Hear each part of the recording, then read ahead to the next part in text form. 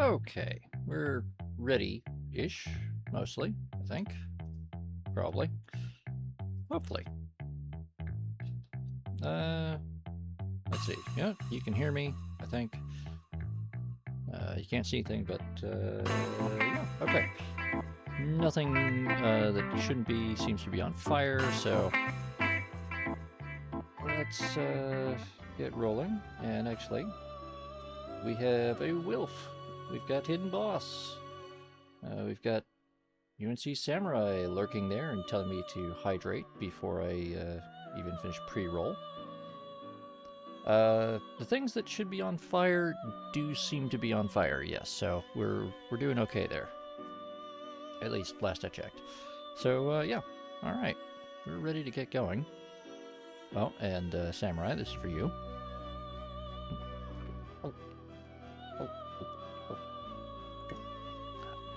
Getting that hydrate in early. Ah, excellent. Very nice, Wilf. I have very much not freshly made tea, imported from Germany. But it's quite pleasant. Well, lucky. Hopefully, last day for you, Samurai. Mine is just beginning, unfortunately. Nope. Did manage to forget one thing. Bear with me 1 second while I fix that. Actually, I should bring the Stream Manager up so I can see things.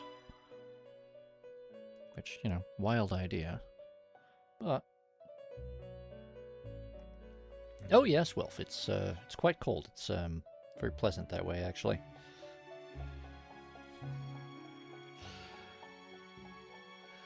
But let's see. Last time we ended about halfway through Akihiko's run. And I think we just had a fight. Looks like I win. God damn it, this sucks, I lost! Right, we had a fight with Chie. That's right. Oh well. Chie is smiling brightly. Hey, Chie.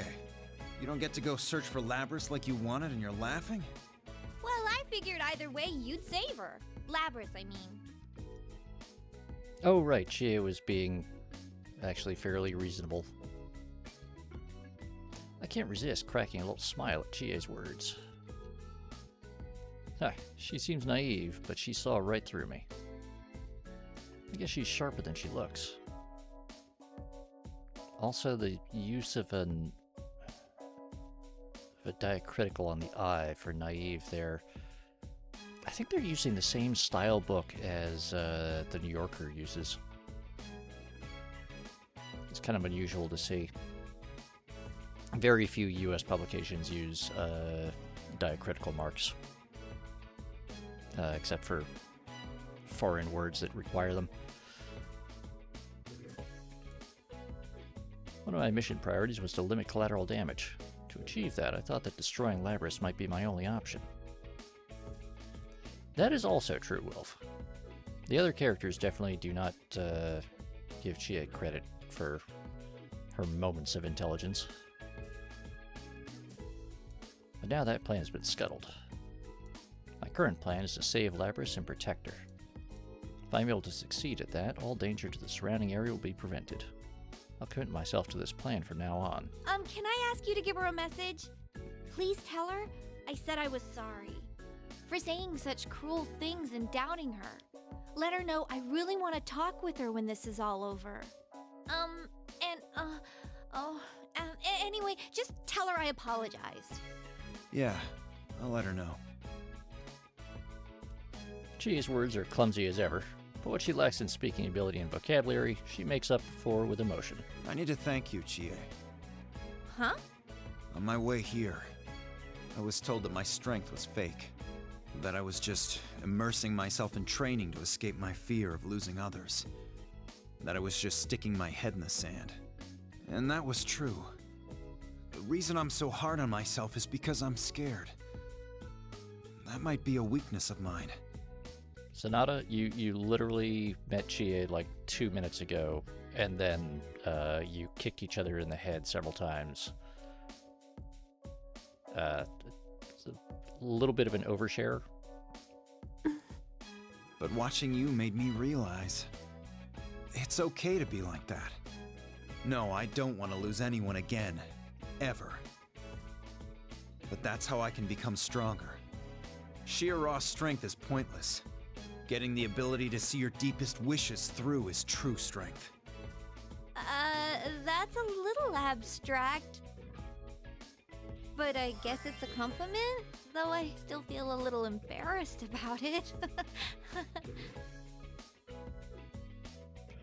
That's true, Wilf.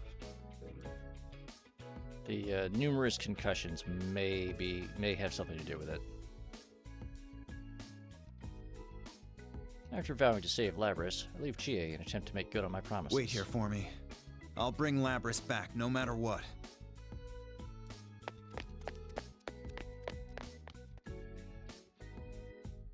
As I run, the things that happened during my recent training and the things happening in this world start to remind me of each other.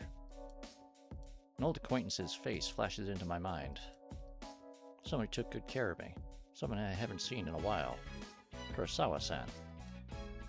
I heard that he'd been promoted to detective, but I haven't been able to personally congratulate him for that yet. There's another place that I need to go visit. Once this is all over, I should go see him too.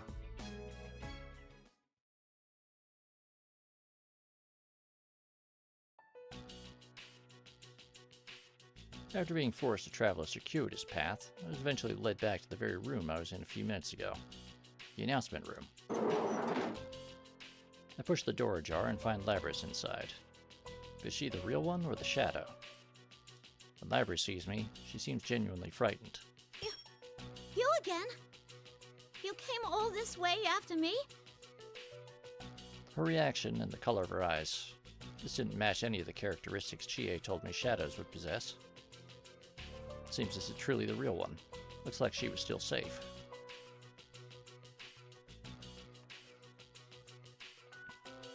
Before she denies her shadow, I must take her into custody at once. Hello, Gyurg. Gyurg? Come with me.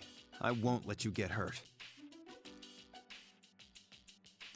I take a step forward and hold out my hand.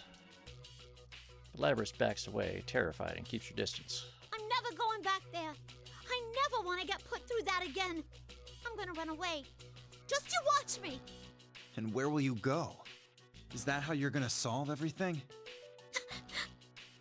You won't even listen, huh? Fine.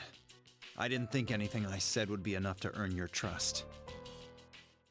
So come at me with everything you've got. I'll accept you for who you are. Sanada, I really question your communication skills here. The shadow will try and replace its originator. I mean, that is what he's saying, Silicon.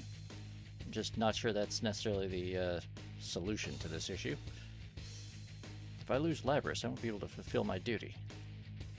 Is my strength enough to grant my wish? Something told me that the results of my training were about to get their first real test.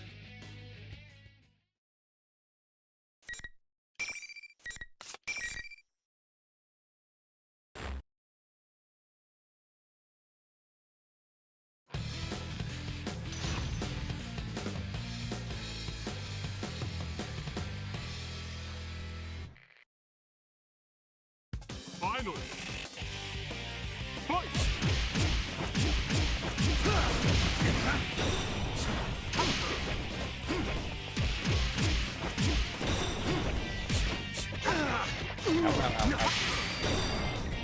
Caesar!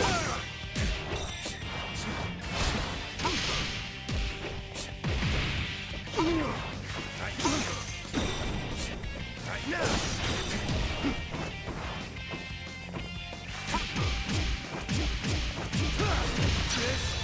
This is it! Good night! Damn. Plus. Uppercut!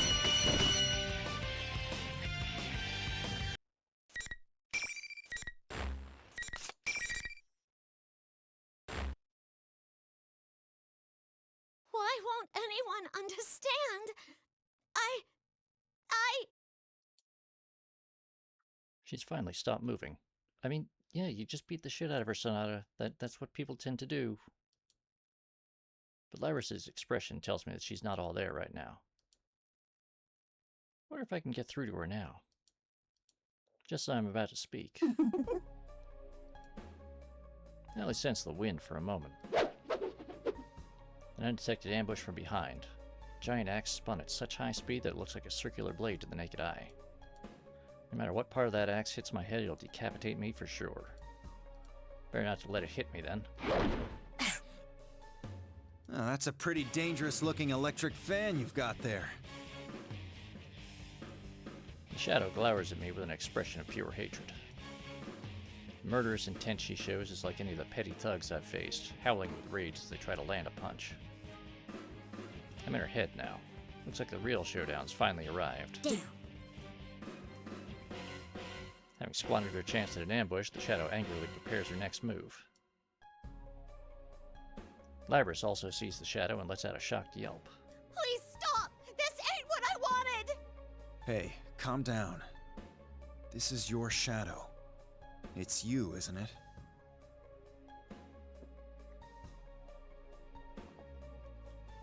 The shadow is formed from the repressed parts of yourself. That's what Chie told me. But even after hearing the truth, Labrys continues to shake her head and deny it. Huh? What good will accepting it? If I accept it, then I'm just... That's right. There's no way he'd understand. The Kirijo group created you as a tool. Of course, that's the only way they can think of you. My words will not reach Labrys while she's like this. The shadow's cruel words have a tight grip on her heart. It isn't easy to support someone whose weaknesses filled them with doubts and taken over their heart. I decide to listen to what the shadow has to say. I mean, maybe, Samurai. Persona 4 didn't have a psychic damage type, so can't tell for sure.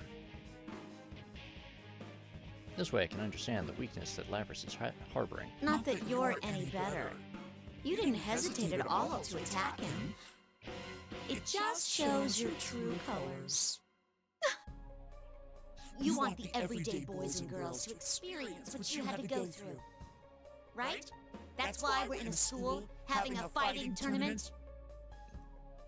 You want to see close friends fight for their lives against each other. Because if they do that, then they might understand. You want to make them understand. That ain't true! But it was no use. They didn't understand and kept getting in your way. It's all right, though. You don't have to worry about that anymore. I'll take care of everything from here. I'll destroy anyone who doesn't understand you and comes to get in your way. Just like you once did. Stop it! That's all a lie. You're not me.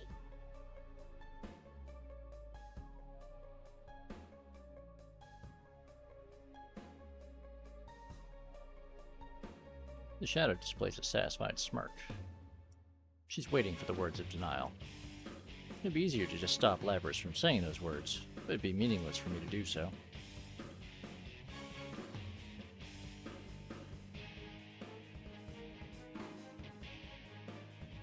I keep my eyes on Lapras as she speaks the words of denial with finality. You can't be me!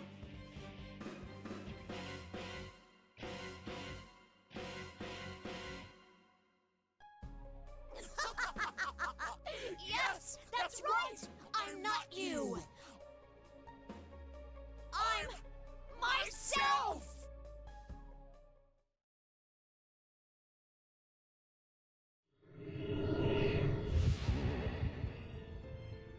Yes, the power!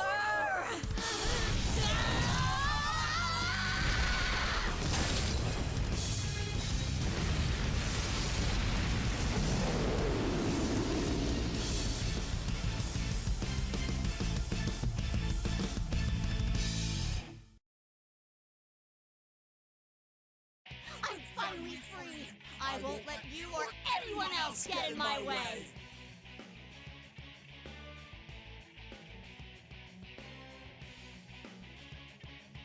I stand before the shadow, who's laughing insanely and surging with newfound power. Her power is actually quite impressive, but I know there's no need for me to fear it. This is where the real battle begins. You really think I'm gonna make it that easy? The shadow contorts her face. Those were the same words that the shadow threw at me before, after all. What's that? You want to be destroyed that badly? Then I'll save her for later and crush you now!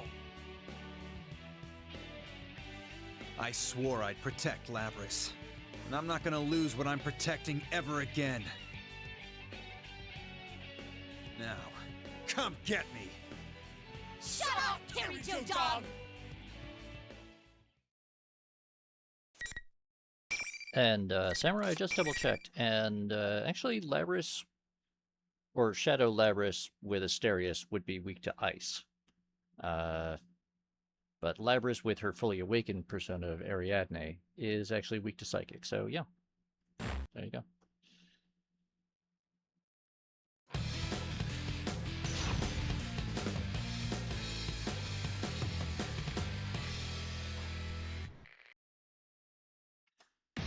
Finally!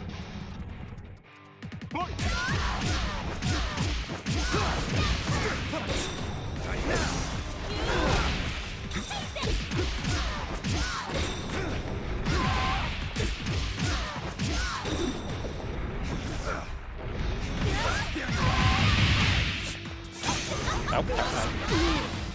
Hello, Ravano. Just very slightly late. Missed very little of importance. Sanada was just being extremely Sanada.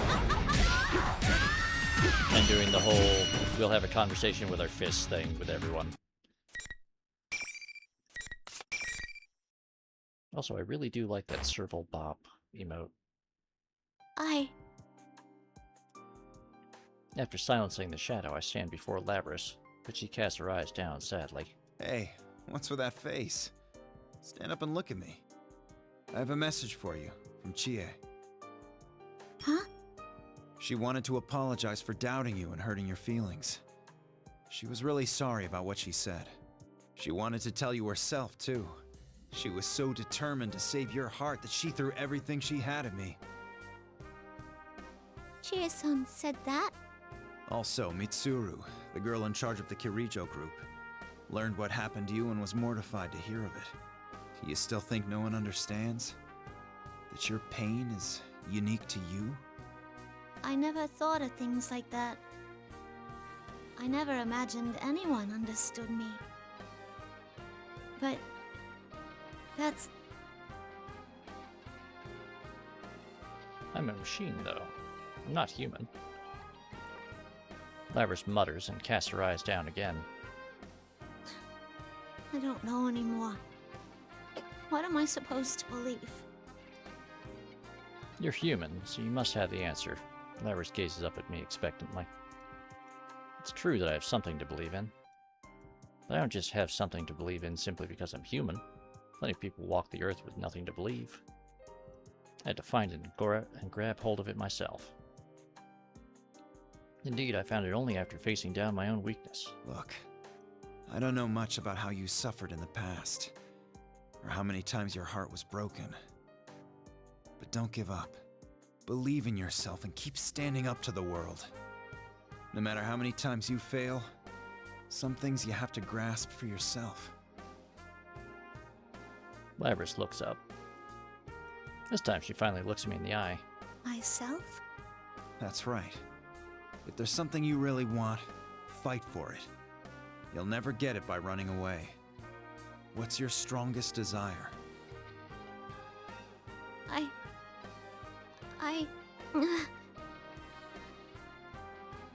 Labrys falls silent. I don't prod her for an answer. You can't rush this.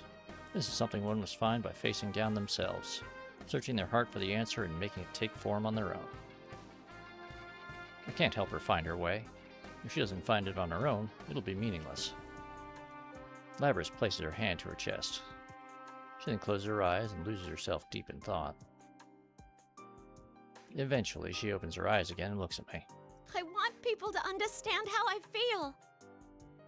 Then there's someone you need to tell that to. And that's yourself over there. When I point over at the shadow that's fallen silent, Labrys inhales sharply. Labrys' shadow is a part of herself that she just denied. But because she denied that part, she must also realize that there's a question she needs to answer. Why did I deny myself? I'm sure Labrys has found the answer already. I get it. That's what you've been saying this whole time. In your own way. Yeah. I understand now. After making this momentous realization, Labrys stands up of her own will and faces her shadow. The awful part of herself that she denied.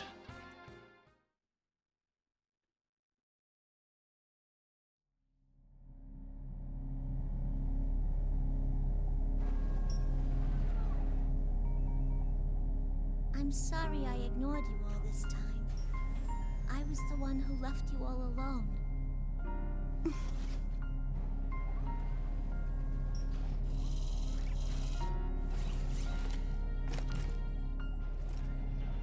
No. You are me, after all.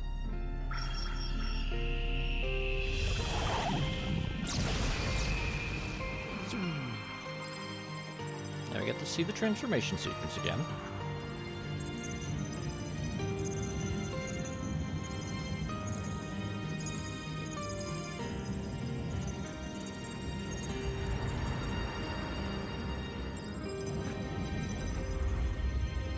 Because now it's everyone's favorite part of this, and totally not completely overdone and This is my persona. We've only seen it like a half dozen times already. You know. So this is the other me. It's not easy accepting yourself, but you managed to get past that. Congratulations. Thanks. Iris's reply is slightly embarrassed, yet proud. It's the exact combination of emotions I was hoping to see. We should get going. You have some things you want to tell Chie too, right? As we leave the announcement room, Mitsuru contacts me. Once the shadow disappeared, all the interference it was creating went with it. The jamming, the invisible walls, all gone. I began escorting Labrys back to the real world.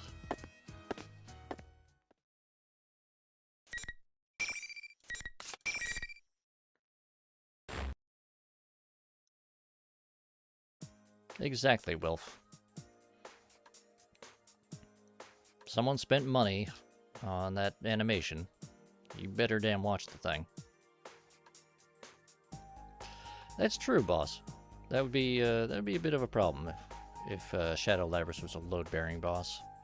I follow Mitsuru's directions and reach the specified location.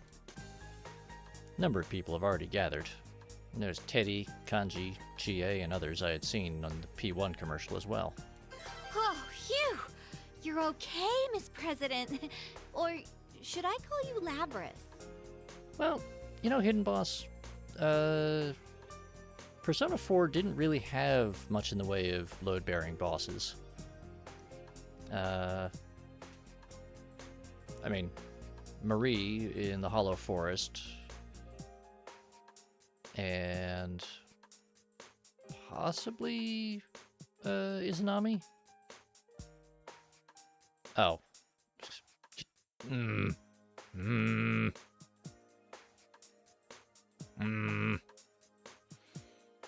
Chie-san. In contrast to Chie's enthusiasm, Labrys looks towards me as if she's unsure about how to feel about everything.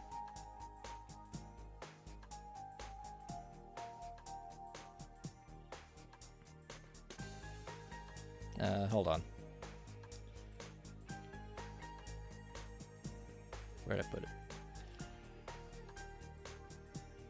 There we go. Before I can nudge Labrys over towards Chie, Chie rushes over and takes Labrys' hand. She smiles brightly after she confirms that Labrys is alright. Labrys cannot resist the infectious air of happiness and breaks into a smile of her own. Hello, sorry, who are you? I'm liking that look you've got going on. It's like you just single-handedly saved the world from an evil army. Yosuke, don't be so rude! Chie turns towards me and bows energetically. Akihiko-san, thank you for saving Labrys. No need to thank me. I just delivered the message you left me with. Don't you have some people you want to introduce Labrys to? After being prompted, Chie dashes off, tugging Labrys by her hand towards her friends. The people waiting to greet them are everyday students. But none of them seem to be all that concerned by the fact that Labrys is an android. In fact, it seems like they're welcoming her into their group with big smiles. Looks like they're a pretty open-minded bunch. As I'm watching them, I'm joined by some familiar faces. Are you all right, Akihiko? I raise my hand as a response to her. That's enough for Mitsuru to understand the situation and smile. Aiga stands next to me and gazes at the group of people gathered around Chie and Labrys. It seems my sister has also forged a bond. That takes you back, doesn't it? Yes, it does. Though I am a machine, I understand what it means for people's hearts to come together. I would definitely like for my sister to learn that as well. The battle that took place 3 years ago marked a major turning point, not just in my life, but for Aiga and the others that fought alongside me as well. Labrys has just reached that same turning point. Watching this unfold for someone else feels nostalgic and heartwarming at the same time. Mitsuru, however, is standing unmoved. She furrows her brow and is sporting a look I know all too well. What's troubling her now of all times? Agus notices the serious look on Mitsuru's face and speaks to her in a hushed tone. Are you thinking of sealing my sister away again? Don't tell me you're going ahead with that. I know you're in a delicate position, but I have serious issues with this. No, you misunderstand. I realize full well the situation here. That's not what I was thinking about. What's bothering me is that the true culprit in this case never did show their face. What? Didn't Labris say she escaped here on her own? That's what I thought most likely at the time, but that scenario doesn't match what we've learned since then. How did Labris learn about this world? Why did she call in these other Persona users? You had some basic investigation done on Inaba, right? If she regained her consciousness a while ago, it's possible she infiltrated your network and found out about that stuff. That's not my only doubt. Labris's ability to cloud others' senses can only go as far as creating hallucinations. That's inconsistent with the ability to control people so thoroughly as to make them risk their lives in a hijacking. There's too much that doesn't add up. That does seem suspicious. That's more than suspicious. Mitsuru right. There are too many unexplained circumstances here. Why stand around worrying about it? All the answers we need are a few simple questions away. I call out to Labris. Labris, how did you escape all the way here? Huh? I was inside a chamber and... Oh no, someone's getting a fax. Labris tries to continue, but her body immediately goes completely rigid. That's not good. Labris looks like she's standing completely devoid of thought, but I know better. Get back! I shout out a warning to everyone in the area. Labris immediately reaches for the large axe on her back and brandishes it. What a pain. I have to protect Chie and the other civilians. I immediately take a step forward to engage the still expressionless Labris. This is a different situation than our earlier battle. Since Labris can now use her persona, this is going to be a much more difficult fight. If we joined forces to attack her, this would be a simple matter. However, Labris's body's already taken a lot of damage from all the battles she's been in. There's no way of knowing if she'd survive a combined assault from us. Doubt and hesitation swirl around my mind and cloud my thoughts. I must make a decision and follow it with no regrets. That's when Mitsuru's sharp voice pierces the air. Akihiko, buy me some time!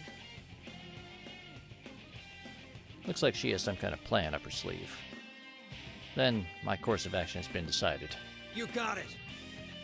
I tightly ball my hand into a fist and extend it towards my opponent. I reiterate my vow. Labris, I will protect you no matter what. The weirdest way of protecting someone I've ever seen, Akihiko.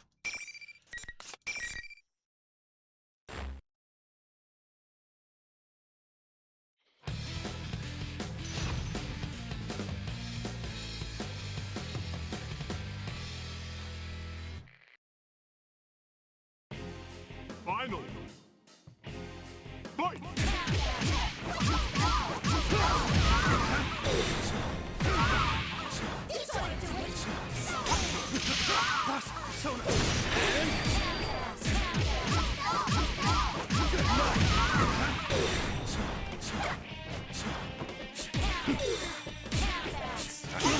Ow, ow, ow. Nope.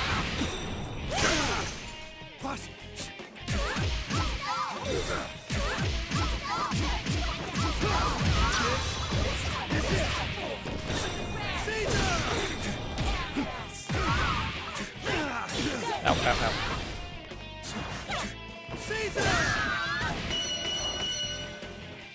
I tried to get a little fancy there about halfway through, and that's when I accidentally gave her an opening. That'll teach me. Should just go with the chained light Looks strike like I combos. managed to keep her intact. But she still seems to be under the control of someone else. Do we have to strike down the one controlling her? Where could they be controlling Labris from? Just as I prepare to check the surrounding area for any outside presences, a voice echoes from somewhere. You resorted to your fists in the end, after all.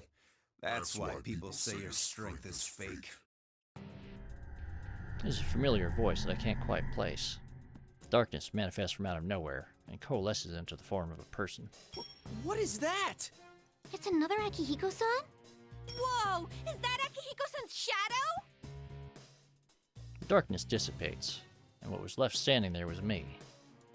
Just like Labrys' shadow from before, he looks exactly like me. The only difference is in the eyes.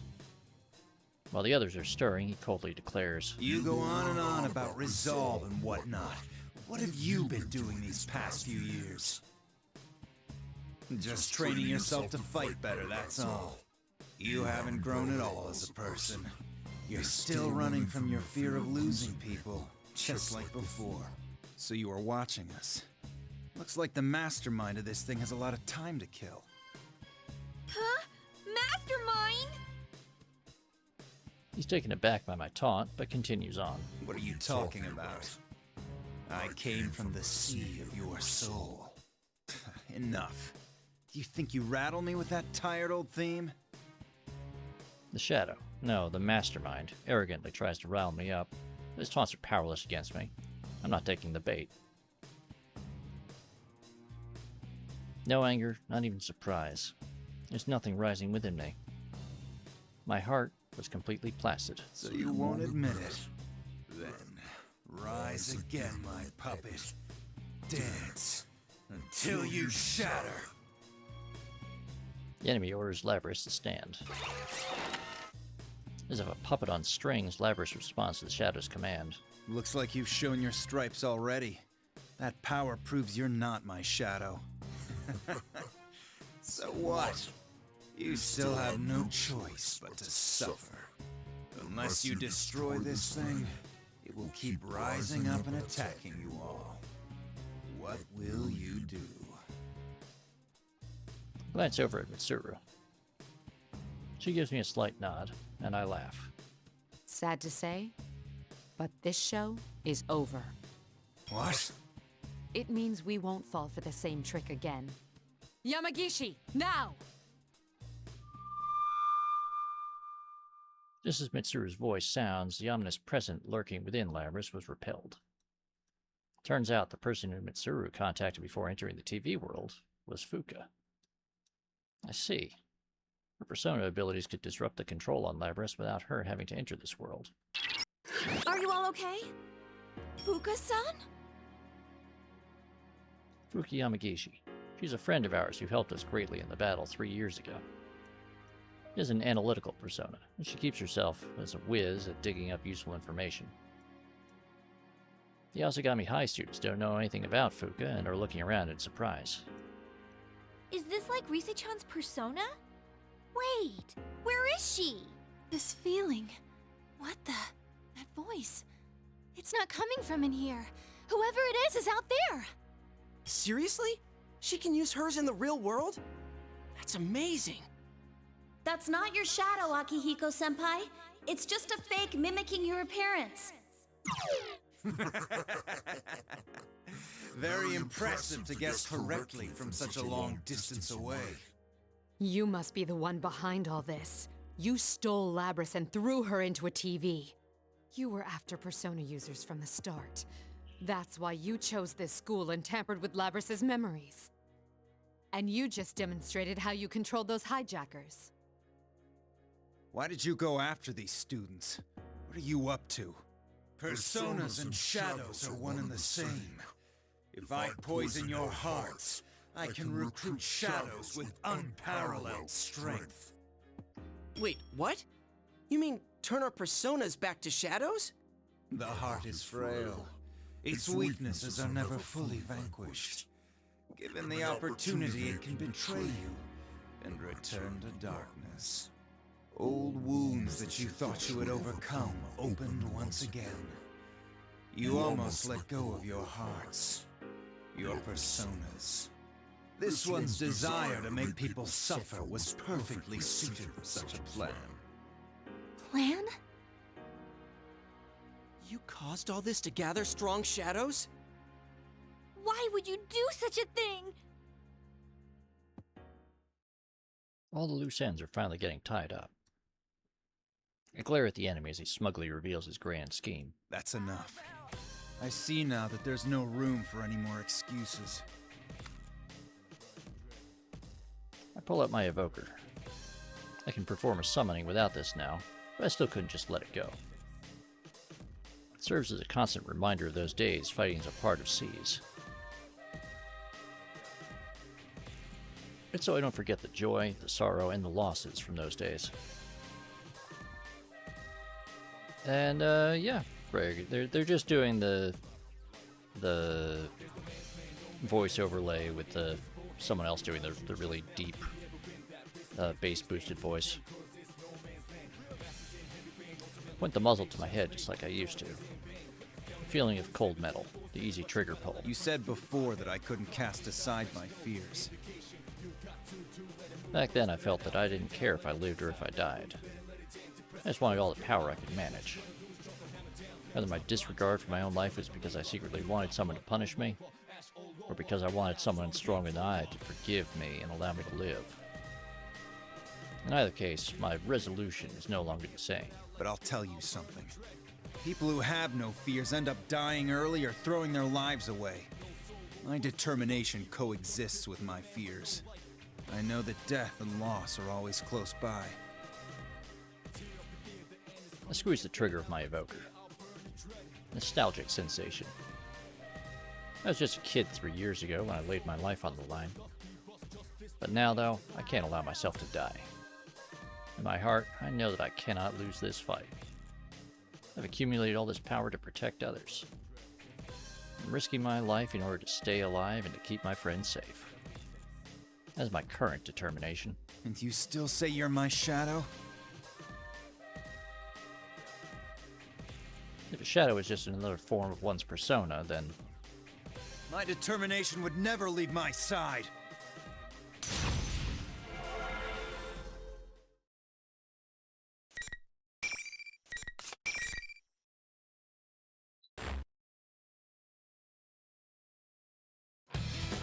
Yeah, Will. Dude just shot himself in the head in front of them. Finally. Fight!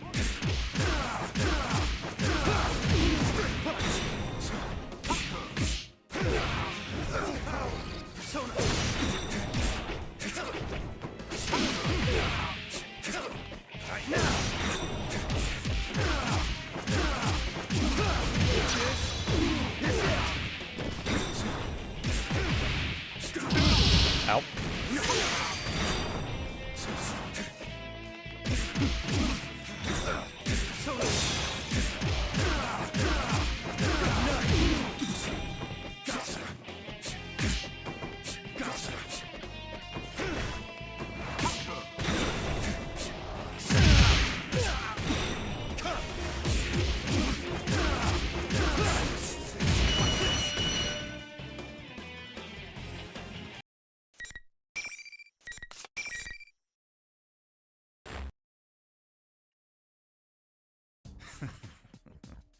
No wonder you managed to drive back a god once. I didn't think you'd resist this fiercely. I thought that I'd done some serious damage to that thing, but it seems he has no intentions of giving up his ridiculous charade. He nonchalantly carries on while wearing on my face. This is fine with me. Good enough for my purposes. I've confirmed you have enough power to meet my expectations. Good enough, my ass. Who do you think you are? You're really pissing me off! The mastermind contorts my face into an eerie smirk and chuckles. Hello, Delta. Hope you're doing okay today? I doubted there'd be any meaning in changing my appearance, but sure enough, it made for a very enjoyable game. I will see you in another guise next time. Just wait until then. Wait! There's no way I'm letting you get away. I immediately close the gap between myself and him, but with a final smirk he disappears. All that remains is his laughter. Yamagishi! The reading disappeared. It didn't move, it just vanished. What could this mean? Back to square one again. Bullshit! Don't you ever come back again! Still, what was it planning on using our persona powers for? It hasn't given up, right? And we'll see it again. Indeed. Based on what it said, I have every reason to assume that it'll return. The enemy's objectives are still mostly unclear, and we don't even know who he is. We do have a lead, though. I look towards Mitsuru and Igus. I can't say this in front of the students. The fact that the mastermind knew about Labrys is a big clue. We're most likely dealing with someone related to Cariccio. Don't worry about it. We'll handle things from here. Wait, but it kinda said it was still after us. Of course, you should be aware that the enemy is out there. Akihiko only means that there is no need to abandon your lives to pursue it. We will do our best to ensure that no harm comes to you. That is, after all, our duty. I'll just leave the rest of the explanations to Mitsuru. She's much better at saying the right things in these situations.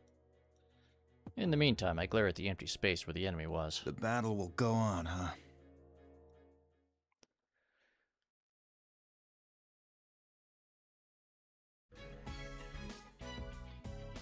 After all, the members of the Shadow Operatives safely returned from inside the TV. We decided to spend a day in Inaba doing follow-up stuff and leave quietly the next day.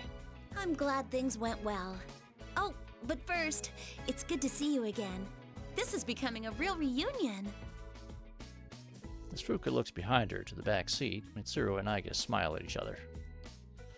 Even for those of us who fought that battle 3 years ago, journeying into a world inside a TV to retrieve a robot still sounds absurd. Still, we managed to accomplish our mission. We retrieved Labrys and we kept the incident as contained as possible. However, our plan to leave quietly, like a covert ops unit should, was foiled by that group of students. They were certainly a lively bunch to the very end. Mitsuru seems to have thought the lapse in security wasn't enough to stain the overall success of the mission, and smiles. I recall the smiling faces of those students as they came by to see us off from Inaba. I didn't think they'd all show up. They turned the quiet departure we'd planned into a big scene. Labrys, who Mitsuru's opted not to reseal, is still gazing out the rear window and waving to them. Do you regret parting with them? A little. But it's only a matter of time. I promised Chie and the rest that I'd definitely come back. I must see the Inaba group and say goodbye to them in person. Labrys was the one who insisted on a formal goodbye. Not only that, she herself decided to leave them for a while and join the Shadow Operatives. Even if it was unlikely that she could go to school with them, there may have been some way for her to see her new friends more often instead of joining up with our secret group. That wasn't what Labrys wanted. There are things I must do in order to pursue the mastermind that dragged all of us into this incident. If I stay with the Shadow Operatives, I can accomplish those things. Those were her words. She has formed bonds, but rather than depending on them, she pushes forward. This must be why she's able to overcome a past filled with more grief than any ordinary person's. Her resolve is amazing. And Labrys isn't the only one who gained a new determination in these lands either. In order to speak of my own resolve, I straightened myself and faced Mitsuru. Mitsuru, may I talk to you? What is it? It's unlike you to be so formal. This won't be any time soon, but I'm thinking of leaving the Shadow Operatives eventually. What? Huh?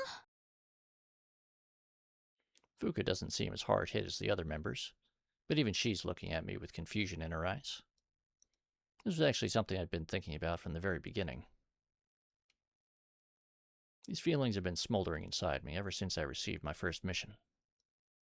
And I finally found an avenue to direct those feelings.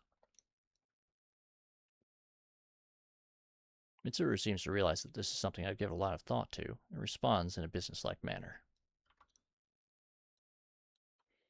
May I ask why? There's something I want to do now. I can't do it while I'm part of an unofficial group like this. Yeah, well, the axe wings and the, fins off growing out of her head around her ponytail, a little tricky. I mean, at least the, like, axe wings can be detached and, like, stored somewhere, I guess. But the helmet doodad is, definitely gonna be an issue. People who fear random acts of violence and crime. People down on their luck who have no one they can turn to. I want to be someone they can rely on. There's one great power that protected me when I was faced with senseless acts of violence in the past. Ones that caused me great loss. There's an ordinary police officer. Right now I'm forced to turn a blind eye to the plights of some people. As long as I have to carry out my obligations as a member of the Shadow Operatives, I won't be able to help them. I'm going to have to forego protecting some of the smaller things in order to deal with the larger missions. This case helped me realize that I don't want to give up on those smaller things. I want to protect them. I see. I think you would be well suited to it, Akihiko-san. Becoming a police officer to protect one city would be great too. Not against working my way up through official channels to become a force for security. But great power is required to protect a larger area. And that power can't just come from my fists. There are greater intangible powers in society as well. It wouldn't be a bad idea to work my way into the upper echelon as a government official either. Then again, I don't know if I'm cut out for all that bureaucratic stuff. Mitsuru had been quietly taking in all my musings, until she interrupted my train of thought with some surprising words. Of all the things you were going to say, that's it? You know, Wilf, that's a good point. What do you mean that's it? Even I know it's pretty ordinary, but... Like, in theory? He's certainly seen plenty of police officers and their duty uniforms, so... Whether you man a police box or become a career officer, you should do it. And if you do, then I'll consider your circumstances. To an extent, whenever I need you.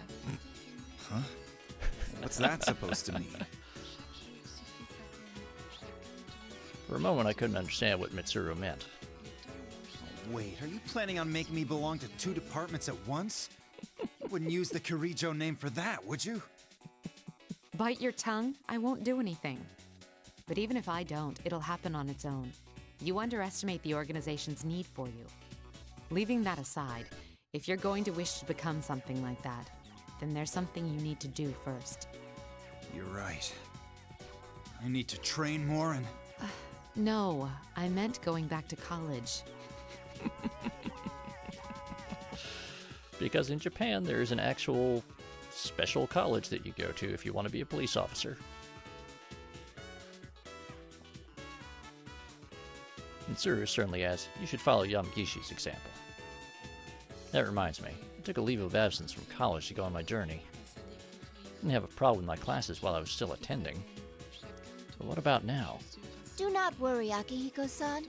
I will calculate the units and time necessary for graduating and plan the most effective curriculum for you. I'll be counting on you, I guess. I've been thinking this for a while now, but Akihiko seems to need someone to manage him. I'm honored. Another trial for me to face. Someone's in trouble. Labrys interjects with a joke at my expense and starts laughing. I guess Mitsuru and even Fuka warmly smile back at Labrys. For a robot, Labrys sure has great timing and a great smile. I give up and heave a deep sigh before leaning back into my seat. Labrys quickly formed new bonds in Inaba, and she will surely continue to form new bonds while she works within the Shadow Operatives. One's heart changes through encounters with others. Always the same, whether your heart is covered with muscle or metal. Even if the culprit behind this incident were to reappear again, he'd be no match for my new determination. The weather is great today. The day's cloudless sky is a perfect metaphor for my new resolve. Thinking about how fitting the situation is makes me laugh to myself. After all this traveling, I finally feel like I've taken a step forward.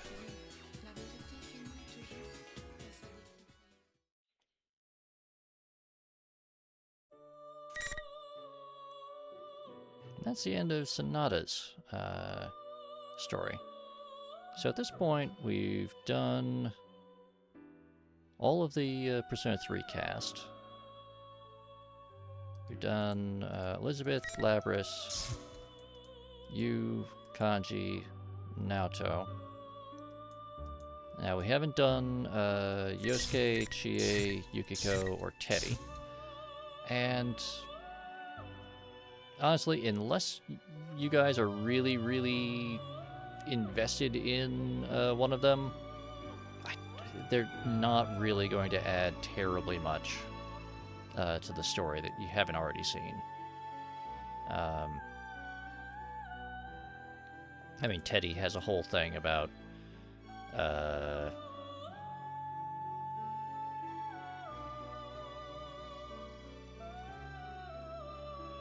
alternative endings, Hidden Boss?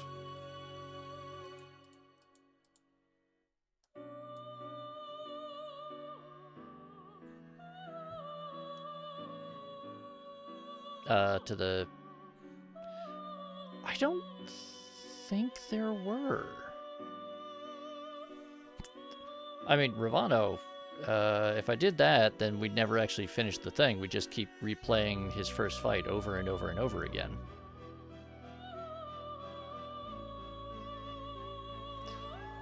But what I think we're gonna do is...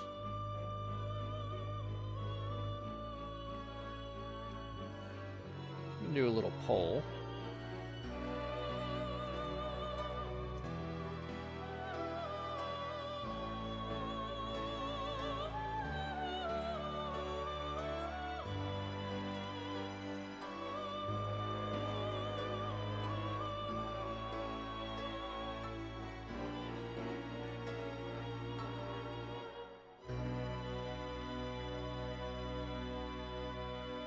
So this will just be for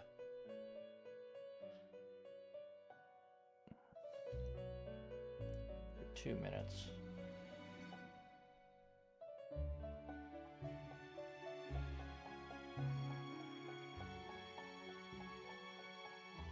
Huh. I will have to look into those, Hidden Boss, because if there are, I'm not sure how to unlock them.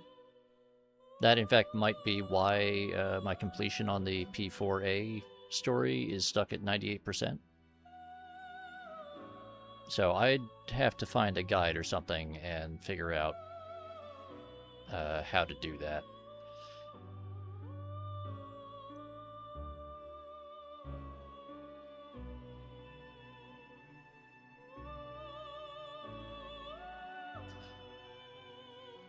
But for now, what I think we'll do is... okay.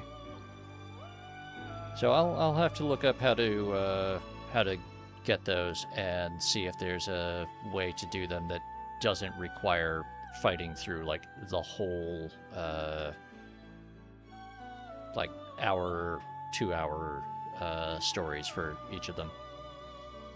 If I can figure out how to do that, then we'll come back and we'll do that once I work it out. But for now, the question is: are we going to do? We're gonna move on to the Ultimax story. But the question is: do we start with the Persona 3 crew or the Persona 4 crew? Well, there's a poll, Hidden Boss. You've got like 10 seconds left.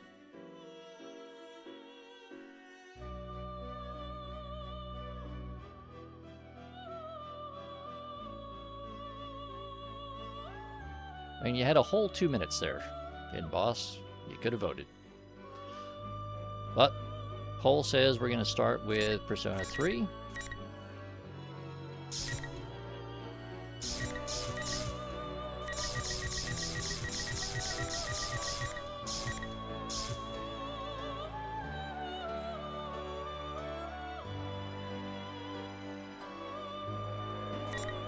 Right, I forgot this.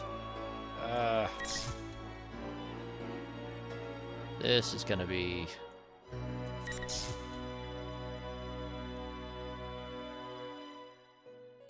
This is gonna be annoying. But we'll start with the chapter 1 here.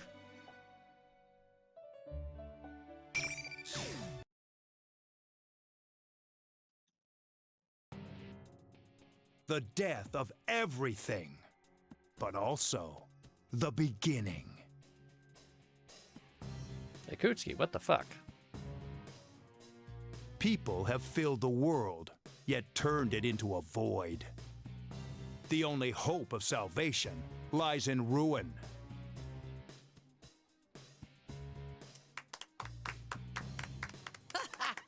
Did you work in a zoo? Because that's one huge pile of shit you're pushing around. So, how'd that turn out for you, Dad? It doesn't matter now that you're dead as a doornail, does it?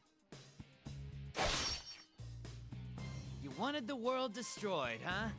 Isn't that right, you worthless pest? Fine, I'll do it.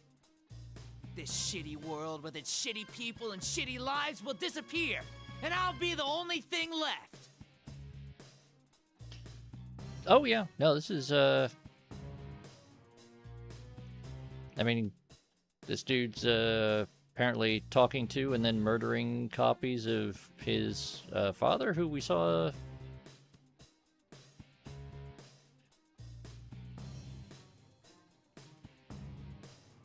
Oh, with the Mr. Daidara with the giant face scar. I don't think so. He was just referring to Ikutsuki, you know, the dead asshole from Persona 3, as Dad, so... Ah, hello, Grimos. Came in just in time for us to start the sequel storylines. After all, if the father's fallen into darkness, then the son must rise. Just kidding. And the answer, Grimos, is we don't know. He is currently referred to as red-haired young man, and we just saw him... I mean, that's fair, Grimos. I think we're supposed to hate him. What nonsense. What? These constructs can only remain active within my red fog. Even then, they can only do so for a limited amount of time. If you have time to waste with worthless sentiment, hurry up and complete your preparations. Ha! You've got no sense of humor. Keep up your whining and I'll have to kill you too. Such impudence. Take them. They are your pawns.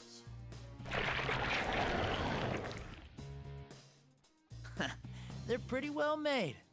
Fine, I've got the power I borrowed from you too. So now there's no way I could lose. Well then, time to make like a tree and turn over a new leaf or whatever.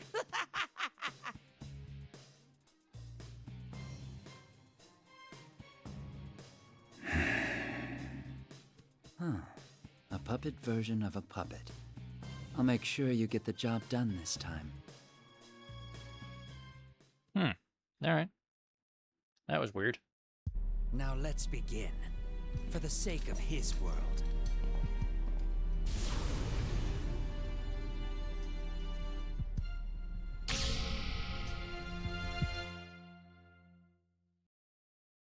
Oh.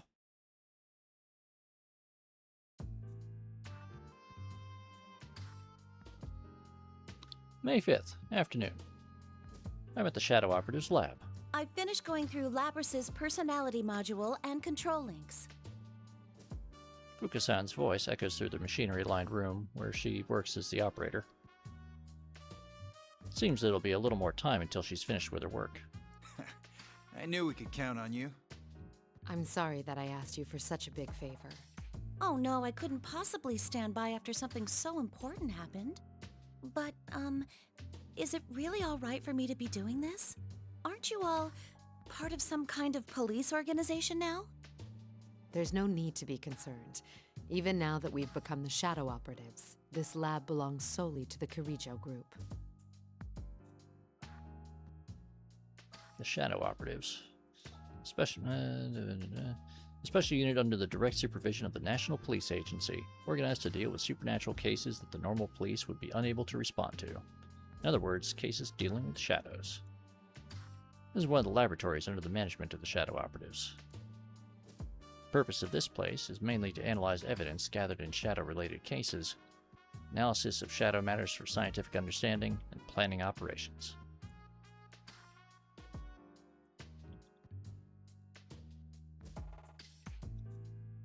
You know, Hidden Boss, that's an excellent question.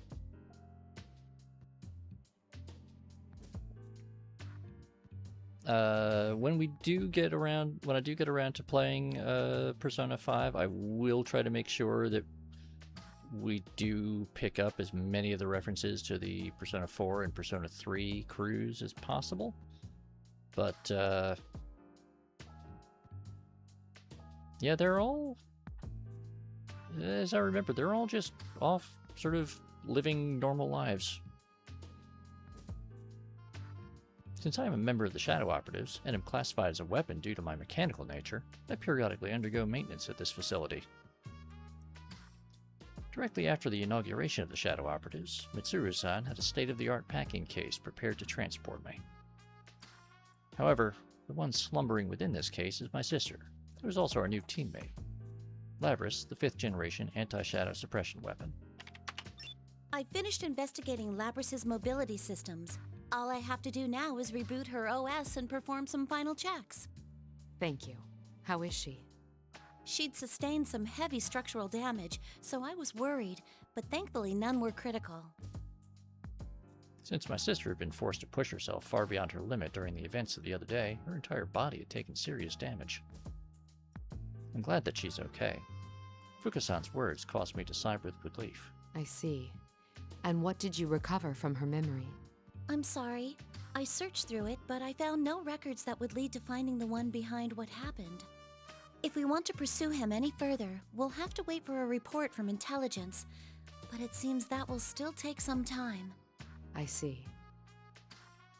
See Mitsuru-san tighten her fist with that quiet utterance. The culprit is someone capable of manipulating the data in my sister's memory. The possibility that they would make the mistake of leaving a trace leading to themselves is extremely low. The good news, Wilf, is that yes, Labrys will almost certainly run Doom. You just have to be really, really careful that you keep it sandboxed, because otherwise, you know, then she starts hallucinating that the whole world is a Doom level, and then she has a chainsaw and everything, you know. Even when one knows the outcome, people often feel indignant when the last bit of hope is crushed. It's understandable. Our ability to find out who kidnapped my sister has been completely stymied. Ugh. Then we have no clues to go on. Don't be so hasty. We might get new leads from intelligence, right? Ever since that attempted airplane hijacking, we've learned that the Public Safety Division has been making some disquieting moves. If we don't make a move soon, there's no telling what they'll do to take advantage of the situation. We have to find a lead before they do anything. Akihiko-san has known Mitsuru-san for a long time. Mitsuru-san's expression remains stiff as he tries to console her.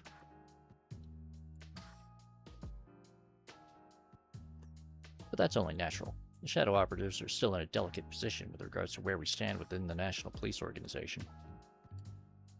As a seemingly suspicious group, founded by an outsider and dealing with crimes outside the capabilities of the normal police force, we often are met with cold stares from the people who should be our fellow investigators when we're dispatched on cases.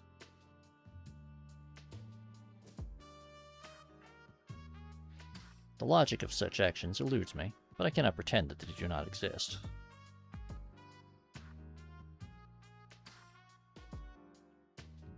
I understand how you feel, Mitsuru-san, but we must solve one problem at a time. That is why we have gathered here today. You're right. I'm sorry. Please work with me here in reviewing what information we already know. Mitsuru-san implores us for assistance. Our gathering here at the lab today isn't just to hear about the results of Fukasan's tests on my sister. We've come to share and review the information we have, to inspect the clues as closely as possible, to get the culprit as quickly as possible. The person behind this case first stole Labrys, the 5th-generation anti-shadow suppression weapon, while she was in transport. Yes. The hijacking of the airplane you were on was a diversion used to conceal the theft of my sister. after which she was transported to Inaba. Correct. The hijackers were subdued and captured, but we have reason to believe that their minds were under some kind of control. Those who hijacked the airplane and transported the case had no memory of taking part in the crime. Alright, this chapter is mostly going to be just recapping what happened in the previous story section, so... Did not recognize one another, had nothing in common, were all ordinary citizens with no prior criminal records. They did, however, all claim in their testimonies that they saw red eyes. Though their interrogations are still ongoing, it seems there won't be long before they are released. With all these points taken into consideration, it becomes apparent that this is no ordinary crime.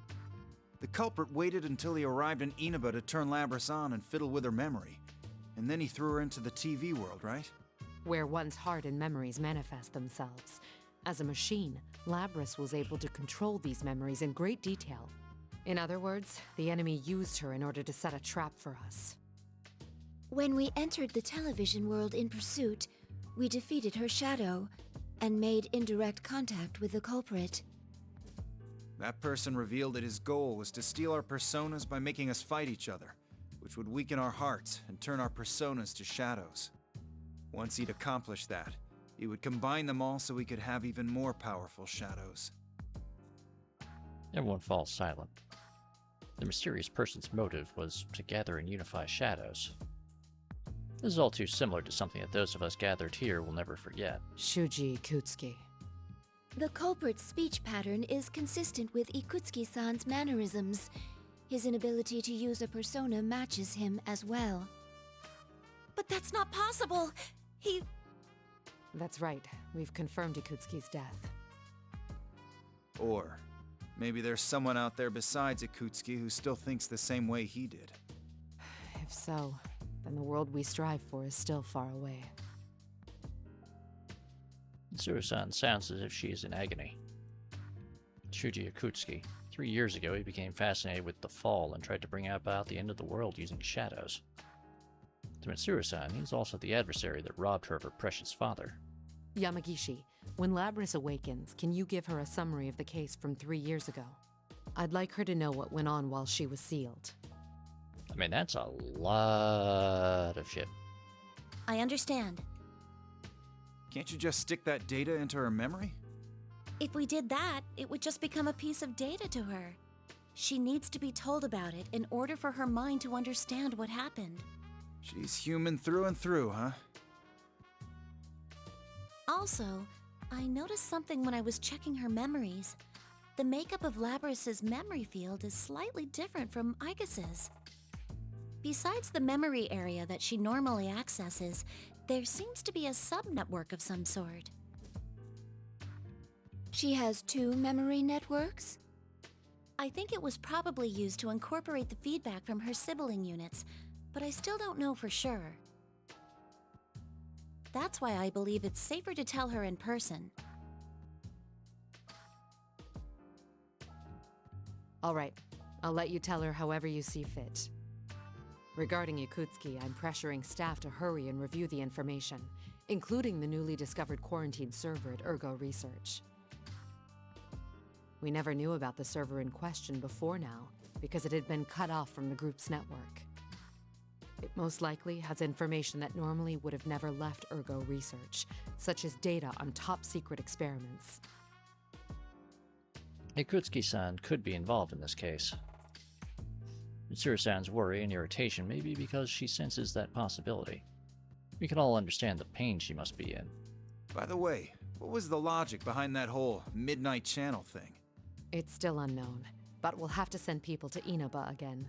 We're going to hold a meeting at headquarters tomorrow to discuss countermeasures.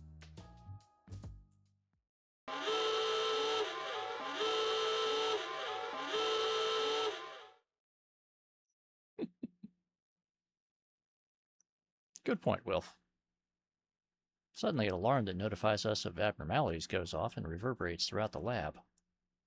Mitsuru-san quickly uses a nearby control panel to contact the staff within the facility. What's going on? The surveillance system detected a rise in shadow readings. It's currently stabilizing around a level 3 alert, located in that town of Inaba. What? Looks like he's shown up already. That saves us the trouble of having to puzzle this out. Yu-san and his friends are in danger. Mitsuru-san, please give the order to dispatch us. All right, we'll leave at once. Yamagishi, leave Labrys to Kikuno and accompany us. So Kikuno is this woman in the little over the radio here, who is one of Mitsuru's maids, who had been introduced in one of the Persona 3 drama CDs, which are basically sort of like fully voice-acted visual novels that, well, they offer like a whole, they are fully canon, and they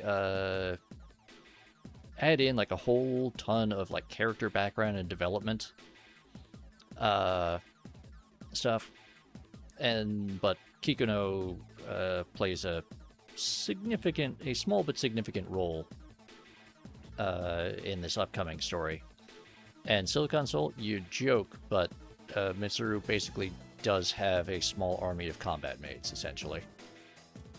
I understand. Well then, I leave the rest to you, Kikuno-san. Understood. Lady Mitsuru, everyone, please be careful. One of Mitsuru-san's personal domestic assistants, or should I say maids, Kikuno-san, answers. They are actually humans, but they are, you know, totally, like classic combat maid, types. Kikuno-san and Mitsuru-san have a stronger bond than that of any ordinary servant and master, and she is another of the shadow operatives. Her words catch my attention for some reason. Please be careful. A very trivial expression of concern for our safety. Brushing it off as common courtesy would be simple, but I feel that she may be sensing something unusual regarding the situation that awaits us there. What could be causing this unease? Does Mitsuru-san know? Oh, hold on, I guess. As I'm trying to decide on whether or not to look deeper into Mitsuru-san's state of mind, Fuka-san gets up from her operator's seat and beckons me over. What is it? If we can put Labrys aside for a moment, are you going to be alright without having any maintenance done on you, I guess? What do you mean? I read the documents on your new equipment. At first I assumed it was referring to that large gun, but it's actually... that. True. There have been no tests confirming that it is capable of being used in an actual combat situation. But we face a powerful foe this time. Is it even possible? If even one thing were to go wrong... Fuka-san's face clouds as she looks at me. Can't be confident that I'll be alright, and I'm unable to tell her a pleasant lie to calm her down. In any case, I only pray that a situation that requires me to use my new equipment never arises. Both of us are tense as we prepare to depart. Milady, a change of clothes has been laid out in your car. I see. Thank you. I've also prepared Akihiko-san's favorite protein drink, and Fuka-san has been preparing a playlist suitable for a road trip in her room. Huh? That will be all, Kikuno. Very well. Pardon me. As expected from Kikuno-san, she's amazingly considerate, as a personal assistant should be, but she can be too thoughtful at times. We learned this for ourselves when she came to accept us as people who are precious to Mitsuru-san. Let's start this over, shall we? Shadow operatives, let's mobilize! Thanks to Kikuno-san, the tension in the air subsides a bit, but we cannot allow our attention to wander just now. Upon completing our preparations for departure, we immediately make our way to Inaba.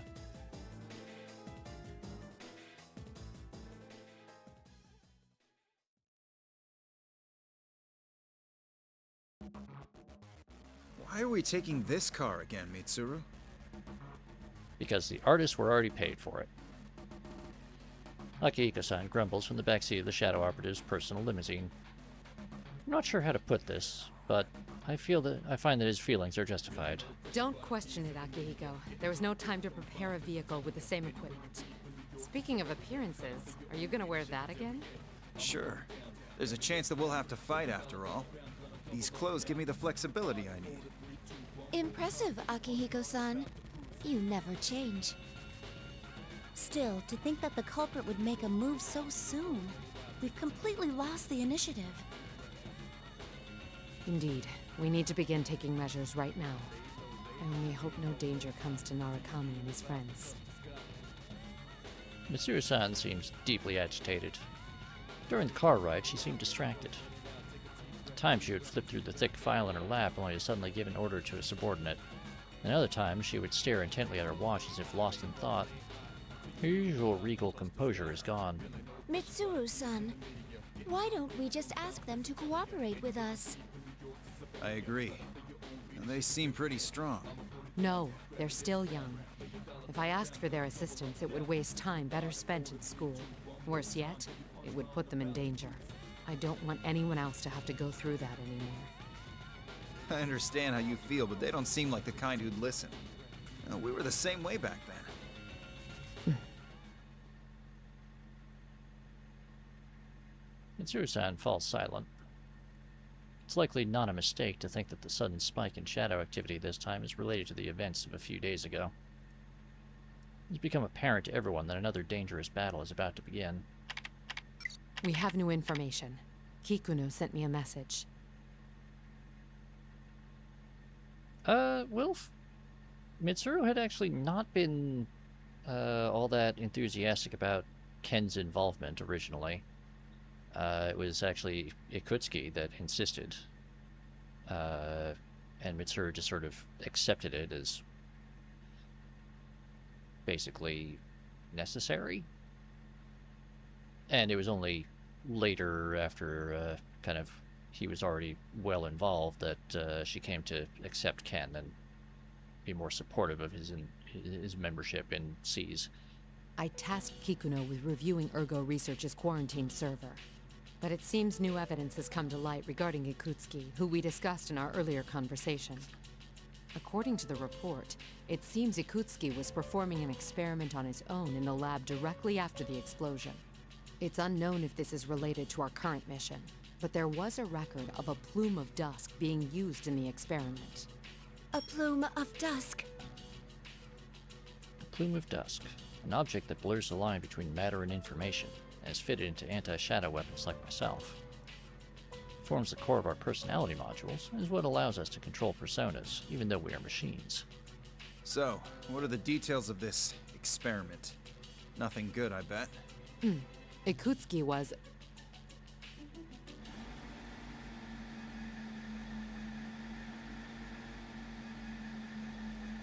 The limousine's engine suddenly roars, drowning out further conversation. It seems the road we are taking has begun to climb a steep hillside. As the car takes a winding road up the slope, I can look down through the window and see lush trees along the mountainside. What? For a moment, I thought I sensed a shadow reading. Could it have just been my imagination? Yamagishi, tell me our current location.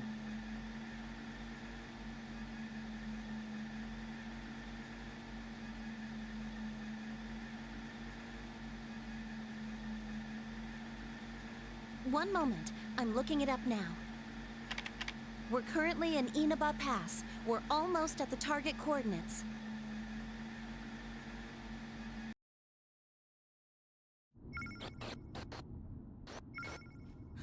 What is this?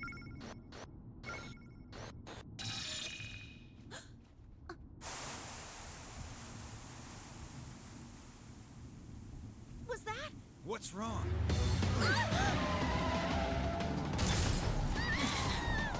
An ambush? What's happening? Driver, what's going on? Answer me! This... It's just like during the hijacking. Ibis! On it! A barrier! Are we trapped?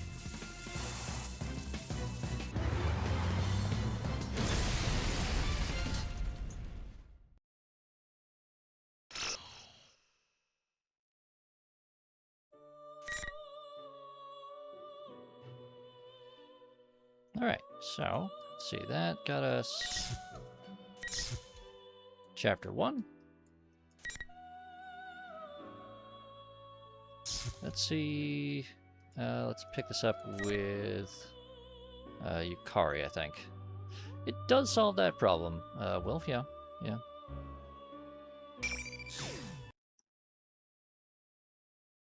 Here we go!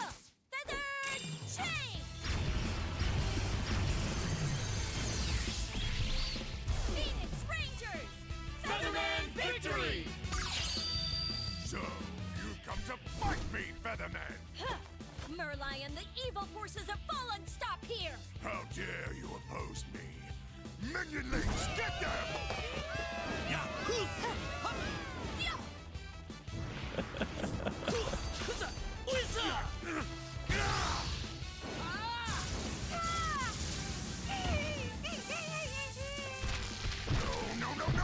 Merlion, prepare for justice! Don't be so sure!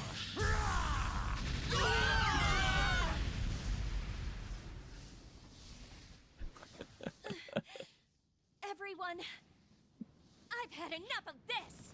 Ultimate arrow!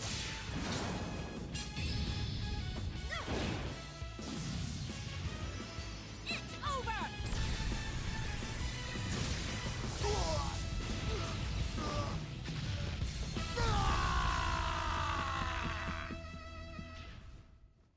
And cut. Perfect. What a take. Thank you very much. Well done! That looked really great. Can somebody get wardrobe, please? No, there was something else. I think that's a wrap. I mean, you know, Wilf, that would make too much sense. Let's take a 10-minute break. When the director calls us out, the tension in the area dies away. Also, Wilf, do you know how much that costs the effects budget? They can only use it once per episode. At most. Make my way to the simple tent, use our break room, and take a sip of my drink. My scenes for today are done. I'm tired. You're on a roll, Featherpink. Huh? Do you think so? The directors had nothing but good things to say, too. Looks like this will have a positive effect on your main job. Speaking of your next shoot. My main job. My real job's supposed to be studying in college. I wipe the sweat from my brow as my manager excitedly tells me about the schedule for my next gig. I always had an interest in fashion, so I started taking modeling jobs as a way to earn some pocket money.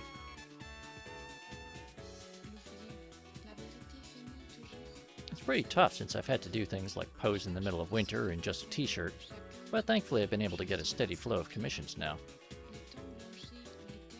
Trying to manage both classwork and my job as a model was already hard enough when my manager applied for an audition for a live-action show without my consent, claiming that I should broaden my work horizons. When I mentioned I had practiced archery in high school, it really got their attention. It all made sense to me when I learned that Featherpink's weapon would be a bow and arrow, though.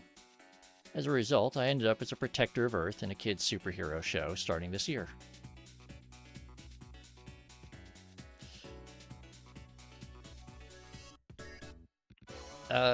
Delta, it's actually a common thing in both in fashion and advertising in general, that you're generally doing all of the like photography and location shoots and that stuff a good 6 months before the campaign is going to actually run. So you're doing your shoots for your summer fashions usually in the middle of winter.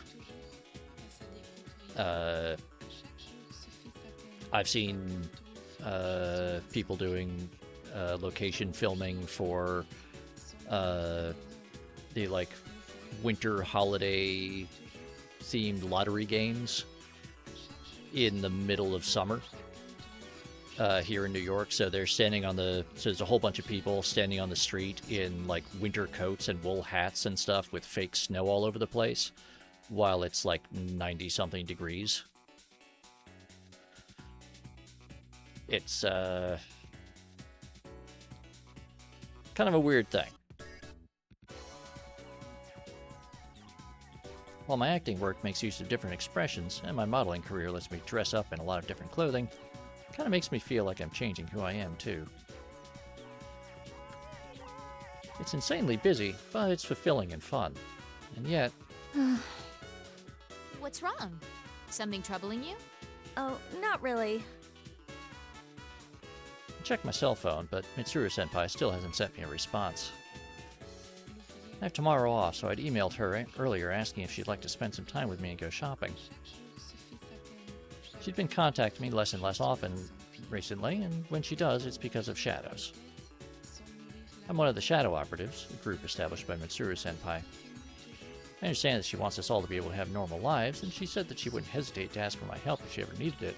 But it still seems to me that she was taking everything on by herself. That attitude didn't satisfy me, so I forced her to add me to her team. Yeah, there's that. However, unlike Igus and the other official members, I'm part of a special unit that only gathers in emergencies, trusted with immediately subduing shadows by force. What did she call it? The auxiliary staff? Something like that, anyway. It's wonderful that there have been no situations that called for us to be dispatched. Even if something like that did arise, the official Shadow Operatives are all excellent. There's no need to worry with the likes of Akihiko-senpai and Igus around, but... Is it really that hard to just send back a reply? It's Golden Week, for God's sake. Yeah, Wilf. And in at least 2 of those, she is extremely threatening.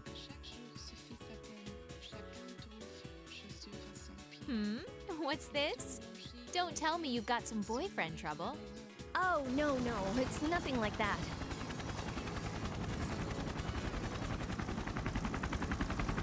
We normally talk when we see each other, so I've never doubted my friendship with her. Still, when things remain unsettled, it's unsatisfying. Maybe I have to get on her case about taking everything on all by herself again. Huh? There's something loud going on outside. What? What's this helicopter doing here? Is there a helicopter in this shooting script? Huh? As the sound gets closer, the tent's walls and roof begin to undulate with an intense wind. When I rush outside to see the crew are all looking up and causing a commotion. Yeah, you know, a Black Hawk helicopter suddenly showing up on the middle of your shooting location would probably cause a bit of comment. When I look up, there's a black helicopter descending towards the ground, dangling a rope ladder. The lady in the pilot's seat sees me and gestures towards the ladder. Oh. At that moment, it all becomes clear. I only know of one person who would do this. I'm glad she came, but she's making too big of a scene. Yeah, but Delta, this is Japan. Japan doesn't use Heinz or any Soviet or Russian equipment, really. They were actually largely domestic production with NATO compatibility in mind. I'm completely astounded by the utter absurdity of the situation, but before I know it, I'm already running towards the ladder.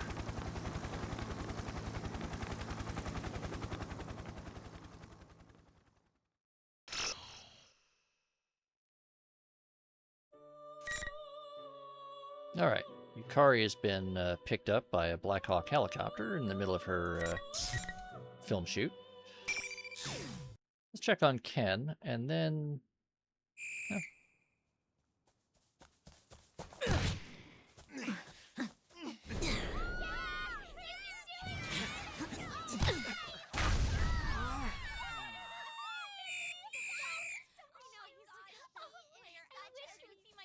Man, you were amazing.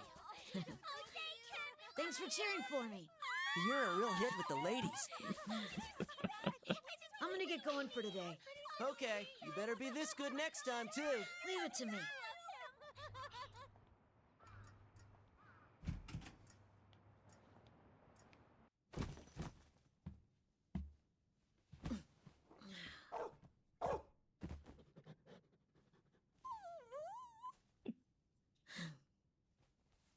home, Koromaru.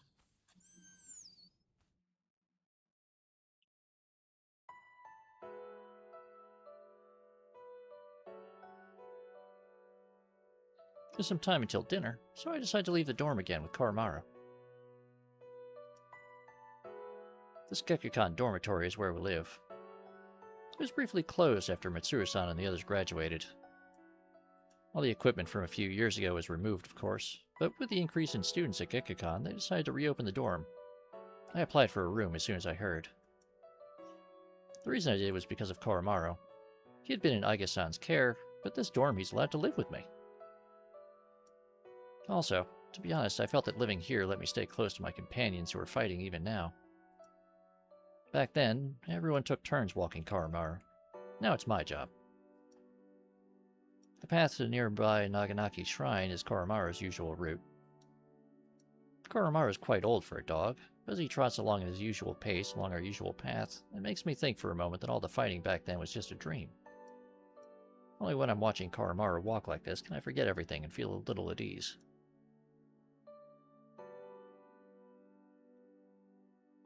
We pass through the gateway at the entrance and step onto the shrine grounds. Since it's nearly sundown, there's nobody but us in this serene atmosphere.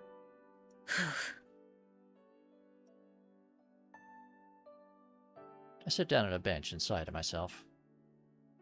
Koromaru notices, though, and immediately rushes over to nuzzle my leg. It's nothing, Koromaru. Even while I'm saying it, I'm sure Koromaru can see through my words. I can't understand him in the same way Aiga-san can, but even I can tell what Koromaru is thinking. I pet Koromaru as he looks up at me with a worried whine, and I put my hand in my pocket to pull out.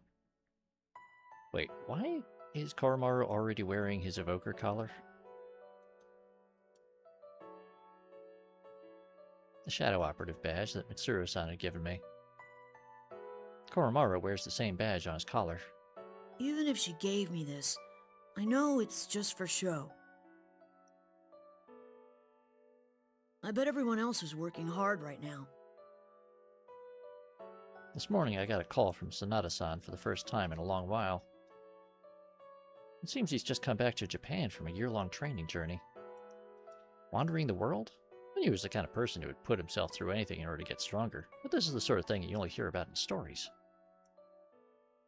Sanada-san told me that he had gone to see Mitsuru-san directly after his return to this country, but had been immediately dispatched to an emergency. He's currently busy with that, so he just said that he would tell me more about his trip some other time. I know that being a shadow operative must be tough, but he seemed so excited when he talked about them, so it's like I get these pent-up feelings inside. I'm a member too, you know. A member, yes, but only as part of a secondary unit that only gets called out in extreme situations. Being part of a special suppression unit has a cool ring to it that I like. But the official shadow operatives are each given a unique number. For example, Aiga-san is member number 5. We don't have that. We're just auxiliary members. I haven't been called to action yet. I doubt I ever will be until after I graduate high school. After all, I did promise Mitsuru-san that I would try to live out my childhood as much as I could. I'm just for show too. And following that promise to try as much as I could, I've been acting like a child on the surface. An average middle school student, studying, helping out with club activities, and even taking part in the student council. I haven't officially joined any clubs, and the reason why is because I asked Mitsuru-san to call me for help if she ever needed me. I know that no organization under the police would be able to command under an underage person, let alone someone in middle school. I'm only a shadow operative for show, and only a child for show. If this continues, I won't know when I'll ever be able to go back to who I really am. Making my life my own is actually pretty hard. Sometimes I lose sight of what I'm supposed to be doing. I think back on the words left by the person who saved my life. I thought I'd come to understand them at one point, but as time passed, other emotions began to rear their heads. It's completely dark now. We should head back home, Koromaru. I wonder if I'll be left behind like this. Would things actually be better if I just forgot about everything? Could I live with myself if I had the power to fight but did nothing with it? I've been thinking a lot about that. I stand up from the bench and look across the dark, quiet temple grounds. I don't reach an answer just by thinking about it. I know that. But at that moment, Koromaru suddenly barks at me. It's been a while since I heard him bark like this. He's been getting more and more mellow these days. What's that sound? Some rhythmic noise is approaching from up above. The wind becomes stronger and the trees around the temple begin to rustle. That's... I look up into the sky and a bright light turns on high above. As my eyes adjust, I see a previously hidden black helicopter in the otherwise pitch black sky. It's like something out of a movie. Is it the military? No, that can't be right. As if to answer my doubts, a searchlight streams down, pinning shadows to the ground. Something's happened. That's my first thought. Sort of, Wilf? He gets combined with Ken as a sort of tag team. I don't know why, but for some reason I sense elation rising up through my body. Let's go, Koromaru.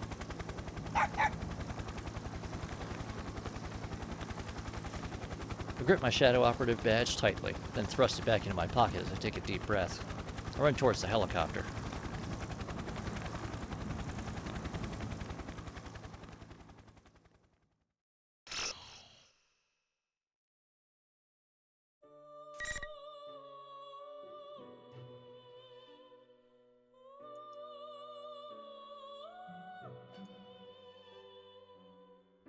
Alright,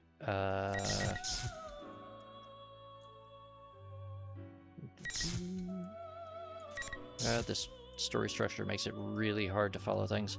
Yes, I think we're on Labris. Chapter 3. Where am I?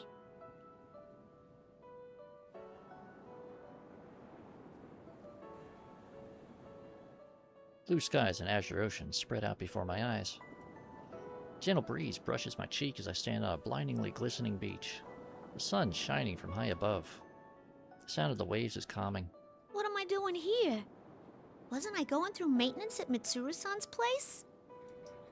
I retrace my memories with a hint of bewilderment.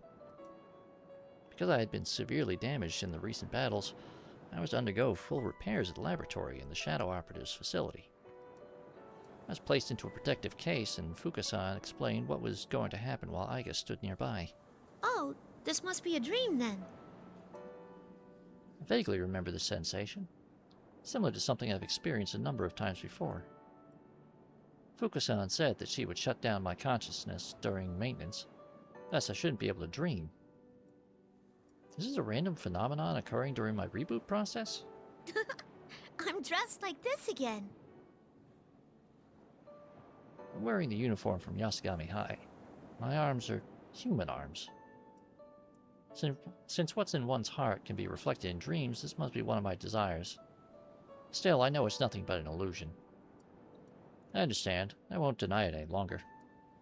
This isn't really an appearance that I wanted to recall so soon after what happened yesterday. But it seems that me, deep within my heart, won't let me be that way. Still, as I gaze at this scenery, I eventually stop caring. I take a step towards the pier that juts out from the beach, then turn my attention to my internal GPS. Guess there's no use doing something like that in a dream. I don't need my GPS to know what this place is. It's where I hit a certain wish in my heart sometime long ago. It's so beautiful. If this really is a dream, maybe I can keep going. Just while I think that, the pier under my feet crumbles and disappears without a sound. Just like that, the azure waters swallow me.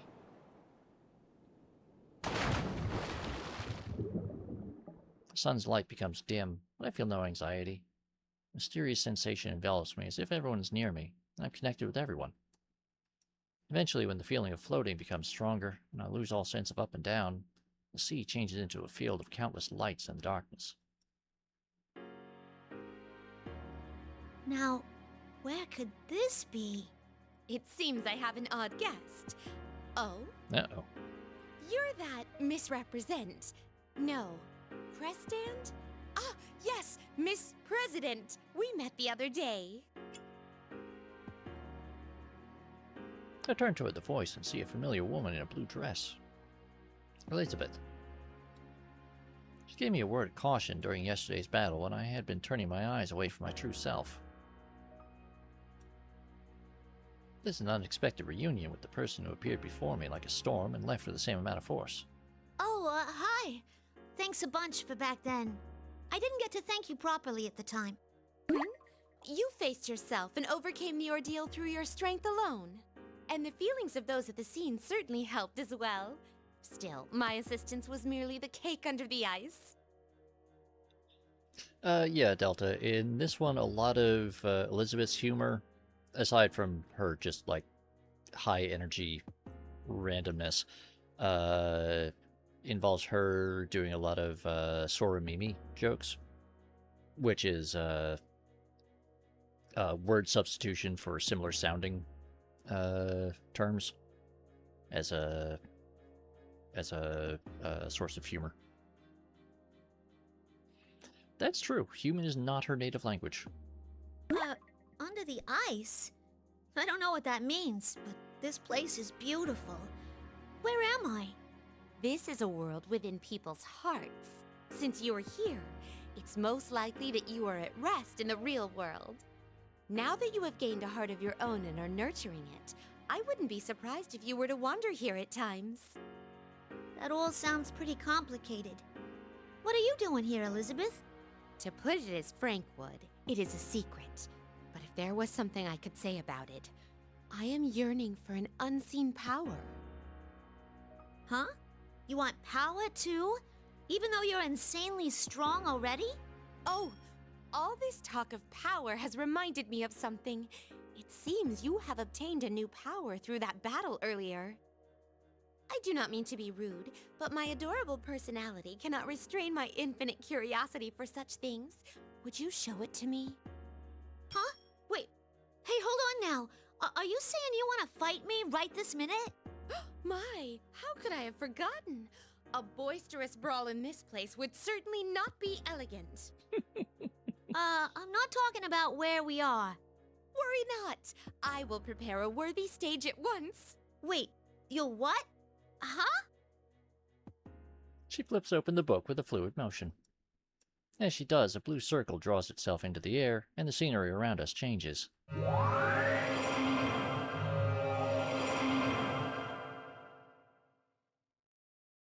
This place. The tranquil ocean-like area changes into a familiar place. This is the announcement room of the school that I had created. Beyond the glass in this red-stained room hang the corpses of my sisters I had destroyed with my own hands. I feel a lump in my throat as the memories come back to me. I look down and see that my body's returned to its cold, white, metallic one. This is my true form. Oh, are you a bit shaken? My apologies, but it seems we're being pressed for time. Before I can sort out my emotions, the aura I feel from Elizabeth begins to intensify. She's coming. Without further ado, here I come. Your fate is in the cards. Well, we're fucked. Actually, no, I can use Labris not terribly. Though it's been a while. Finally! Opening my summoning. Impressive.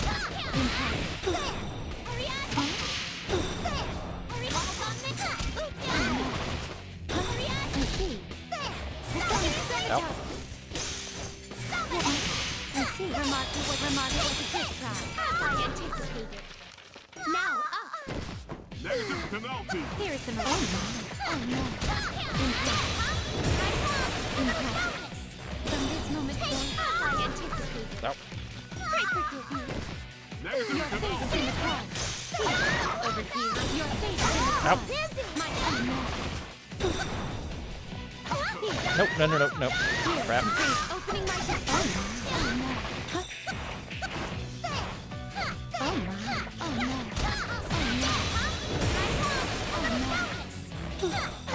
Oh! Damn it.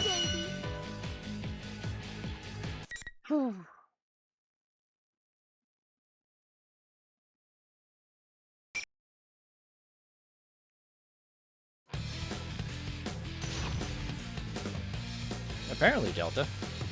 I'm not sure what the first one was, but yeah, Automod will trip on that. I see. Remarkable.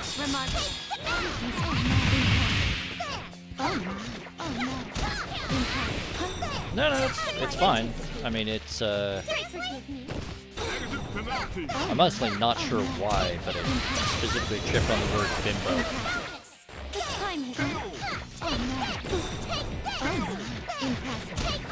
Which I didn't think on its own would have been enough to trigger.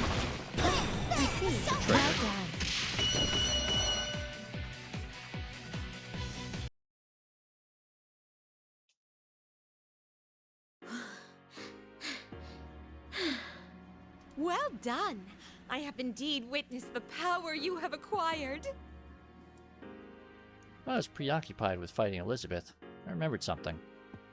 This is the place where I faced myself and gained something precious and irreplaceable.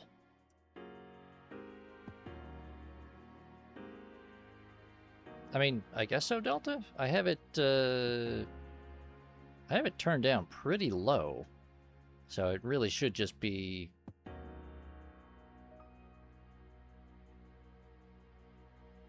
I don't know, they're always, great. Automod, come on. I mean, yes, it is a derogatory term. Automod specifically classifies it as misogyny.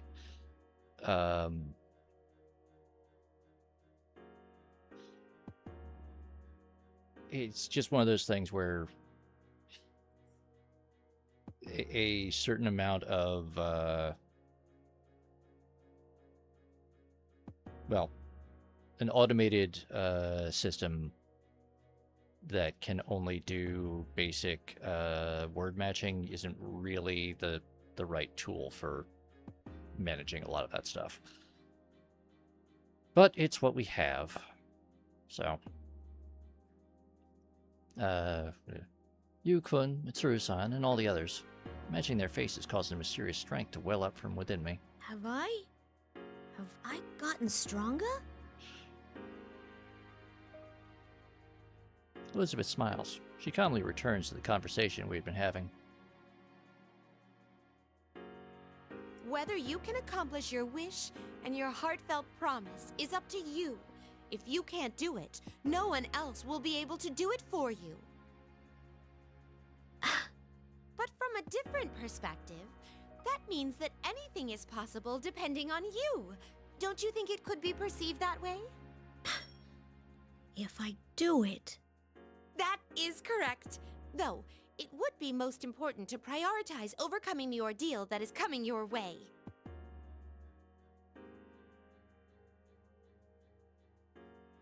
Huh? What ordeal? Isn't this just a dream? The ordeal that has made itself known quite close by. I bid you good luck. Wait, hold on! What's this ordeal you're talking about? What do you mean?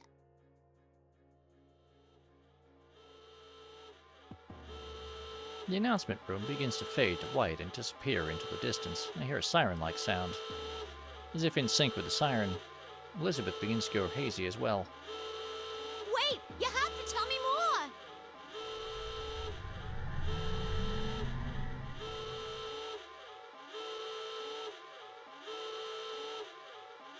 My own voice is lost in the warning sound that crashes over me like waves. I just need to talk to her. Just a little more. Yeah, well, Elizabeth is not always great at prioritizing. A moment after everything goes white, the laboratory appears in my vision. An ear-piercing wailing sound fills the air. This is the real world.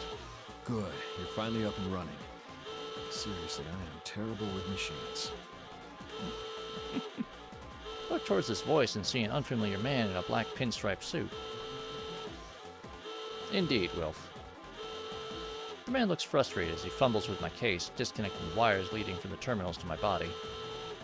So how about it? Can you move? Who are you? I'm Kurosawa, a police detective. Oh, do you know what a police detective is? Kurosawa. I have no memory of this man, but for some reason I recognize his name. This must be information that was inserted into my knowledge database. Beginning personnel scan. Matching iris and voice print. Identified. Detective Kurosawa. Oh, are you with Mitsuru-san and them? Something like that. As far as I can find in the database, he seems to be a person who can be trusted. He has a long history of private and public interaction with Mitsuru-san and the other shadow operatives. I'll make this quick. There's an emergency. The car that Mitsuru Kurijo was in has gone missing. Mitsuru-san? What do you mean? Emergency? She's missing? Only after hearing this do I pause to re-examine my surroundings. That siren must be in response to these ongoing events. I'm unable to get a grasp on the situation and only become more confused. We'll talk later. We need to get to the roof. As he speaks, Detective Kurosawa tosses me a small bundle. I open it to find the Asagami High uniform I've been wearing in my dream. Does he want me to wear this? Though I'm still perplexed, I put on the uniform Detective Kurosawa gave me and follow him as he runs to the stairway. I can't imagine it's easy for her to get into those clothes while running. I see that his gun is drawn. To be bound up the stairs, I desperately ask him the questions boiling in my mind. Kurosawa-san, are Mitsuru-san and the others okay? Who took them? Go quietly. We've got to hurry here. We were being pursued, too.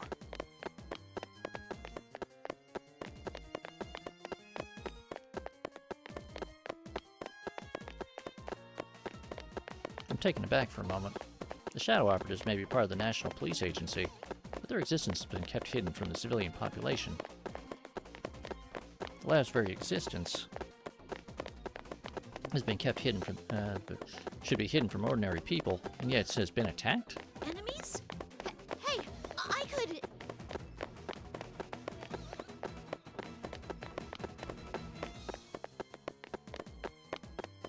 Don't. The ones coming after us are human. On top of that, they're from public safety. This only confused me even more. What's going on here? The public safety group are at the very top of the National Police Agency Security Bureau. They should be on our side. Why would they be coming after us?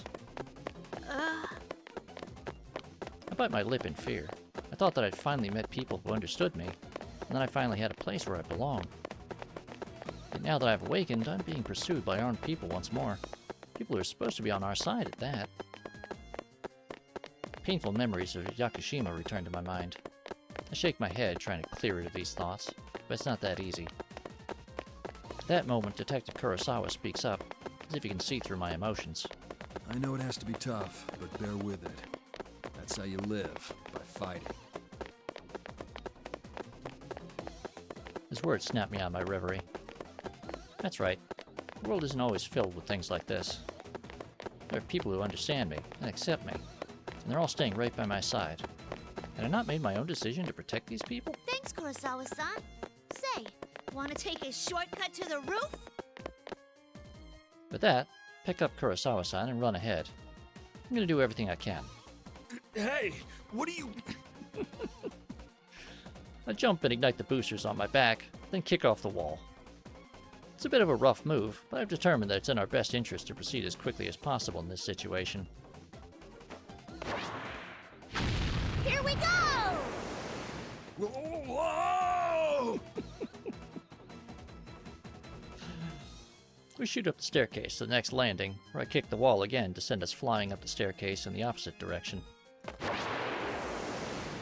I repeat this a number of times, rocketing us up the extremely long staircase and allowing us to reach the door to the rooftop in less than a minute.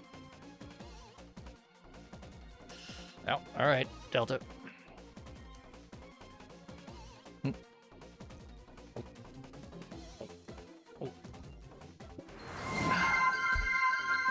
Oh dear. Delta is bombarding me with things. Seat posture check, alright. I gotta sit up a bit straighter. And a stretch. Good catch, Delta. It has in fact been 2 hours. Alright. Got that stretch done.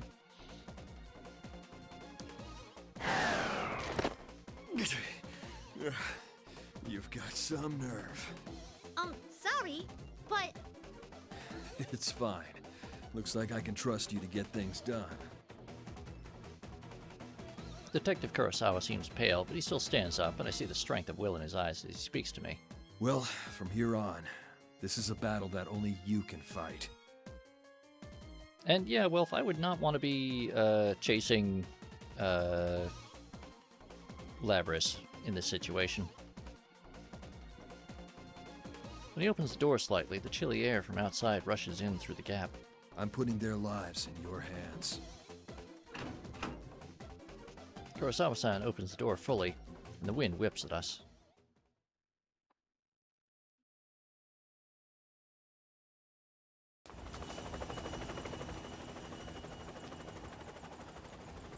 Labris or Aegis, both are combat mode.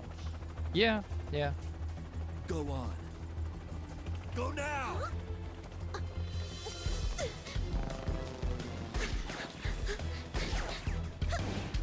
Gotcha! Okay! Hikaru-san, let's go!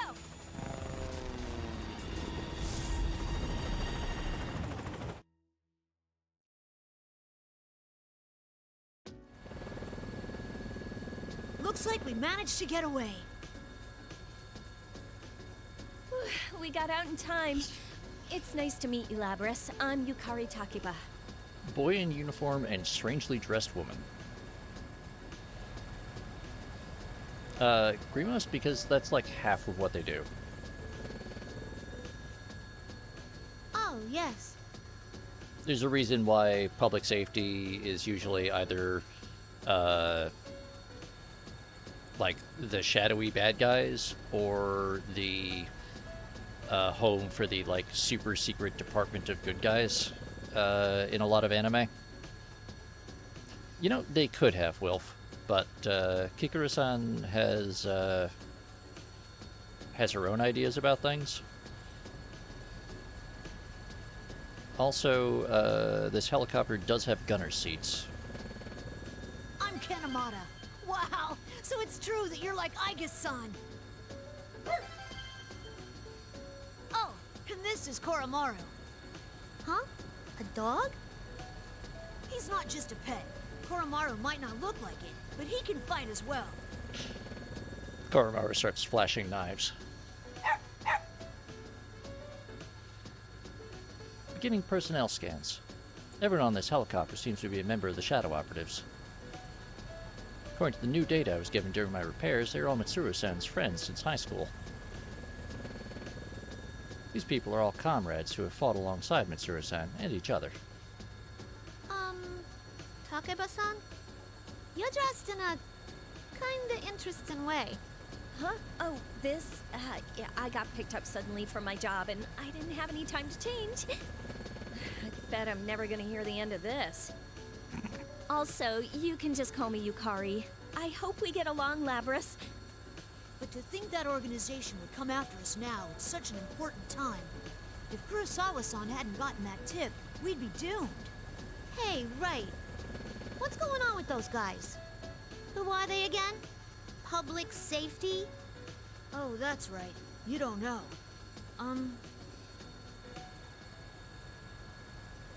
Ken-kun politely explains the situation to me. Some people in the public safety department don't think well of the Shadow Operatives. When Mitsuru-san and the others went missing, public safety took advantage of this confusion and attempted to take control of the Shadow Operatives' headquarters. They'd been trying to remove Mitsuru-san from her position and showed up to the lab in an attempt to confiscate me for evidence. To move this quickly after she disappeared, though, public safety must have some way of knowing what's going on within the Shadow Operatives. Oh no, Delta, they absolutely are, super spooks.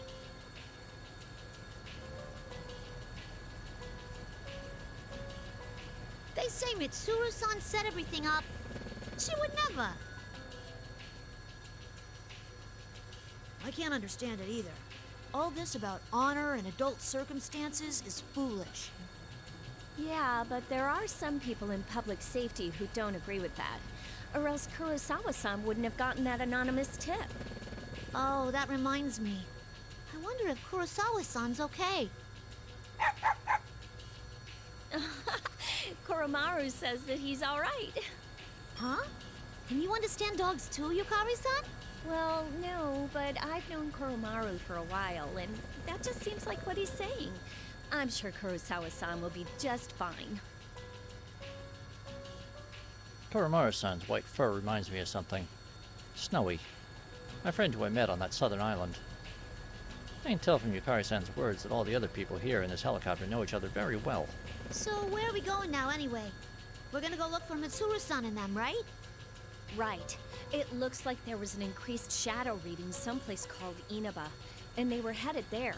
We'll go that way for now. Inaba. That's right. This could be a continuation of the events from yesterday. It was literally yesterday! What do you mean, continuation? It just... An ordeal. Elizabeth's words from my dream echo in my mind. Don't look so gloomy. I'm sure Mitsuru-senpai's fine. She's got Akihiko-senpai, Fuka, and even Aigis with her after all. Oh, right. You're Aigis' sister, aren't you? Yeah, that's right. I was made just before her, though. You seem so stiff. You don't need to be so polite with us. I heard that you were an earlier model than Aigis-san, but you don't seem less advanced at all. You seem perfectly normal. Do you fight with that axe you're carrying? Could I touch it?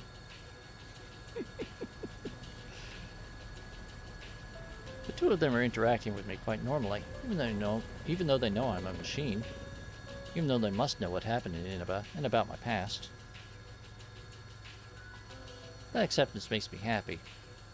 Koromaru-san is gazing intently at me too. Yukari-san, have you been able to make contact with Iori-san? A voice from the cockpit interrupts us. Kikuno-san, Mitsuru-san's maid, is in the pilot's seat. She seems demure, but if she can pilot a helicopter like this, her skills seem to know no limits. But I've been told that Kikuno-san isn't a persona user. Isn't it dangerous for her to come with us in a situation like this? I completely forgot. Hold on a sec. Oh no. Yukari-san pulls out her cell phone. It seems they're trying to meet with Junpei Iori, another part-time shadow operative, and also a fellow comrade since high school.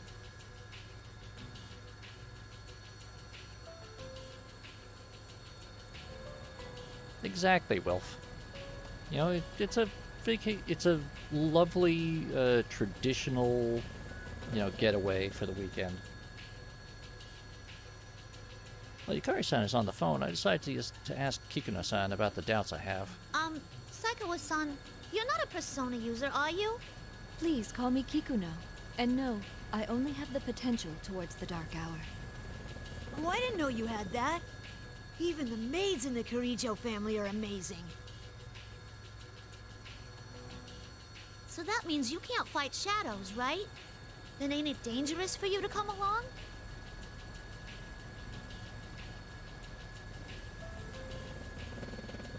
If I have the correct information, then the grotesque monsters known as shadows, our enemies, can only be defeated by people who can use personas. In other words, since Kikuno-san is an ordinary human, she could never defeat a shadow, even if she was the most proficient warrior in the world. If she ever encountered a shadow on her own, Kikuno-san would face immediate death. And yet she smiles warmly as she answers me. There are more ways to deal with shadows than the direct method. We've never met in person, but I was involved in the operation to rescue you last time. We all do whatever we can to the best of our abilities to fulfill the roles we've been given. That is what it means to fight. Wow, she's a true professional. I mean, also, apparently, no one took a close look at the external mounting hardpoints on this helicopter. To be honest, I don't understand.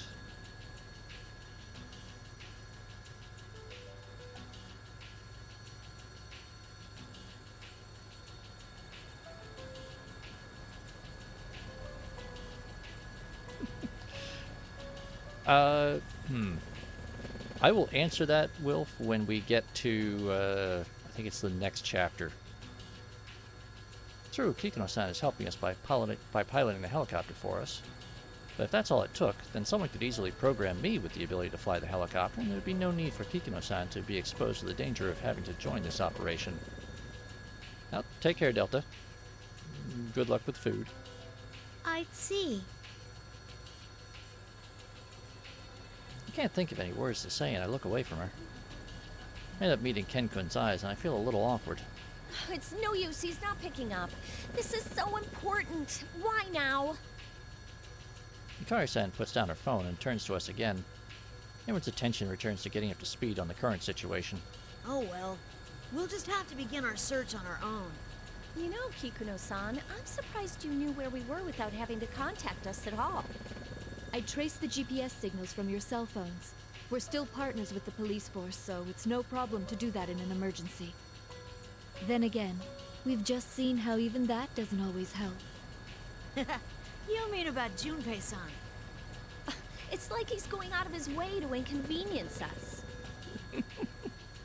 Yukari-san sighs with an exasperated expression. As I reflect that this Junpei-san appears to be something of an odd person, Kikuno-san taps her armrest as if remembering something. Oh dear, I almost forgot. Labra-san, please review these documents until we arrive at our destination. With that, Kikuno-san hands me a folder that has gigantic classification marks stamped all over it. Fuka-san asked me to tell you about this, but under the circumstances, would you please look through the material on your own? As I flip through the documents in the thick file, I notice that certain names appear again and again. Mitsuru, Akihiko, and the names of everyone here. What is this? It's a summary of the activities that took place 3 years ago. 3 years ago? You must mean... I see. Whoever's behind what's going on is definitely connected to those events. 3 years ago refers to the incident leading to Mitsuru-san and the rest meeting one another. I haven't had the chance to go over it in detail, but supposedly it's the case that became the impetus for Mitsuru-san to establish the Shadow Operatives,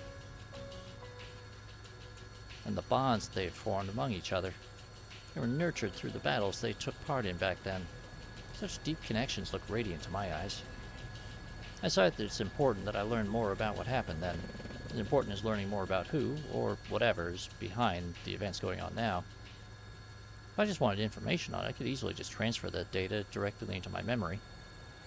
But by actively reading it like this, I'll be able to understand what happened. Her thoughtfulness of treating me the same as a person makes me happy. Kikuno-san glances at me once more and nods slightly as if in approval. I think it looks good on you. A proper appearance is important when going out on a grand stage. Does she mean the uniform I'm wearing? Oh, I get it. She must have been the one who prepared the Yasugami uniform that Kurosawa-san gave me. Her sudden compliment is a little embarrassing, but I can't help but smile. I mean, this uniform, to me, it's proof of my connection to Yukon and his friends. Thanks.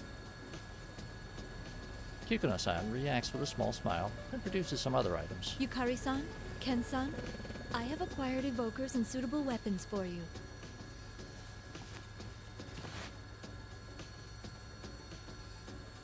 Wow, thank you! This would be the best for me. Ken-kun takes a spear from Kikuno-san and sits back with a satisfied expression. The spear is longer than Ken-kun is tall, but he seems confident. Wouldn't such a weapon be too unwieldy for him to handle?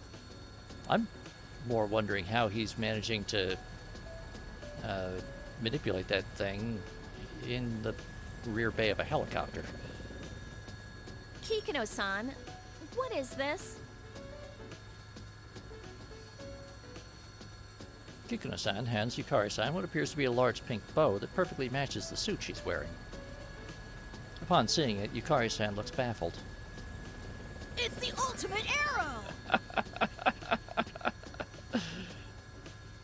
They are not particularly roomy, Wilf, and also they've got a lot of stuff just sort of hanging in there. It's not just like a big empty box. But remember, Ken is a big fan of Featherman. It's so pink. I acquired reference material from the publisher and had it made. Don't worry, It's more functional than the prop on your show. I'm pretty sure that makes it the best bow ever created, but... In actual combat, I thought that using a form factor you're comfortable with would be best. Oh, I wasn't expecting you to have a logical explanation like that. Was my arrangement unnecessary? Yeah, it was unnecessary. No, it's fine. Yukari would have been perfectly happy with a more normal bow. I like it. Can I see it for a moment? And Ken is trying to not be a complete fanboy. As Ken-kun reaches towards the bow with interest, I sense the helicopter tilt slightly to the side. We're circling around. Please hang on to something. The helicopter leans more sharply as Kikuno-san speaks. It seems that we need to take on more fuel before we reach Inaba. I reflect on Elizabeth's words as I look down on the view spreading out below us. It reminds me of that mysterious sea-like place. Yeah, Hidden Boss. I did not equip any of the high-cut armor in my for the stream version of P3R or P4G.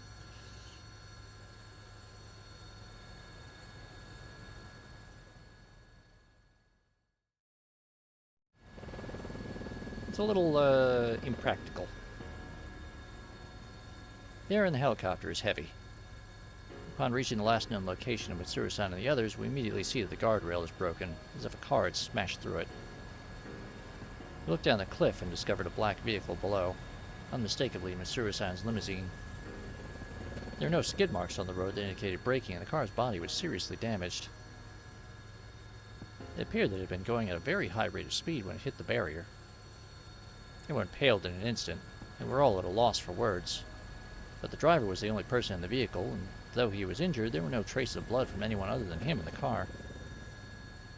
We wondered for a moment if the others had been able to leave the vehicle on their own, but if they had, they would have tried to contact us. It also seemed odd that they left an unconscious and injured man behind. Furthermore, there are no footprints around the vehicle at all. We did another search for their GPS signal, but there were no signs of their whereabouts. That left us with only one conclusion. I hate to think about it, but does this mean that they've been captured? Let us be optimistic and assume that they're still alive. If they were captured, then the enemy values their lives and will do no harm. We do have a chance. I carry the injured driver from the bottom of the cliff back up to the road. Kikuno-san requested a vehicle to transport him to the hospital under Kirijo family's care. Kikuno-san made this decision since we wouldn't have been able to explain what happened to a normal ambulance. Also, it's possible that people from public safety would take him away if we'd reported this to the authorities. Kikuno-san asked the personnel who arrived with the transport to try to ask the driver about what happened when he regained consciousness. That'll likely be difficult, however. If this is similar to what happened last time, the driver would have no memories of the events, much like the people who captured me and transported me to Inaba last time. However, there's no guarantee that the same had happened to the limousine driver. Not long after, we were back in the helicopter, which takes us to where we are now. To be honest, everyone's at a loss about how bad the situation is. Ken-kun tries to change the topic in an attempt to divert us from our worries. It's amazing that you know how to pilot a helicopter, Kikuno-san. I heard that it's hard to hover in the mountains. Did you train for that?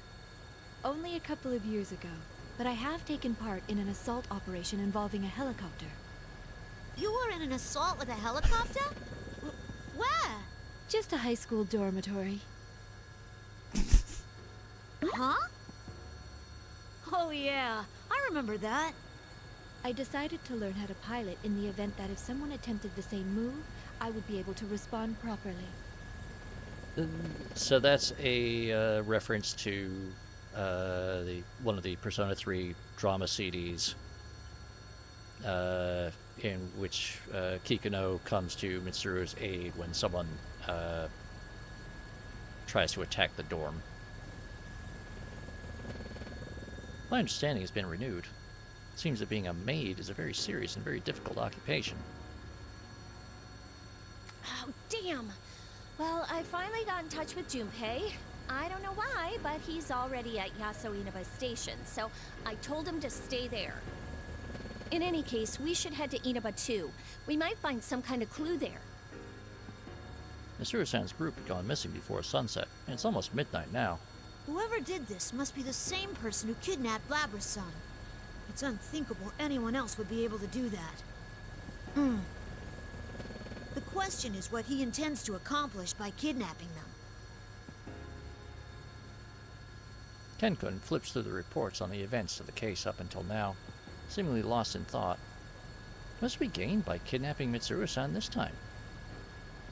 At that moment, heavy static flickers across the video displays within the helicopter.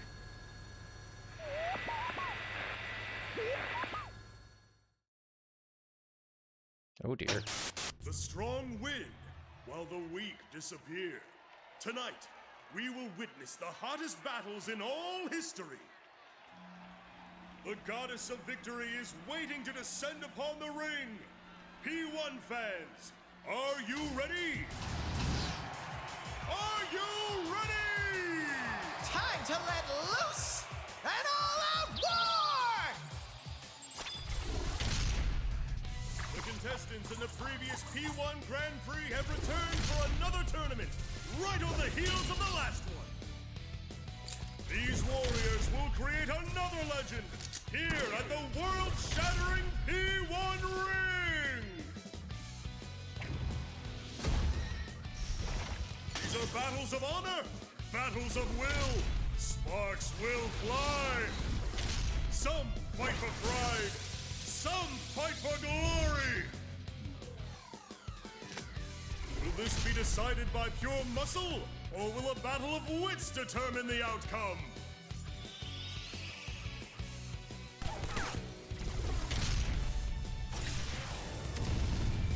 Things are heating up!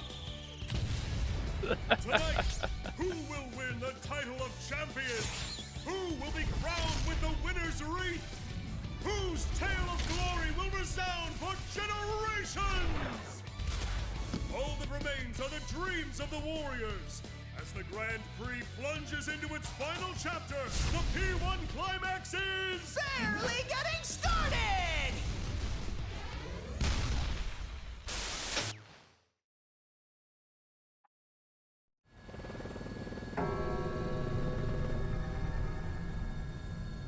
Hey, what was that just now? Weren't those the Persona users in Inaba? It showed Mitsuru-senpai and the others, too. I read the case records. If I recall correctly, was that the Midnight Channel that was being broadcast in Inaba? I was on it too, but it wasn't like that last time. All of us in the helicopter are utterly confused. Who broadcast something like that, and why? The P1 climax, it's obviously a continuation of the fighting tournament.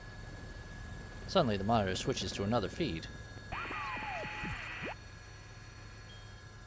Yoo-hoo! Have you been well, Labi-chan? General Teddy? But I thought I already... General Teddy. In the recent P1 Grand Prix, the one calling itself General Teddy turned out to be my own shadow. But I accepted my shadow and gained the power to use a persona. But if he's on the screen again, then... General Teddy ignores my confusion and continues. There's no way I'd go away so easily. I mean, a P1 without me is like a tuna sandwich without the tuna. He can hear us? Isn't he that weird Persona user named Teddy? No, he must be the General Teddy who hosted the fighting tournament last time. The record said he'd been eliminated, though. General Teddy, where did you take Mitsuru-san and the others? If you don't give us a good answer, you're gonna pay! It's past your bedtime, Cubby.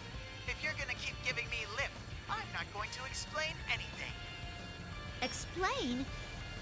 That's right. I mean, the three of you are very important guest stars in the P1 climax, after all. So you'll participate, of course, right? What? What are you after? If you value the lives of the hostages, you yapping pup, You don't have any choice but to participate. Huh? The P1 Climax! It's the end of the world! One-on-one deathmatch that's worthy of the name Climax! And best of all, if you don't win the one-on-one tournament to the finish within the hour, the world will end! No punches pulled this time! I'll make myself clear so that no one misunderstands. This will not be taking place within the TV world. It will, in fact, take place in the reality which you occupy. Enjoy it while you can. Alrighty then. Time to show off how that special stage is going. The video feed switches to something else.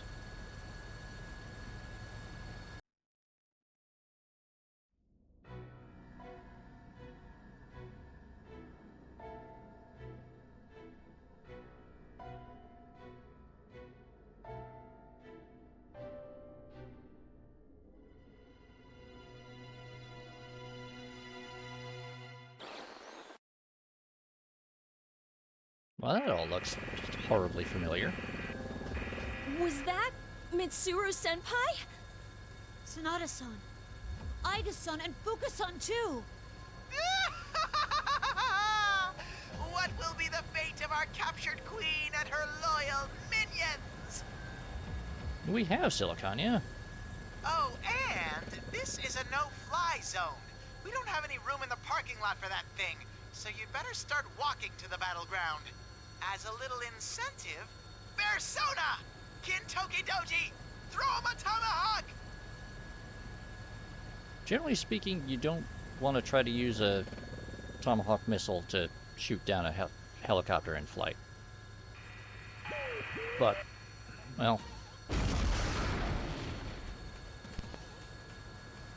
That last command from General Teddy, the monitor turns off. After a moment of silence, Kukuno-san shouts from the cockpit. An alarm? No. There really is a missile coming our way. Evasive maneuvers. Brace yourselves. A missile? Ah! As soon as Kikuno-san shouts, the helicopter makes a sharp turn and we're all thrown to the side.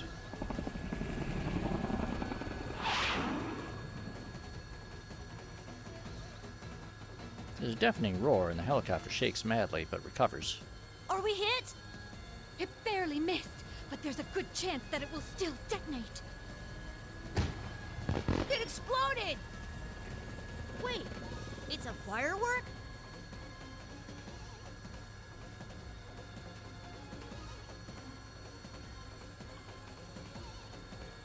In the moments after the explosion, General Teddy's face was drawn in the night sky with colorful sparks. He had managed to capture his image, taunting us with his tongue sticking out. He obviously missed on purpose. It was most likely fired from the direction of Inaba. That is not funny at all! Is he trying to start a war or something? Wait, what is that? There's something in the distance. It's huge! Yukari-san points to the shape of a gigantic building stretching towards the sky. Something red is writhing around that bizarre structure, trying to envelop the town below it. It's red fog? I'll zoom in. Kikuno-san adjusts the monitor that had just been displaying General Teddy's laughing face to show us the enormous structure up ahead. Hello, Samurai. Welcome back. And you do, yes, there is definitely that happening. Notice Yukari-san and Ken-kun both tense up when they catch sight of it. No way. This is just like Tartarus. Searching data for Tartarus. Results found. A labyrinth that only appears during the dark hour and a breeding ground for shadows. It was also the place where a powerful being was going to descend upon the world to bring about destruction. The documents in my hand have a page dedicated to it as well. But a read there confounds me. 3 years ago, when Mitsuru-san and her companions were in high school, something happened there. All I can gather is they fought desperately in a tower called Tartarus that resembles the one outside. As the red fog grows thicker, the The building that Ken-kun and Yukari-san referred to as Tartarus begins to disappear from our view. I'm sorry to do this, but I have to withdraw before we're shot down. But we've come so far! If they fire another one at us, I won't be able to dodge again. Even if it's only a firework, a direct hit can still bring us down. Hold on, Kikuno-san. Can you drop low enough somewhere so we can get out? There's no way. If we land, we'll be sitting ducks. No, once we're out, you get out of here. You don't need to land. What are you saying? Please, do it! Don't worry. Remember, General Teddy asked us to come on foot. We'll manage somehow. Understood. I'm looking for a landing site. There appears to be a large shopping center nearby. While dodging explosions from missiles flying mercilessly towards us, the helicopter nosedives, plunging us towards the ground as we move closer to Inaba. Labra-san, please take this. It may be of use. It contains the data that was taken from the Ergonomics Research Laboratory's top-secret files. The creator's name is Shuji Ikutsuki. Oh, alright, Marauder. Yep, stretch. Enjoy the legally distinct, totally not a Sony product placement. Thank you, Marauder. Shuji Ikutsuki. That name was also in the documents that Kikuno-san had given me. He betrayed Mitsuru-san at the last moment 3 years ago and revealed himself as an enemy. Ever since the death of Koitsu Kirigio, the patriarch of the Kirigio family 2 generations ago, this man took the lead in all the terrible events relating to the Shadows. That's how dangerous this man is. The documents also say that Ikutsuki took his own life. The file name was Project Puppet Master. I'm not entirely sure if that's a code or a description of the project. Puppet Master? Could that be something to do with me and Aigis? I was only able to decrypt a portion of it, but it seems to be data on an experiment involving a plume of dusk. An experiment with a plume of dusk. So, why are you giving this to me? It may assist you in determining the enemy's identity. Actually, I found traces of an unauthorized attempt to access this file from outside of the Ergo Research Network. I investigated this and found that the requests made to break in originated from this vicinity, likely from within Inaba itself. Huh? So someone in Inaba knew about that research before all this started and was looking for it? Kikuno-san nods silently. Of all the files on the quarantine server to go after, if this one was specifically targeted, then the hacker must at least have known of its presence there. The cyber attack wasn't done by some ordinary hacker who broke into the server and was looking around out of curiosity, which means that the hacker is probably either the culprit himself or someone connected to them. The firewall prevented the intruder from accessing the file, but the attempted hacker didn't even try to cover their tracks. What? Who would do this? The hacker didn't even attempt to cover their access to the server. Could that mean that they wanted someone to know about the existence of this file, even if they failed to access it? That doesn't make much sense. Putting aside whatever doubts we have, Kikuno-san continues on. It was only in fragments, but the name Sho Minazuki appears many times in those files. Who is he? Sho Minazuki. I don't know that name. Could that person be the culprit? I mean, it could be Wilf. At the very least, there's no mistake that this person is deeply related to this case. I'll contact you once we crack the encryption, but in case it becomes difficult to transfer the data to you, I'll give you a copy. Then I'll download that data into myself and take a look at the parts that you've managed to decrypt. Yeah, that's not at all dangerous to do. That would be for the best. Gotcha. Thanks. Kikuno-san hands me a memory card. I insert it into my memory slot and save the data on it into my internal memory. Just as Kikuno-san says, most of it is experiment records. One file remains that cannot be read. Project Puppet Master. What's in that file? We'll be over at Junes Shopping Center in a moment. Everyone, prepare to disembark. Hold on, over there! Isn't there someone on the rooftop? We all peer into the distance. Beyond the haze of the red fog is Inaba's largest shopping center. My search reveals that the place belongs to a chain named Jeunesse. A blurry figure can vaguely be seen on the roof. Yukun? For a moment, I think of someone I know well, but the height and physique of the shape on the roof doesn't resemble anyone I know. Ken-kun raises a pair of binoculars and attempts to make out the figure's face.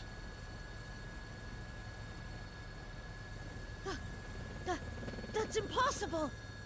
Huh? What's wrong? It's... Ikutsuki.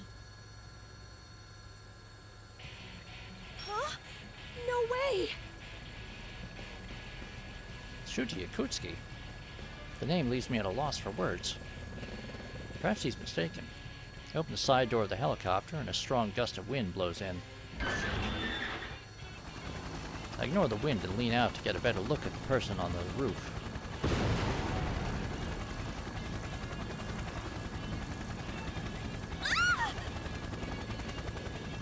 The helicopter suddenly attacks from an unexpected direction. The vehicle sways alarmingly. That wasn't another missile. When I look again, I see another shape standing near the figure on the rooftop. I knew it. We're under attack by a persona! That doesn't make sense. According to the record, Shuji Ikutsuki was never able to use a persona. Is that man on the roof truly this Ikutsuki person? The enemy's preparing for another attack. Incoming! Before I can raise an objection, Yukari-san fixes her eyes on the enemy and draws her revoker. I expected from someone who had been in actual combat for a whole year, she's quick to act. Little persona! Yukari-san's finger flexes around the trigger of her revoker, but in the instant before she pulls it... Ah! Huh? Welcome back, Primos. And welcome back, Elder Dog. A sandwich. My god. Yukari-san's persona appears, creating a whirlwind around the helicopter that repels the attacker. What? I didn't even use my evoker yet. Seeing Yukari-san so bewildered sends a chill down my spine.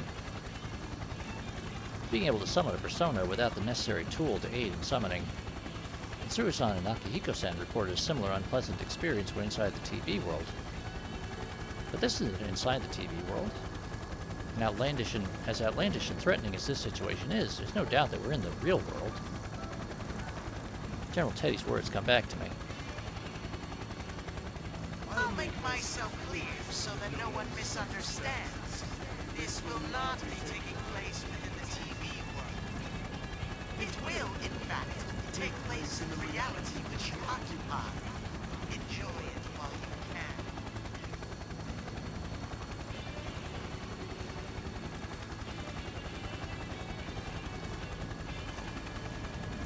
Don't tell me. This fog that's enveloping the town is the same fog on the other side of the TV? This is fun. What? What was that? A new voice suddenly reaches my ears. Who was that? I look around in bewilderment. Did anyone actually talk? Am I hearing things? Ken-kun's shout snaps me out of my thoughts. Yukari-san, he's winding up for another one! We're getting off, Koromaru! Yukari-san still looks confused, but Ken-kun notices something and unbuckles his seatbelt, with his spear at the ready. By this time, the helicopter has descended close enough to the roof of Jeunesse that people, and dogs, can easily jump down.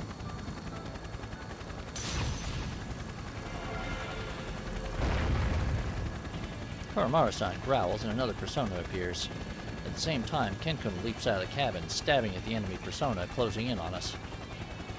Koromaru-san's persona and Ken-kun's spear both hit the attacking enemy at the same time, and Ken-kun drops to the roof unharmed. It seems you're always taking on the responsibility of saving others, Yukari-san.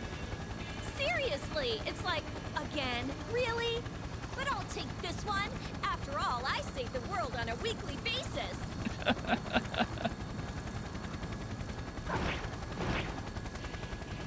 Koromaru-san and Yukari-san drop out of the helicopter and nimbly land on the roof. Amazing. Combat abilities are equal to those of weapons like me or Aegis. Even though they are secondary members of the Shadow Operatives, used only in times of emergency, it seems as if they've been on the team this entire time. I quickly ready my axe and follow them. Yukari-san, everyone, please, save Lady Mitsuru.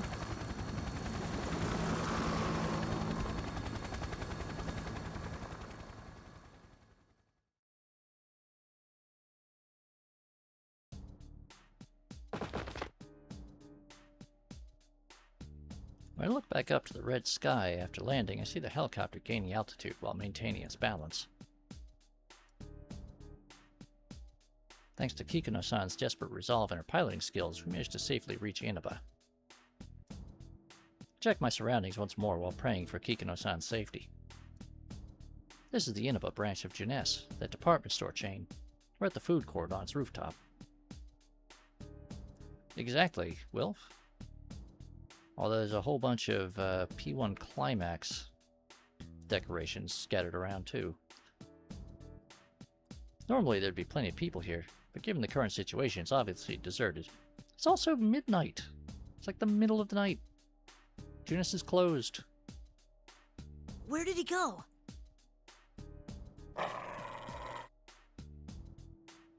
Ken-kun readies his spear and tries to peer into the fog, making visibility such a problem. Look around, ready for battle as well. Whoever attacked us should be nearby. Hey, Ken-kun, did you really see Ikutsuki here a moment ago? Yes. I didn't see him clearly, but there's no way I could have mistaken him. That's impossible. I mean, Shuji Ikutsuki is... That's right. Shuji Ikutsuki died 3 years ago. And we were just attacked by a persona. According to the records from that time, Ikutsuki had no persona. At the very least, it looks like he's not nearby. We can't let our guard down yet, though. She's right. I scan the area and read no one else here beside the four of us. I say as much. We lower our weapons in order to discuss our strategy. Koromaru and I are going to continue looking for him. If that really was Ikutsuki, there's no doubt that he's involved in this case. That's true. Can you and Koro-chan go after that guy from earlier? But that person seemed to be using a persona. Won't it be dangerous for you two going off on your own? The two humans look surprised for a moment and trade glances. Did I say something odd? Don't you worry about me and Koromaru. Even if we run into something we can't defeat, we'll find a way out of it. And honestly, it's faster for us to split up. I am a bit worried, but I'm gonna believe in you guys. They have absolute faith in each other after having fought together for so long. It's not that they don't have concerns about one another, but they truly believe that they will accomplish their goals on their own. I wonder, will these people ever feel the same way about me? After all this time, I realize how the time shared between Yukari-san and Ken-kun separates me from my companions. So I'll head to the station and get Junpei. It didn't seem like he'd figured out the situation yet. You know, Silicon, that makes perfect sense. Huh? Weren't you talking to him on the phone earlier? I was, but that idiot's phone ran out of batteries or something while we were still talking. But even if I can't rely on him to keep his phone charged, he's still good in a fight, so I have to meet up with him. I see. He seems like kind of a goofball. Labrys, that's being overly kind about it. Right? He's always been so useless. Huh? Did I say something funny? Nah, not really. It just sounded like you were actually kind of fond of him. Oh, I guess so. Yeah, I think you're right. These people trust each other, and they're always thinking of one another. When one of them faces danger, the others always rush to help them. A term comes to mind: ideal companions. I wonder how Yukon and his friends are doing. I have the feeling that his group and Mitsuru-san's group are going through similar problems after all. What about you, Labrys? What'll you do? Huh? I hope Mitsuru-san and the others are okay. Could you please go right to that tower? We'll head over there too as soon as we can. Yukari-san and Ken-kun look to me. It doesn't matter to them that I haven't known them for very long. They see me as a companion and trust me. Right! It's decided then. Labrys, you head to that tower. Oh, also... Something felt off when I summoned my persona earlier. You might want to be careful. You felt it too? It was like, well, it felt like the evoker wasn't working, didn't it? Yeah, it might be that we can summon our personas without our evokers. In any case, we should get moving. If what General Teddy said is true, we don't have much time to spare. Mm-hmm, got it. If anything happens, let's meet at the bottom of the tower. Be careful, both of you.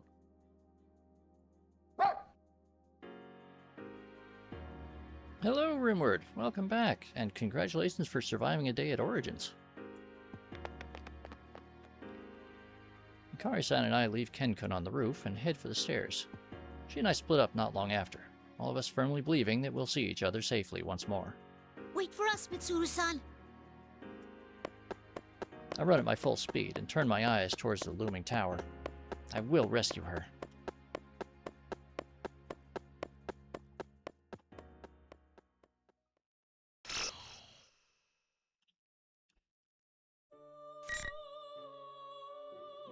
Okay, with that, it has been nearly 3 hours, so we're going to take a short break, about 5 to 10 minutes, and, you know, stretch your legs, grab a beverage, all that stuff. I'll be back shortly.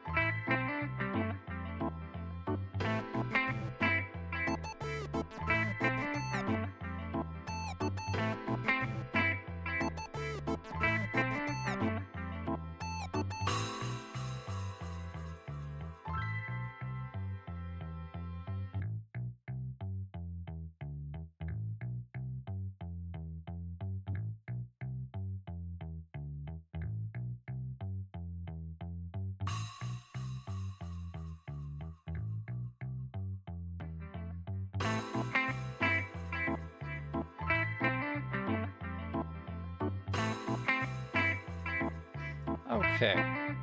I think we're clear of ads now. And I'm hopefully ready to get back for another stretch of this. Let's see. So now this is where I'm getting a little bit confused with the structure of things. Let's see. You know, we'll do more of Chapter 3. Just try to finish out all of Chapter 3. So I think we can do that.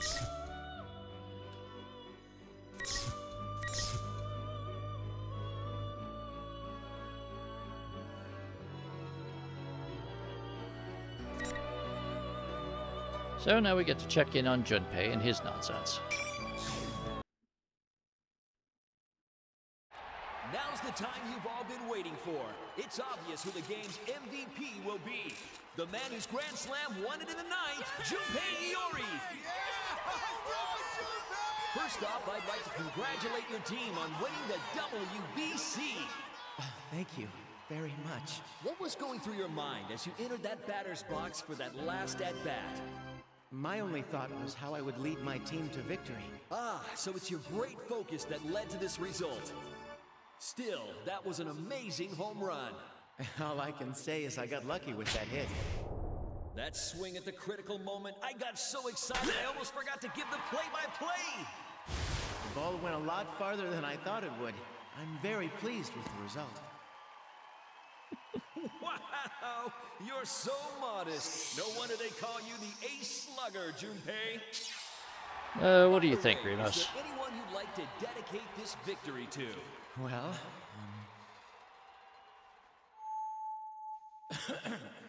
I'd like to dedicate that Grand Slam to my precious girl who's always supported me through thick and thin.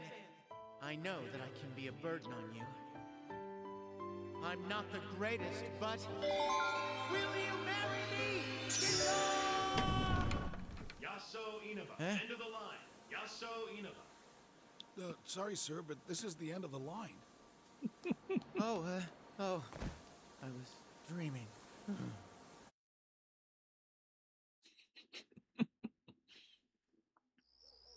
Well, at least we know that the canon is that Chidori does actually survive Persona 3, so there's that. Thanks so much for waking me up right at the best part. I step off the train at an unfamiliar station in the countryside with a little resentment toward the station worker. Let's see here.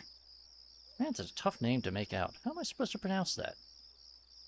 Oh, it's written out beneath the kanji. Oh, it's Yaso Ina, but wait, where is this? Huh. Let's see what the shuttle train schedule is. I check the train schedule and feel myself slipping into despair. Seriously? There aren't any more trains leaving the station? That was the final train for the night?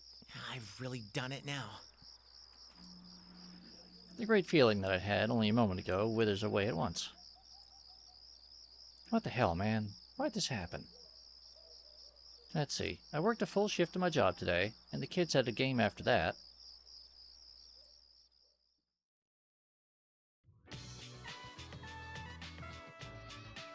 If you get a hit, you'll be a hero. Are you gonna try for a home run?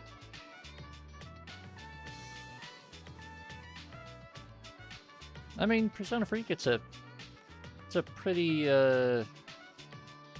common name, at least in anime.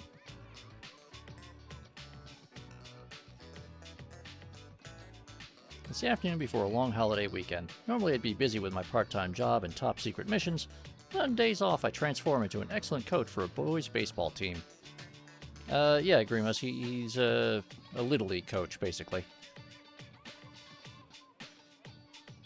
This is our first game in a while, so I want to make sure these kids win somehow. The game's coming to an end and we're one run away from tying up the score. I'm talking with Guru, our cleanup hitter, who's getting too much of a swelled head over his position to actually focus on the game. Even if he could get in a clean hit, he'll never be able to do it like this. Of course I am. You made me the cleanup hitter after all. I'm making this a home run, no matter what. Watch your mouth, kid, or you'll scare the ball away. Now listen up. Don't try to act cool. Just play like you normally would. The team's counting on you. Goro stops boasting and turns towards the bench. The other kids are cheering Goro on at the top of their lungs. Goro, keep your eye on the ball. You can hit it! The pitcher's totally freaked out! See, a hero doesn't just hit homers all the time. Even if you mess up, there's guys behind you waiting to help. Now loosen up and do your best. Gotcha! Goro's face loses the gruff facade he'd been wearing and he begins to focus. There we go. That's how it should be. Thanks, Junpei. Hey, you're supposed to call me Coach, a screwball. Make sure you stay loose. I'll finish off by giving a bit of a hard smack on Goro.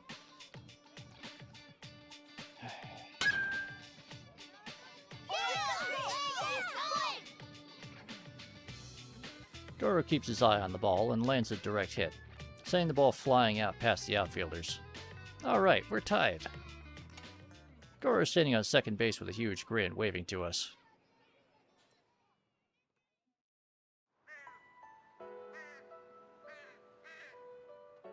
But we ended up losing in the end, and all the kids cried. I cried too, of course. Oh well, it happens. At least the kids have grown closer as a team, so that's good enough for me. That was so close, guys. You almost won. All right, let's start practicing again tomorrow. Now, I want you all to remember this at least. If you all work together, you'll never be beat. Okay, we're done for today. After the game, I said some final words as their coach. If you all work together, you'll never be beat. And that was that. Man, even I think that's an awesome speech. Oh yeah, thinking back on it now, I'm honestly proud I came up with it. I bet the kids are still carrying that moment around in their heads. Yeah, I'm such an awesome coach. It's really worthwhile volunteering for a kids team even after working the night shift. Because I'm still just underage, I'm not an official member of Mitsuru Senpai's shadow operatives, but I've been playing a very active part in some of their investigations. I get sent out from time to check on scenes where low-level shadow readings have been detected. Yeah, the missions are pretty plain, but I'm satisfied with them in my own way. Then again, when I do get sent out, most of the time it's nothing at all. Because like I told the kids, it's about putting out a consistent effort every day. That goes for anything. It's not like I get these missions every day, so in the meantime I spend a lot of time at my part-time jobs. Even though it's kids' baseball, renting fields, and paying for rides to away games gets surprisingly expensive. Gave up on that dream, but I love teaching baseball to kids. It's really fun. Man, it's like I'm finally starting to enjoy my youth after all this time. Crap, I'm starting to feel sleepy.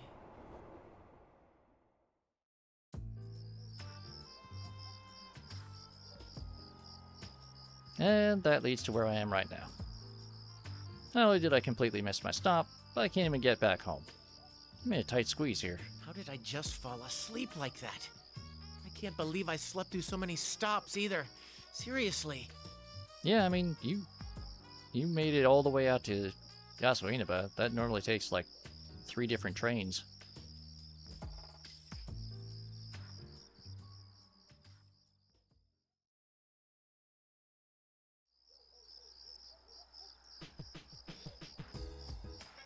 I decided to leave the station for the time being. There's some basic vending machines outside and nothing else. That's actually kind of impressive. Crap, this is real bad. If something doesn't happen soon, it looks like I'm gonna end up sleeping outside. Well, what the heck am I gonna do now? I guess I better call somebody and hope. I pull out my phone to call up anyone I can think of so I can get a ride out of here, but surprise, it's not on. I pray the battery didn't die while I was on the train and hold the power button, and it turns on. No, the battery's in the red. Might not be able to make a single call at this point. These never turn out well when they're this bad, but suddenly my ringtone echoes out in this empty place. Oh. Hello? Finally! Hey, Junpei, what were you doing? I've been calling you this whole time. It's Yucatan. How long has she been trying to call me? Maybe she got dumped by her boyfriend and needs a shoulder to cry on or something. Wait, does she even have a boyfriend? She sounds really pissed for some reason, but she's always like this after all. The most important thing right now is charging this phone. Oh, hey, Yucatan. Can we not talk about that now? My battery's about to die. Hey, what's that noise in the background? It's super loud. Your phone's about to die? What's wrong with you? Mitsuru-senpai, Akihiko, Fuka, and Aigis have gone missing. We're in a helicopter to find them. They're missing? A helicopter? We've looked in tons of places for them, but we can't find them. Anyway, where are you right now, Junpei? Hold on a second. This doesn't make any sense at all. Mitsuru-senpai and the others went missing. Now Yucatan's in a helicopter trying to find them? This is too much information all at once.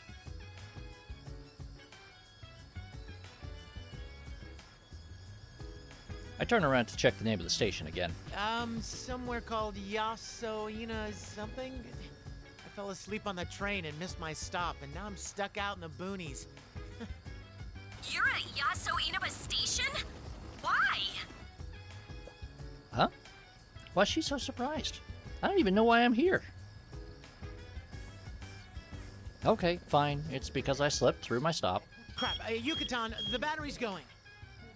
Fine, just wait there. We'll come get you. I'm with Kenkun and Koro-chan, and we've got Labrys here too. She's Aigis' sister. Huh? What was that? Who? Well, whatever. I'll just find a convenience store and... The phone died. I consider what I should do now, but then again I'm worried about Mitsuru-senpai too. I'll just have to buy a cheap charger at a gas station or something and call Yucatan back. This may be out in the boonies, but there's gotta be a convenience store open around here. I start walking along the road in search of an open store. After walking for some time, I finally see a familiar lighted sign out in the distance.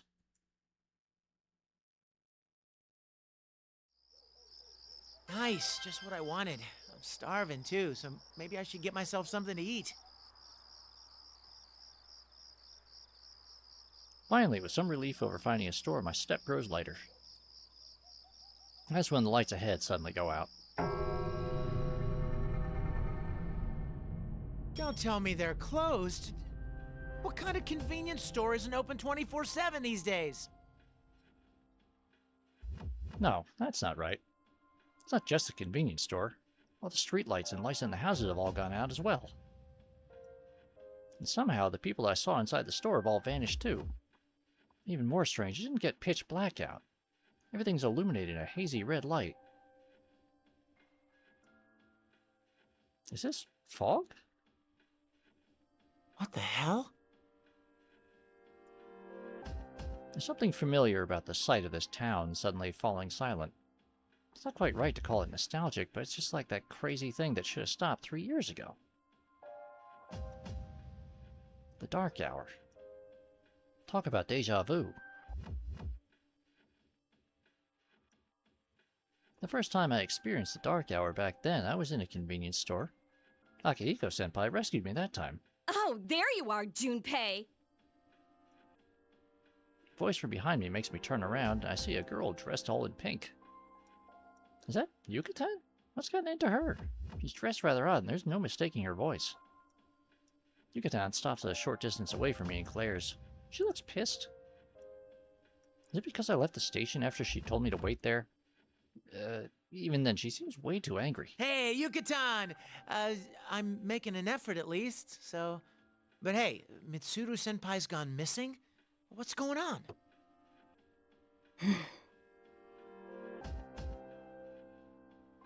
Damn, she's really pissed.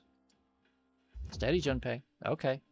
When you pitch into a real hard case, you need to throw outside the strike zone just to test the waters. Throw them off their game and see how they react, right? Yeah, I'm a genius. So, you look great, huh? Is that your, feather pink outfit?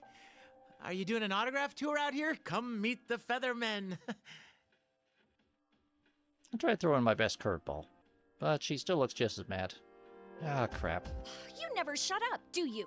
You're nothing but a minor character. A mook, a minion, a loser! Just die and let the world have your body back?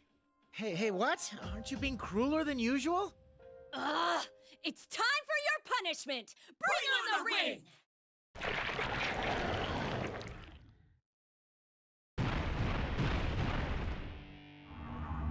Yucatan suddenly raises one hand as she delivers that cheesy line. That, 4 red pillars fall from the sky and stab into the ground around us, forming a fighting ring. I don't know what's going on, but this suddenly feels really dangerous. I place my bag on the ground, then I pull out my favorite bat and take a cautious stance. It is not friendship, Grimos, no. You're a quick learner for an idiot. No wonder you're a member of the Shadow Operatives. I look around in search of the source of that voice. I see a television dangling from a telephone pole with a... What is that? A round body, a doofy hat, a cape, and a cane? Is this some local station cartoon mascot that I don't know about? He's saying something about a General Teddy. What, that's his name? Why would a TV be hanging from a pole like that? Who the hell are you? I don't know what's going on, so you better explain yourself. If this is some prank show, it's not funny. You really are a yappy idiot. Now let's begin Operation World Destruction. I mean, the one-on-one P1 Climax. P1 Climax? I'm not in the mood to drag this out, so I'll just give a short rundown. The rules are simple. Win and you get to move on. Lose and you're stuck here. Huh? You mean I have to fight Yucatan? Oh, you really are a pain in the ass. If you're not gonna do this, then hurry up and die. Here we go! Persona!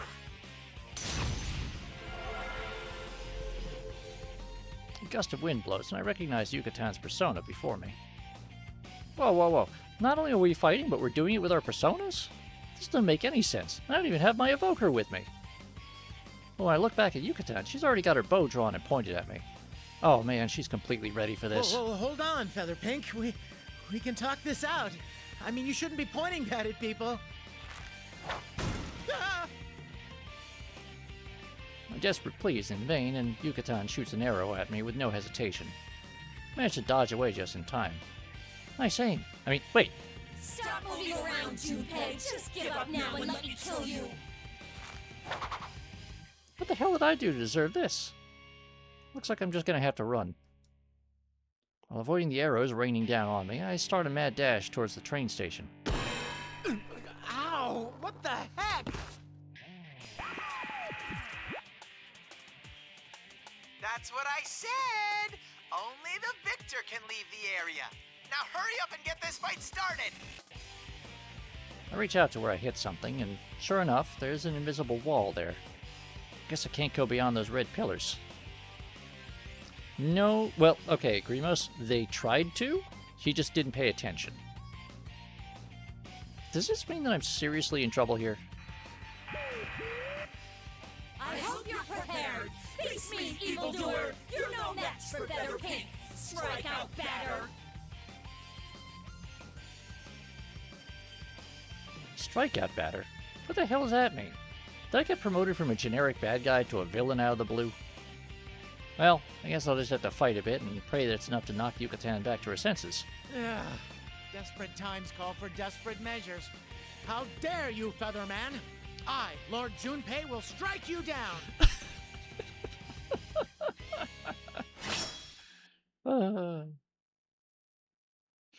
Leave it to Junpei to try to lean into the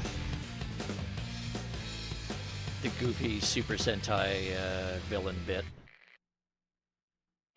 Alright, now let's see if I can actually...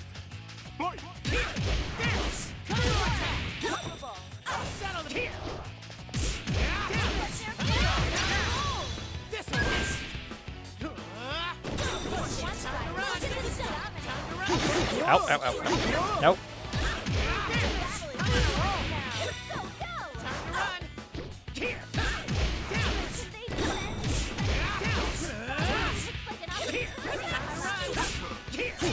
Ow, ow, ow, ow.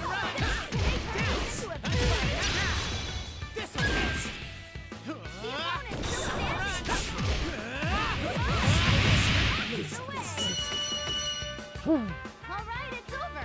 Time to leave. I mean, Junpei's point of view version of events is pretty funny. The Mook wins! Keep But, that up and keep winning! I don't quite mesh well with his fighting style. And he's got this whole complicated, like, ball strike run thing that's supposed to be used to power up his, like, special moves and things that I just absolutely do not understand, and I cannot find a good reference for. Who are you calling a mook? Wait, Yucatan! I did actually summon Trismegistus once in there, just to counter one of her arrow volleys. The red pillars shatter and Yucatan suddenly starts melting away like a black piece of candy. Just then, what looks like golden grains of sand fly up into the air and flow across the sky. That costume guy on the monitor has disappeared. Does that mean the invisible walls I ran into are gone now too? Maybe? What was that just now? It wasn't a dream, right? I slept a ton on the train after all. I pinch myself and look around. Ow. Lights are still out in the city and there's no one around. Could this really be the dark hour? The way the Yucatan disappeared seems familiar too. Was that a shadow? Then, was that a fake Yucatan? The convenience store's lights went out, right around midnight, I think. Past midnight, it reminds me of the dark hour. That was our battlefield 3 years ago. Did the dark hour come back? At the stroke of midnight, the world seemingly stops in time and the world becomes a place where only persona-using people like us can move around. During that time, people disappear and shadows show up instead. Normal people don't even notice that this time exists. At the very least, the situation sure looks a lot like the dark hour. But wait a sec. How'd I use my persona without an evoker? Those with potential like us are able to summon personas by resolving ourselves to death, but in order to acquire the trigger for such resolve, we usually use these things called evokers that are shaped like guns. During that fight, I was able to summon my persona Trismegistus just by thinking about it in my head. This feels like it's more dangerous than the dark hour. If that's the case, then could the disappearance of Mitsuru-senpai and the rest be related to this phenomenon? Is that General Teddy guy behind this? We'd better step barefully. That costume dude told me to keep winning, but I don't know anything about this town. Well, just standing around here isn't going to do me any good, so I guess I should head back to the station for now. That's where the real Yucatan told me to wait. Let's see here. Which way was it? Alright.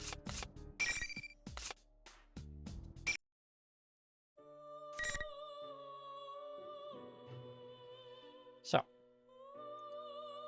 we're going to go back to the main story, because we don't want to get too far ahead of things with Junpei. And let me just make sure... I forgot that Junpei kind of goes... Actually, wait, no. Yeah. This is still chapter 3. That's chapter 4. Sorry. Been a while since I've played through this, so. The Mook wins! Who are you call-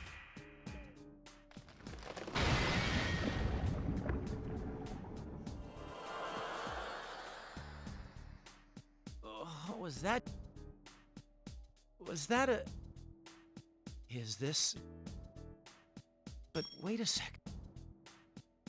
Is that Jen... There we go. Let's see here. Which way was it? I started walking back the way I came, but something's obviously wrong. I mean, I don't think it took me this long to get from the station to the store. It might just be because of the fog, but the street poles and light and streets look distorted. A maze that changes every time you look at it. That in itself reminds me of the past. Was that a girl who needs help? Some of you might be getting attacked by something similar to that monstrous Yucatan. I mean, that monster that looked like Yucatan. If that really was a shadow, then there's no way I can ignore this. I'm the Shadow Operative's lethal weapon, after all. I look towards where I heard the sound coming from, and I see a giant shopping center. Like one you'd find in the suburbs. The sign says, Jeunesse.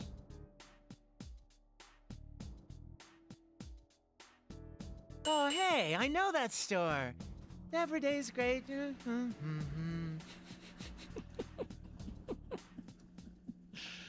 don't remember that place from a moment ago, but I'm positive that I heard that girl's scream come from there. She needs me to rescue her. Hang on, I'm coming! Shadow Operative Junpei Iori is on the scene! I force open the stuck automatic door with my hands and almost trip over a number of things while I run into the building.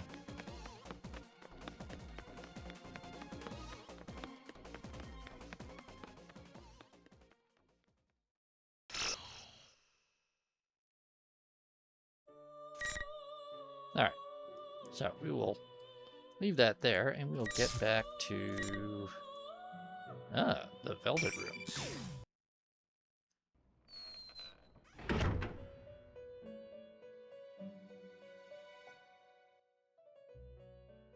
There appears to be quite a commotion. Sister, I've been wondering since yesterday, but what is going on in the outside world? So, for those of you who are unfamiliar, this is Theodore. Theodore is yet another Velvet Room attendant. He is, yes. He is, slightly younger than Elizabeth. He appears... Basically, the only time he appears in one of the mainline Persona games is in Persona 3 Portable, where he is a potential attendant to complement the female main character option. Because Persona 3 Portable, to sort of, in order to make up for the fact that the PlayStation Portable did not have enough, basically did not have enough storage capacity to fit the full amount of content that would have been required to include the answer portion, that the episode Aegis, basically the episode Aegis DLC storyline. So what they did was they created a female main character that you could play the same main story as, with just a couple of extra social links changed around, a couple of extra characters added in. Because apparently that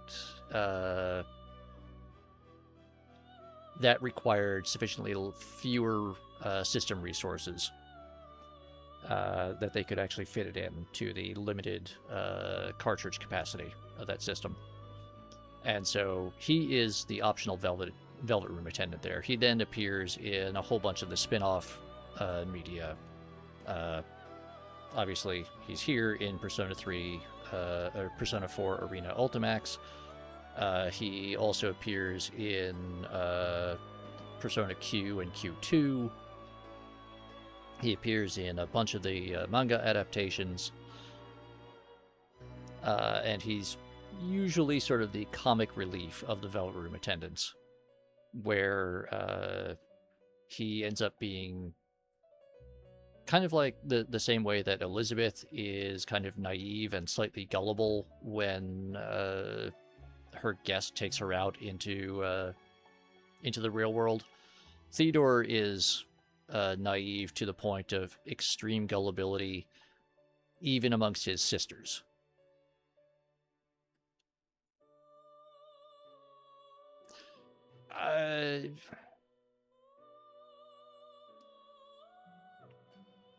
I mean, possibly Persona Freak. I actually have never played a FemC run with Elizabeth as the attendant.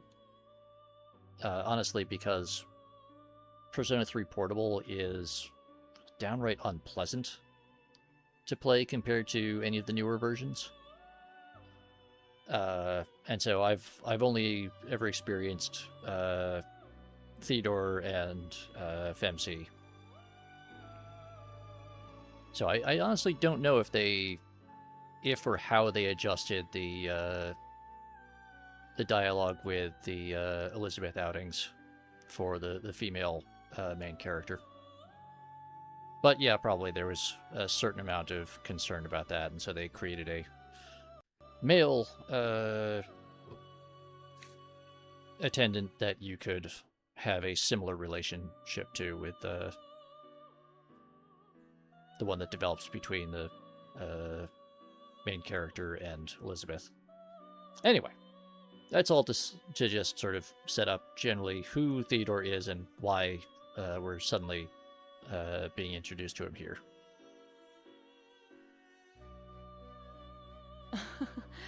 I believe you could say that those kids' ordeal is still continuing.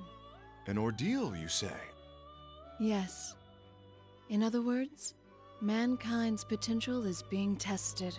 Potential? Sister, where might Elizabeth be right now?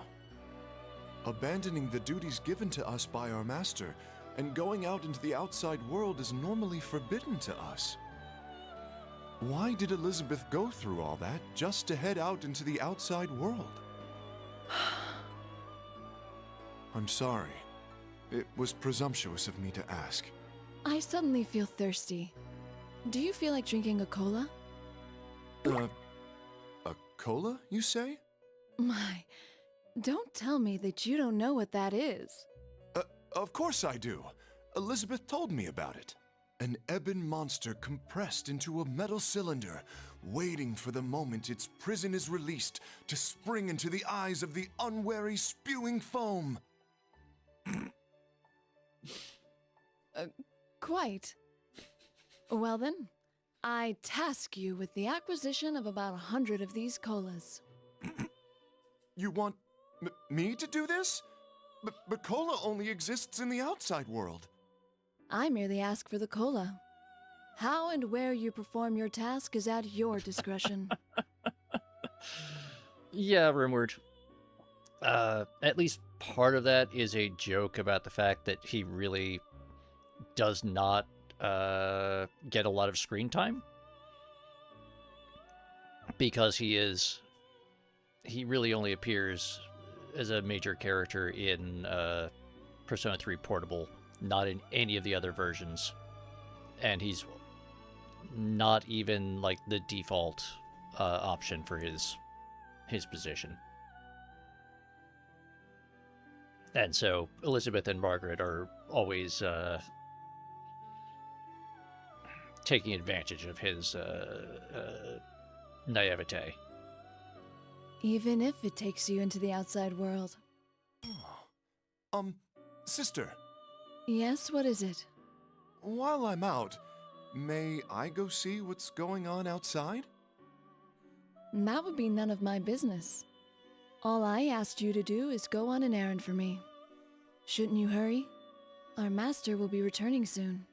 Yes, I'll go at once.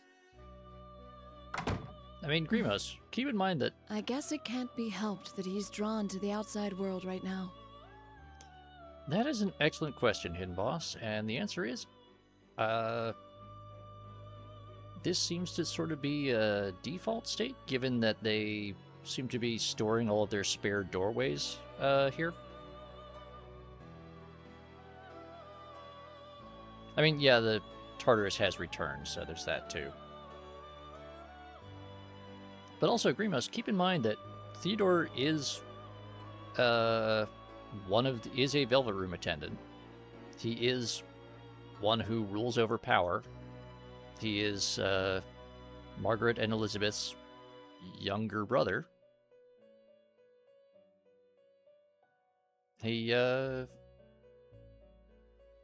know, he technically has the same, at least theoretically, the same abilities that they do. We just never really see him demonstrate them. This current aberrance in the outside world is centered on that red-haired guest. And Persona users have gathered to it, as if caught up in that fate. Even my heart races just thinking about it. It's troublesome having siblings so brimming with curiosity.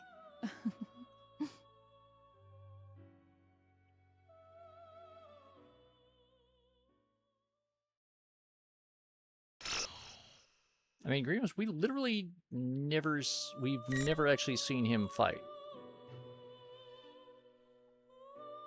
Especially because, as far as I know, the secret boss fight in Persona 3 Portable is still Elizabeth. Let's see, that's Chapter 5. So... Alright.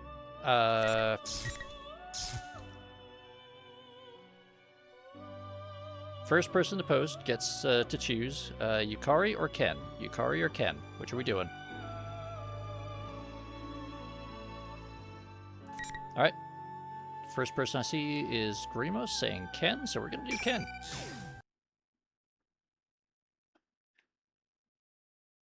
No, sorry, Delta. Another dead end. I sigh for the umpteenth time that day, and Koromaru and I trade glances. While searching for that mysterious figure that appeared to look so much like Yakutsuki, we ended up on the Samigawa floodplain that flows through Inaba. I mean, potato soup is pretty good, especially with if it's got cheese and bacon in it. I wish I had potato soup with cheese and bacon in it.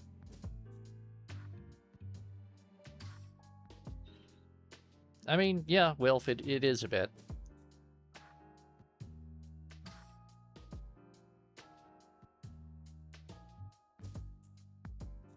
I mean, also keep in mind, there's not just 3 of them.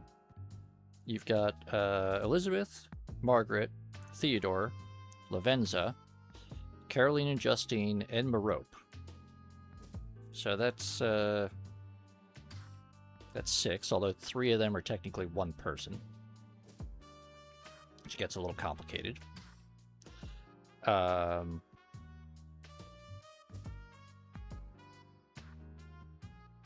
We never really... It's also not entirely clear about Igor's assistance from the first Persona game or the Persona 2 duology.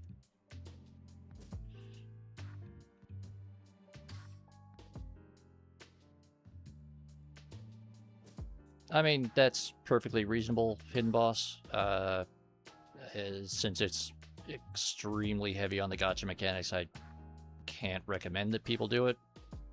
But Merope is the Velvet Room attendant in Phantom X. And she's fairly similar to other Velvet Room attendants, except that she is to totally obsessed with idol culture.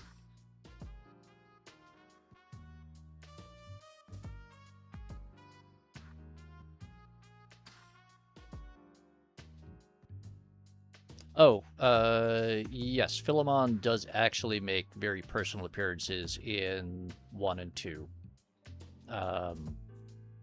He technically appears in 3 as the, in the form of the butterfly, that the main characters, or the point of view characters encounter, sort of at the beginning of each story in 3.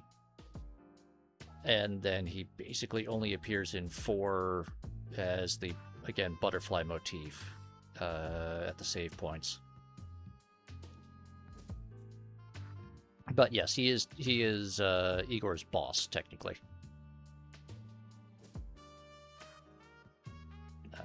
Anyway, where were we?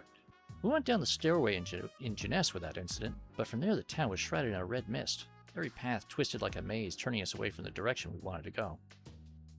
Having gone for so long without finding any meaningful information, I was starting to worry a little. In any case, this entire situation, a town filled with red fog at the stroke of midnight, turning into another world, the appearance of another tower that looks just like Tartarus. Careful, Koromaru. At this rate, I wouldn't be surprised if we ran into shadows.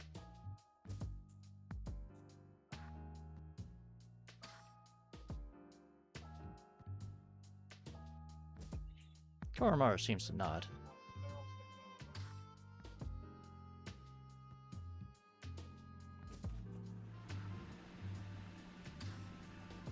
Still, this really is like the Dark Hour. It never truly ended. While I had been living my life in peace, like a child, the world was still in danger. I was left out in the cold. Why didn't anyone tell me anything?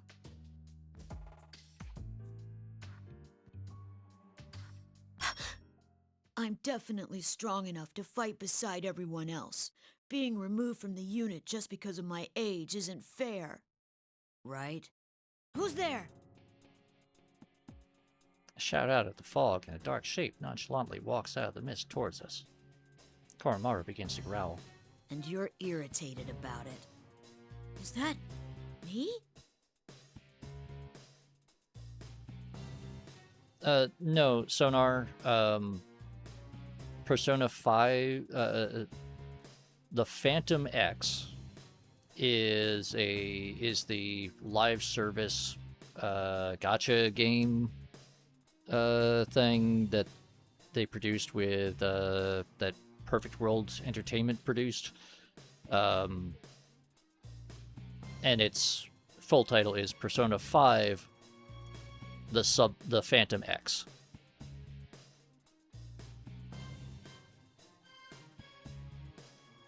It's technically a spin-off of Persona 5, but it's one of like a half dozen. We'll after I play Persona 5 Royal on here, we'll do as many of the spin-off games as I have in my collection, with the exception of Phantom X, because Phantom X is, as I said, incredibly heavy on the gacha mechanic, and the storytelling is disjointed and really not structured for streaming. The shape turns out to be 2 figures, me and Koromaru. It's like looking into a mirror. What's the meaning of this? Even if you try to deceive us with those appearances, it's no use. I feel a wave of malevolence from the shadow that took my form. I ready my spear and take a fighting stance. I'm not deceived. This is definitely an enemy. Being a child only on the surface, peaceful only on the surface, friends only on the surface. Aren't such things only nuisances? Shut up! There's Q and Q2, Persona Freak. Don't forget Q2.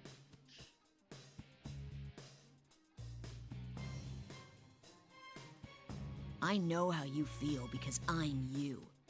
Or to be more precise, I'm a perfect copy based on everything there is to you. That's why I can tell what you're thinking, what dissatisfies you, and how much you desire to fight. So what? What does what I'm thinking have anything to do with you?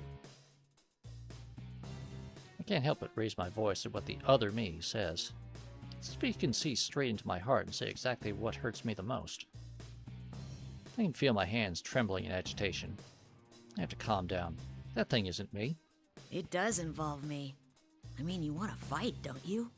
Then we have the same objective. What?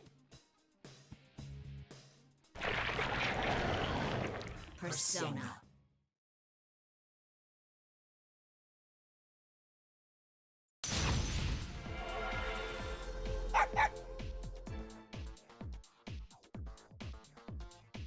Crap! Koromaru's sharp barking brings me to my senses. The enemy appears to have summoned a persona. Well, exactly like mine, Kalanemi.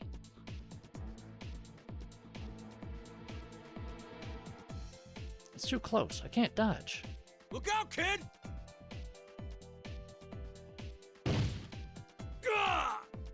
Oh. What am I doing? I need to focus. Desperately try to sort out what just happened. Somebody tall jumped in front of me. Did he protect me? The person who was struck dead on by the persona's attack falls heavily to his knees. I'm instantly reminded of another time when someone else died protecting me. I've made the same mistake again. Damn it! Hey kid, what are you walking your dog around here for? And such a goddamn adorable dog, too! Huh? That wasn't what I meant to say! Hurry up and find somewhere safe! Things are dangerous here right now! You're... I stared dumbfounded at the man who shielded me. This must be Kanji Tatsumi, one of the Inoba persona users described in the files I went over during the helicopter flight. He still seems okay. That's a relief. Actually, he appears to have a lot of energy to spare. It must be really tough. Kanji-kun, here comes another! Sukuna Hikuna, go!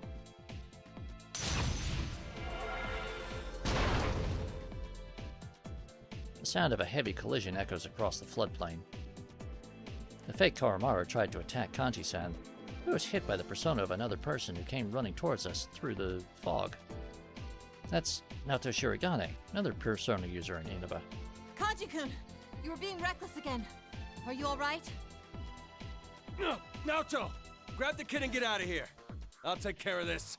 Bravery and recklessness are not the same thing. We'll do something about this. Naoto-san turns to face me. Does this person know about me? You're Kanemata, a member of the Shadow Operatives Emergency Special Suppression Unit, correct? And you're Koromaru-san. Please lend us your help. We want to return this town to its normal state. Huh? Shadow Operatives? Are you a persona user too? Wait, does that mean the dog's got a persona too? Looks like we have some more shitty guests. Fine, whatever. Just hurry up and make a decision. Which of you is fighting me? Shadow Ken is just tired of this shit already. Oh, you don't have to fight. But your captured companions are having their powers drained, and things may become irreversible if you don't hurry. What? What are you doing to them? Who knows? Why don't you find out for yourselves? In any case, bring on the ring.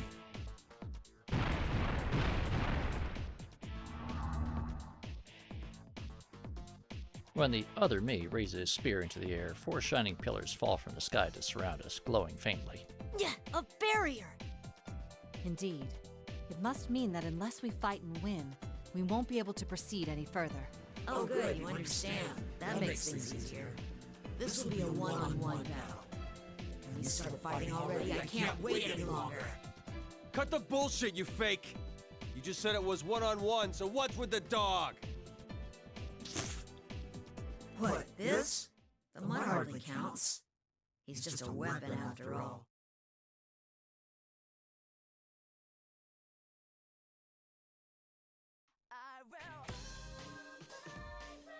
Nope.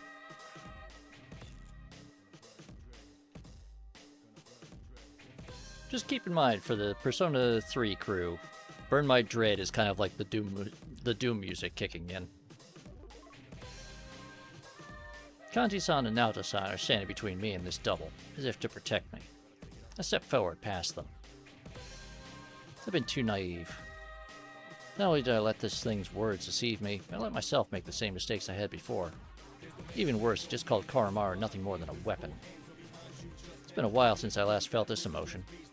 I can't let this go unpunished. I had been too conceited. I didn't understand anything at all. Ken-kun? Naoto, don't butt into this. Comes a time when a man's gotta do what a man's gotta do. Ken, huh? I got your back, so settle this for yourself! Kanji-san takes a seat on the ground. Naoto-san sees this, then holsters her gun and nods to me. They're so awkward. But I'm grateful for their kindness right now. Thank you. I will win this. Let's go, Koromaru! As I raise my spear, the image of someone standing protectively in front of me resonates within. From back then, and again just now. The shadow that looks like me stands before me. If I defeat it, I wonder if I'll be able to change. And yeah, Ken was definitely the victim of some of the nasty things that the Kurigyo group did. Finally!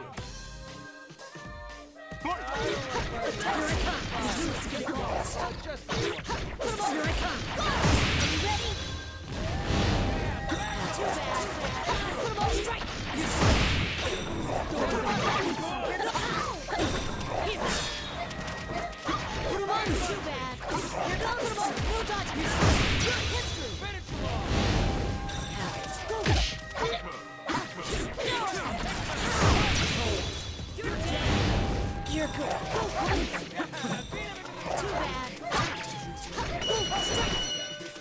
bad. You did it! We won!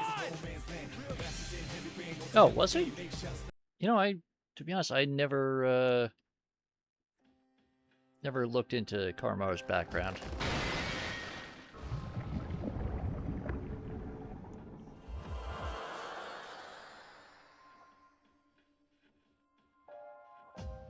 Just as the document said, the two of them were summoning their personas without having to use evokers. Because of that, I thought that perhaps I'd be able to do so as well. And I was right. But being able to summon personas like this should only be possible in that TV world. Something changed to make this place the same as that other world?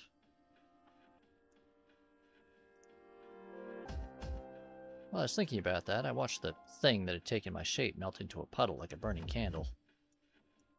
Koromaru sniffs suspiciously at the puddle of black goo and barks once. Is this a shadow? Huh? I thought somebody's shadow was supposed to turn into a persona when you beat it. Kanji-kun, didn't you notice? That wasn't a shadow that came out of Ken-kun. It must have been a fake created to bear his likeness.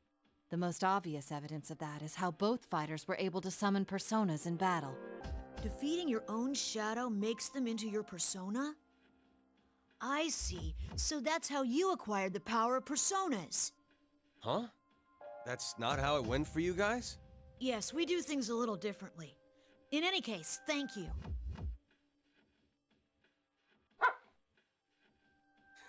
It's fine. Ow. Kanji-kun, are you all right? I'm sorry. It's my fault that you got hurt.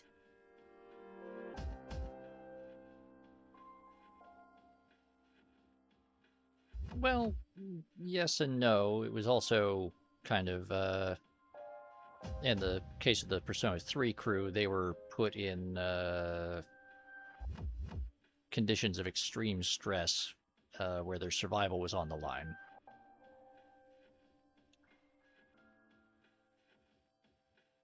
Yeah, pretty much. Pretty much Persona Freak.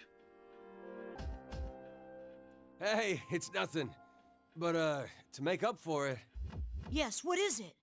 You think maybe I could, like, pat you on the back or something? Kanji. God damn it. What? Suddenly remember something.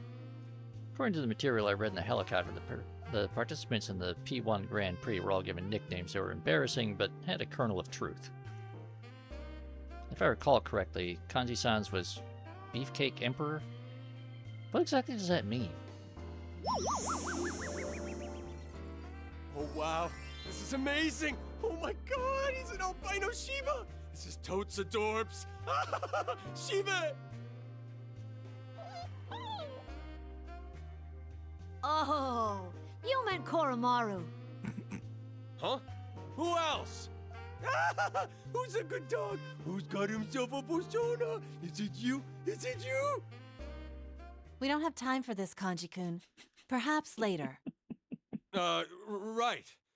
Sorry about that, Koro-chan.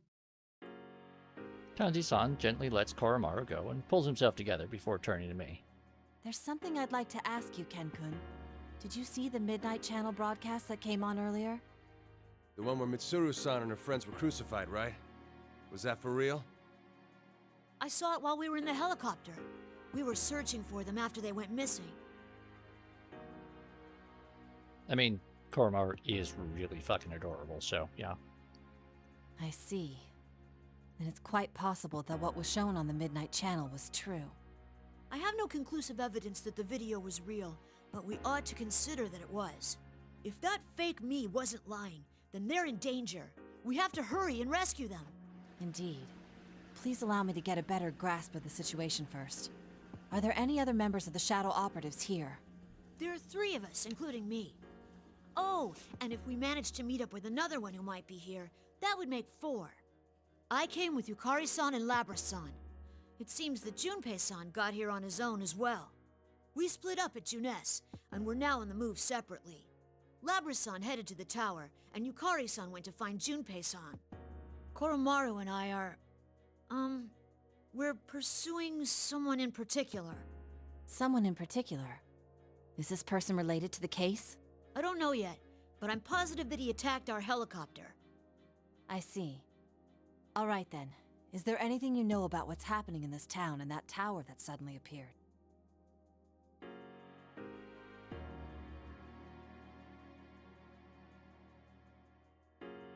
Naoto-san points to the tower looming out of the fog.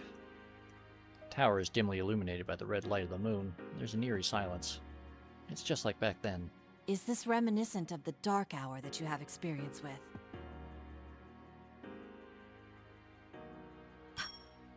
That's... The dark hour. Hearing those words come out of Naoto-san's mouth baffles me. What's happening here in Inaba is quite similar to the dark hour. The appearance of that tower, the shadows. No matter how you think about it, there's no denying the similarities with the case from 3 years ago. I speak from experience.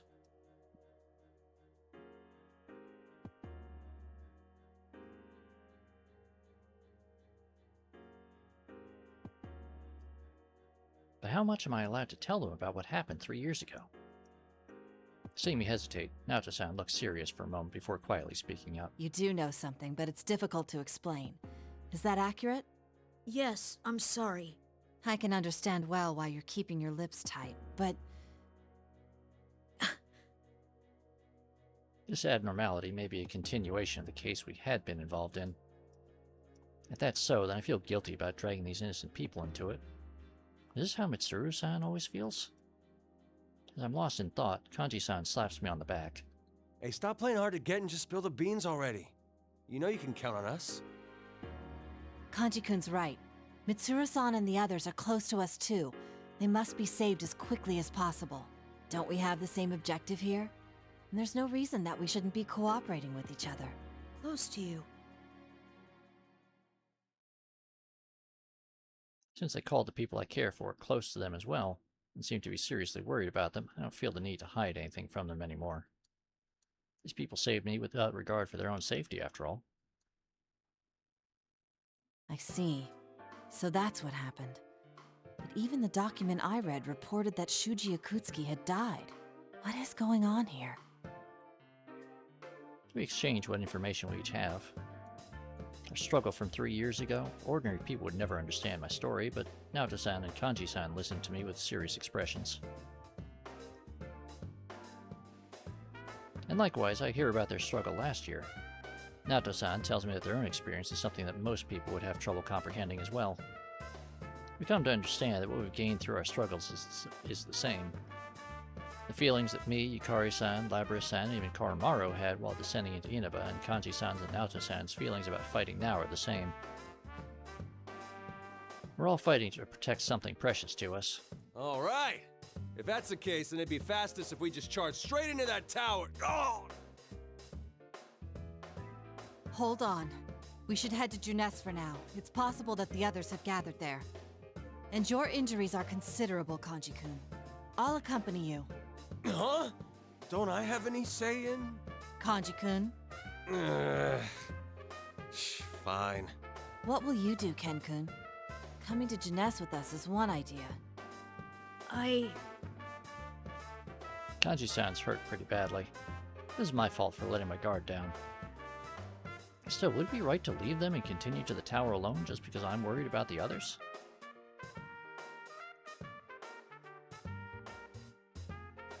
Still haven't found Akutsuki either. What's the right answer here? What can I do in this situation? Hey, what's the holdup? This should be a no-brainer for you. Huh? Your buddies are in danger, so you want to go save them, right? And stop wasting your time thinking about it and go. Kanji-san. There's no need to be concerned about us. We'll keep an eye out for anyone resembling Akutsuki on our way to Junes. There's no time. You need to hurry. Once we've met up with our friends, we'll find you again. Thank you. Koromaru and I will head to that tower. Ha! That's all you had to say from the start. Careful, though. Another fake might try to jump you like the one here did. Yes, I know. I won't let my guard down anymore. Look Kanji-san straight in the eye. He's a tall guy, but I only have to look up a little to do so. 3 years ago, when I was still in elementary school, I looked up at my taller senpai and strove to become like them. Since then, I suppose I've become impatient without realizing it. I lost sight of what was around me. Felt as if I was the only one being left behind. Good! Now get going! Kanji-san touses my hair and puts his hand on my shoulder. Right. Please be careful, you two.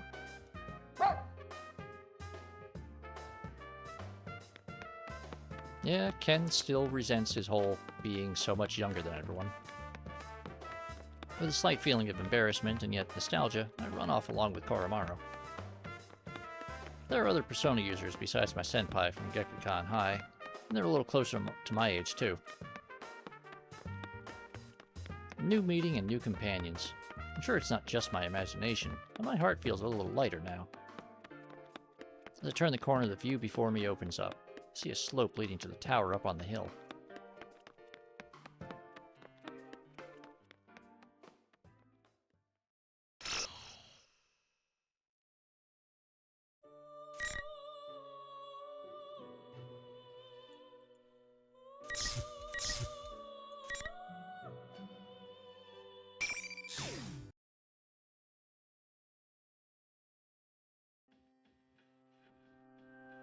Everything is still, and it feels like I'm left behind in the flow of time. Like I thought, there's something wrong with the entire town. This is just like the dark hour. The dark hour. Leaving the fog aside, this town situation seems very similar to back then. There's a small pang in my heart when I think back on some long-forgotten sensations. But I don't feel anxious. Just like back then, I'm going to save the people close to me. Anyway, I've got to meet up with Junpei so we can look for Mitsuru-senpai and the others. That's easy enough to say, but the entire town has become something like a maze. I'm having trouble getting closer to the station. Since leaving the others at Junes, I've walked for quite a distance. Oh, I wonder if everyone's okay. I'm worried about Kikuno-san too. If only Fuka was here.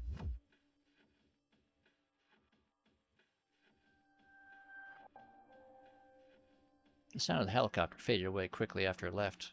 The town is oddly quiet.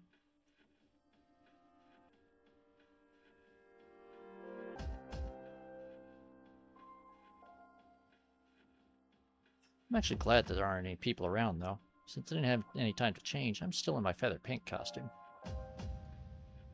It didn't bother me much when I was in the helicopter, but just imagining walking around like this, where other people might see me, would be embarrassing beyond belief. That's quite a bizarre look you have there, Yukari. Mitsuru-senpai?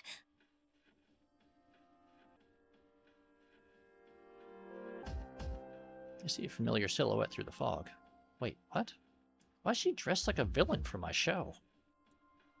I mean, I know that she's never been all that interested in fashion, but in any case, I'm relieved to see her. Oh, thank goodness you're okay. Are Fuka and Akihiko-senpai with you too? Where's Aigis? Who knows? Most likely disgracing herself in some unsightly way somewhere. She's capable of getting herself killed on her own. Huh? Mitsuru-senpai? Don't you think so? You came to this place to do battle to begin with. Isn't that so, Yukari Takeba? Something's not right. I recall something from the files about the previous P1 Grand Prix. When two people would meet, their words would be twisted, enraging them until a fight ensued. Is that what's happening here? Mitsuru-senpai, are you all right? Are you really hearing what I'm saying? Forgive me. We're both under the same circumstances, so let's get along. We were both released from those foolish restraints of our fathers, after all. That repulsive laugh causes something to snap within me. Dad. I don't care if this is a trap or not. Before I realize it, I'm shouting back at Mitsuru-senpai. Don't play games with me! You promised me that we'd fulfill our dad's wishes! That we'd have them watch over us as we work together! Hold it right there! Please stop fighting over me! Huh? What the? A strange round object bounced between us. Huh? Is it somebody in a costume? Wait, I remember seeing this in the files that Kikuno-san had prepared for us. This is a Persona user from Inaba. I think the person wearing it was named Teddy. Wait, it's talking now. Wowza! I was drawn to the smell of beauties, but here's a couple that are dressed kinda weird. Teddy, you're gonna get murdered. Yeah, okay. I may not be dressed very sensibly right now, but you're the one wearing a full-body animal suit. But this isn't Michan! It's a complete fake trying to mimic Michan's beautiful bod! Michan? You mean Mitsuru-senpai? Hold on a sec. A fake? That's right! This Michan is made of shadows and...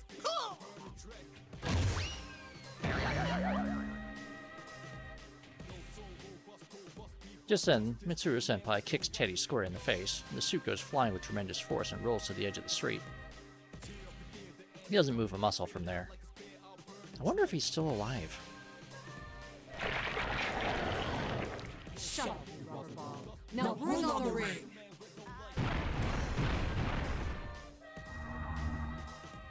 This may be a fake Mitsuru-senpai, but it looks exactly like the real thing. She raises her hand. 4 red posts fall down from the sky and slam into the ground surrounding us. Just then I notice that Mitsuru-senpai's eyes are shining in a burning golden color. Are you really a fake Mitsuru-senpai? That's the important thing, Wilf. Yes, I didn't intend to hide that fact from you. I am a duplicate, recreated from exact knowledge of who Mitsuru Kirijo is. What? You took Mitsuru-senpai's form and mocked my dad! I will not forgive this! I'm in a simple fit of rage.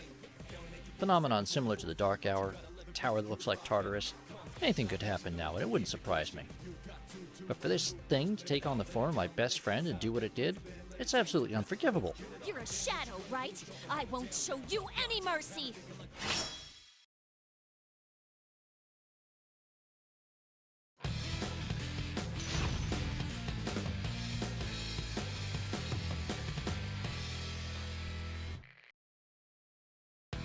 Finally! Prepared! Excuse me! Ah!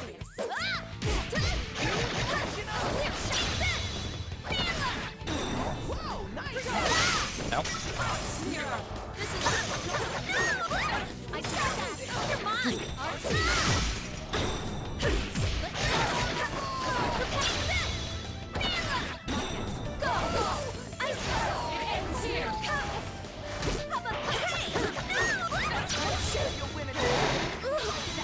Nope, no. Good. loose. Excuse me. For me. Prepared. This is it. Nope. Ready to go!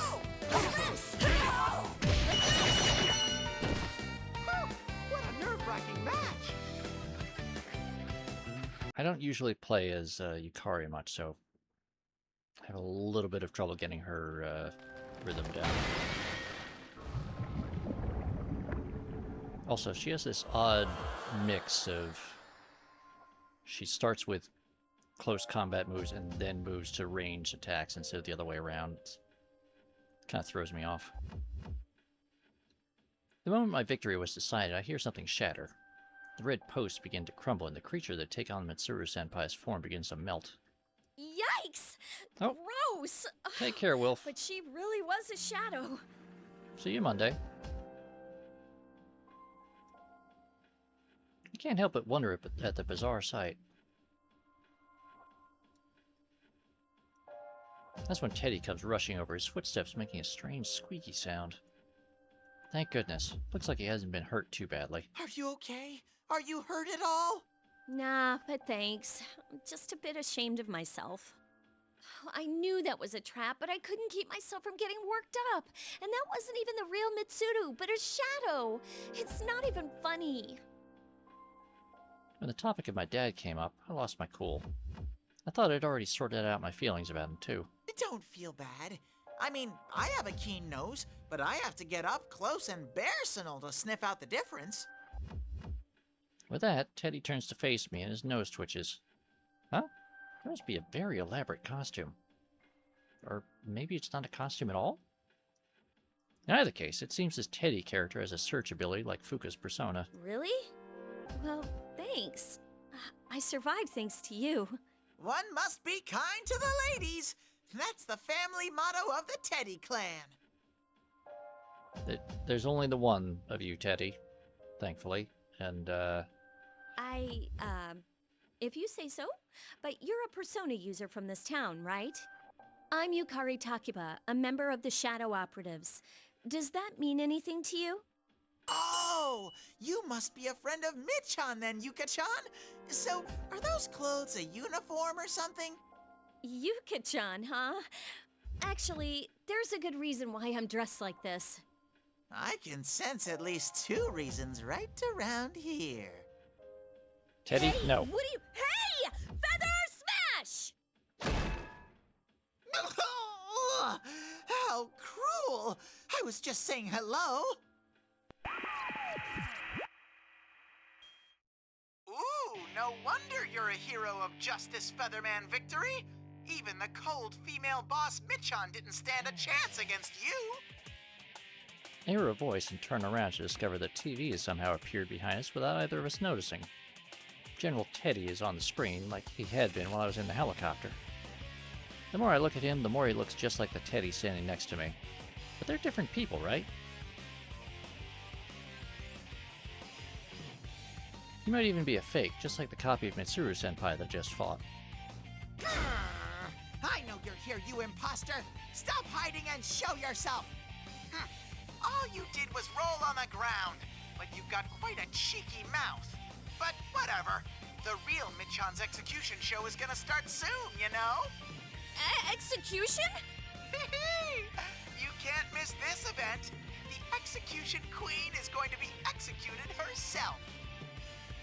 If you don't want that to happen, maybe you should stop dallying around like this and hurry to the tower where I am, Yuka-chan!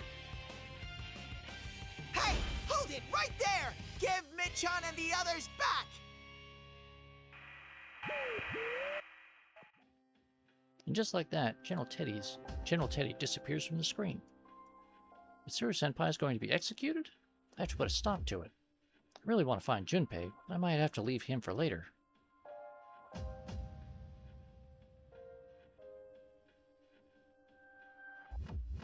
Oh no, we have to hurry and save her! Teddy, didn't you say that you have a keen nose? Yep. You want me to find Michan with my nose, right? Well, I can't stop sneezing in this red fog, though.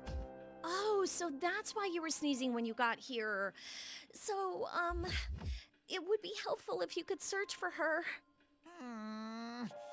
I'll do it! If Michan's in trouble, I can't rest until she's safe! Thanks. Having you come along is really reassuring. Wowza Bo Bowza! I've been recognized for my skills!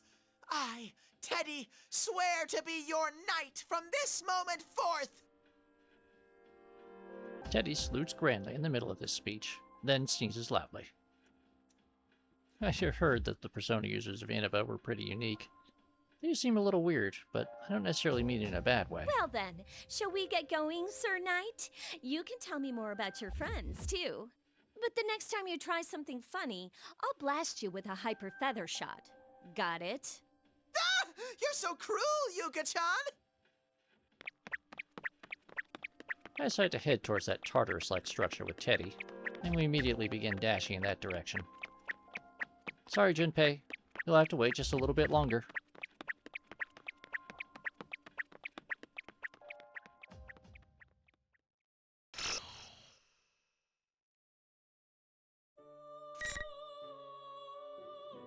Alright, let's see what we've got here.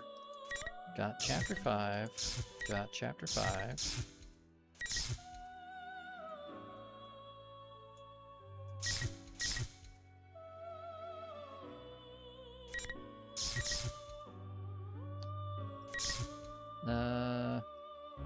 Alright, I think what we'll do is we'll finish out Chapter 4 with Junpei here. And then we'll call it a day. Alright? Let me just make sure... yep. Okay, we did that. Yeah, because this should round out Chapter 4. So that next week when we resume, we'll just start right from the beginning of Chapter 5.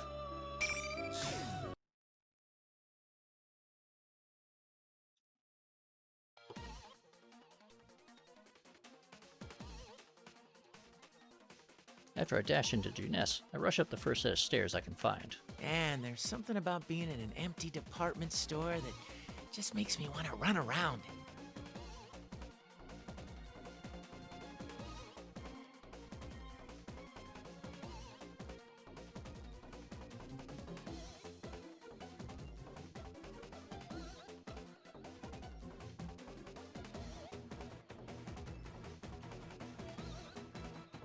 Okay, that's a stupid thing to say, even for me.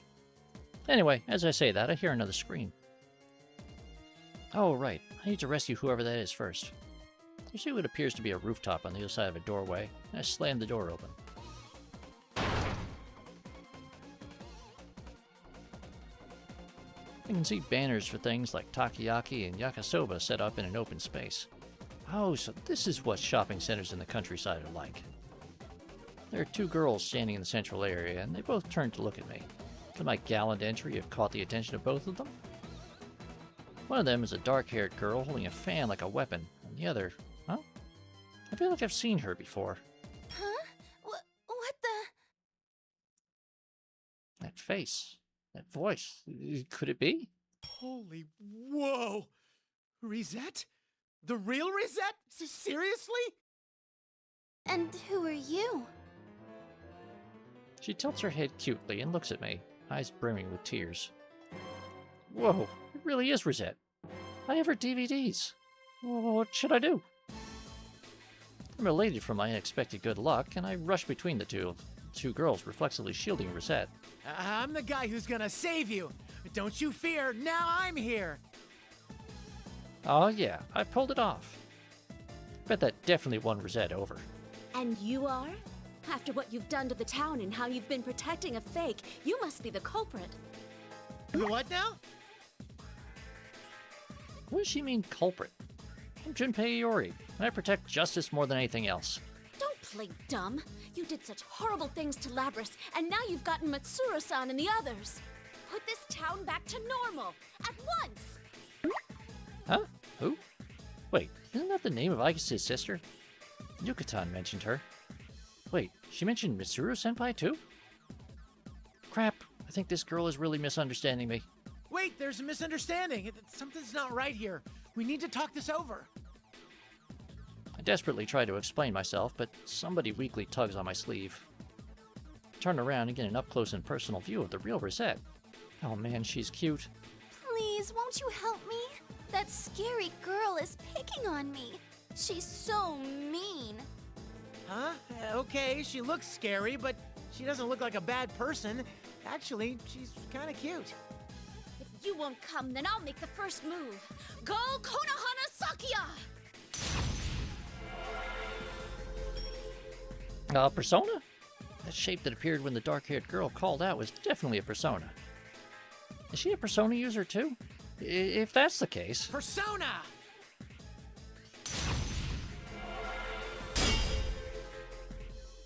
The girl's persona comes flying toward me, wreathed in flames, and clashes with my own persona in a sound like glass smashing into glass. The two personas are locked against each other in combat. The dark-haired girl seems surprised at my ability to summon a persona too. Like I was saying, can you wait a sec? Why are you doing this? Violence isn't the answer, you know. Don't waste your breath! I will protect my friends and my town! On closer inspection, the dark-haired girl's eyes are dead serious. I can sense her powerful determination through the power of her persona. I can't hold her back any longer. This isn't good.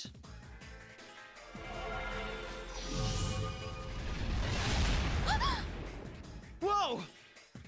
What a pain! What are you, stupid or something? The dark-haired girl gets blasted across the area with a scream. When I turn back in surprise, I see another long-haired persona. What? This is totally unexpected turns of events. Rosette has a persona too? And that persona made that attack just now. How long are you gonna keep up this stupid charade? Cheap sob stories don't bring in the ratings these days. What use are friends, anyway? What? I'm surprised to hear words like that coming out of this cute pop idol. What's wrong, Rosette? That's not true. I try harder because of my friends. They make me stronger. They give me people to live up to and people to protect. And if you deny that strength, then I cannot lose against you. Yep, I can understand that feeling. She's right. Ah, crap. Does this mean that I jumped into this thing and immediately took the wrong side? You make me sick. Hey, aren't you supposed to be on my side? Hurry up and deal with her. Yikes. Rosette's face is even scarier than anything I've seen Yucatan pull off. To think that she's this kind of girl when she looks so cute. Appearances can be deceiving, huh? No. I feel like my world's been crushed. I recall the Yucatan wannabe I met earlier. I couldn't tell if she was real or fake at first either. Could this be a fake Rosette too? Dang, there's no way to tell. Alright. Hey, say something, you baseball freak. Sorry. Huh? I can't do anything on my own. And people have been helping me all the time until now, too. But because I can't do anything by myself, I want to stay strong for someone else. That's why, even if you're the real Rosette, I can't side with you. I said it. That was something I learned from back then that I've been telling the kids. Well, doesn't mean that everything you do gets results, though. Even then, I'm only saying it right now because of the support of everyone else. What's with these cheap cliches? Take a look in the mirror before you say stuff like that. Oh well, I guess it's fine. It would have been more fun if the two of you actually went at it. But I'll invite you both to my last concert before the world ends. Now, bring on the ring!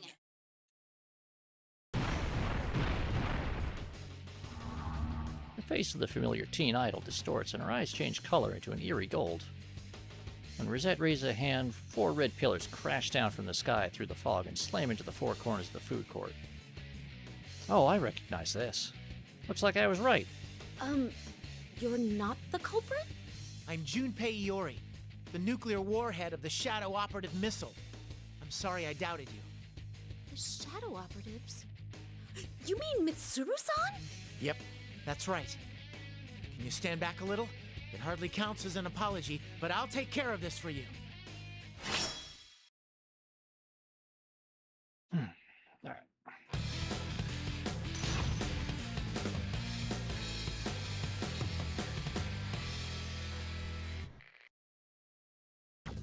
final. Fight! Time to run! Here! Time to run! Time to run!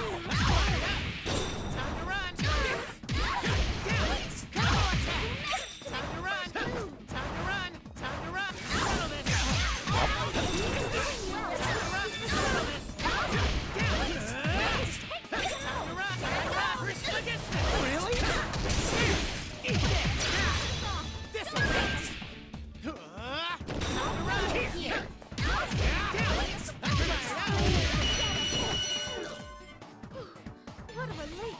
I'm glad you won.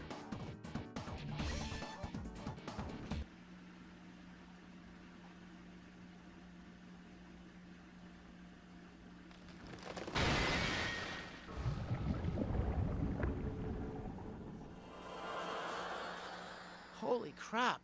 Man, that was tough.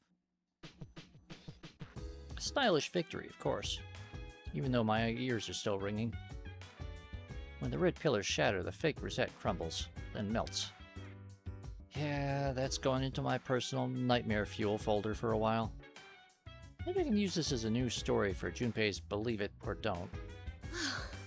Thank you, Junpei-san. I'm Yukiko Imagi. Yukiko-san, huh? Are you a high schooler from around here? Can I ask you something? Hello, Mecha. Hope you're doing well today. Huh? Are you hitting on me? What? Come on, really? I just want to know what's going on in this town. I'm sorry. I get caught up with weird people too often. I mean, you've got a beard and a baseball bat. Come on, you're treating me more like a criminal suspect than a dude who's hitting on you. I'm not a bad guy, okay? Yes, Mecha. This is Persona 4 Arena Ultimax, which is a spin-off of Persona 4 where instead of the traditional JRPG format, it's a 2D beat-em-up fighter game. But it has a whole story mode, so we're going through that. And it's the crews of the cast of Persona 3 and Persona 4 doing a crossover as well, so. But I can see how you get caught up in situations like that. I mean, you are cute. When it happens, use the Junpei-style stranger danger technique. Junpei, I don't think you're actually making the situation better. Junpei style? Oh, is that like Hanayagi style? Something like that. I teach kids baseball, and I also teach them basic self-defense from suspicious people. Stranger danger technique number 1. First, you have to yell really loud. Always start by yelling for help. Huh, okay. What? Like that? Yeah, that was pretty promising. Huh? Yukiko-senpai, get away from him! Himiko! Rosette is standing near the entrance to the food court, even though she disappeared only a moment ago. Could this be the real one? But she has her persona out, and I feel like she's just as menacing as the fake from before. Get away from her, you perv! Holy crap, that was close. This is a misunderstanding, Rosette. A misunderstanding. Turns out luck isn't on my side today. Like, it's actively working against me. I get called a perv by my favorite teen idol. When I learn she has a persona, she hits me with it. Hold on, Risei-chan. He has a beard, but he's not a creep. Huh?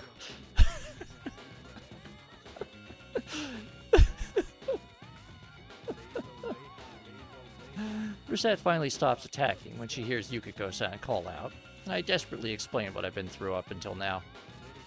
But wow, this really is Rosette. The real Rosette. Maybe luck's on my side after all.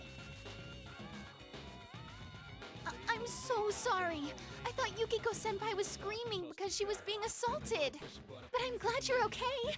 I figured that if I came to the food court, there'd be someone else here. I'm glad you're okay too, Risei-chan. And it looks like you can use your persona to fight now? That's amazing! I mean, to be fair, that is the case in a lot of places in the world. in Japan in particular, facial hair is often considered kind of a weird thing unless you're like old and able to grow a distinguished goatee kind of thing. It's true that Rosette's persona was impressive. Add that in with her calling me a perv, and I feel like this experience is going to traumatize me. So, this is Junpei Iori. He's supposedly a nuclear landmine for the Shadow Operatives.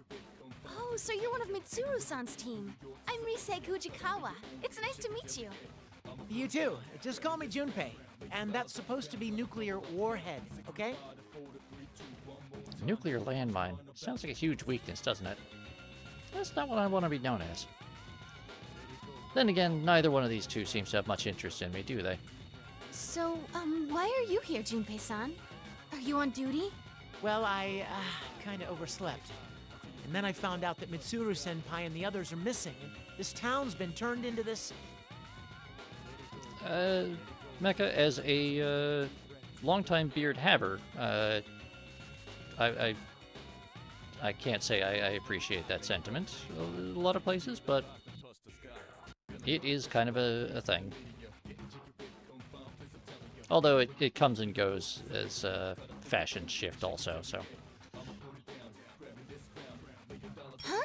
Mitsuru-san and the others are missing? Are they okay?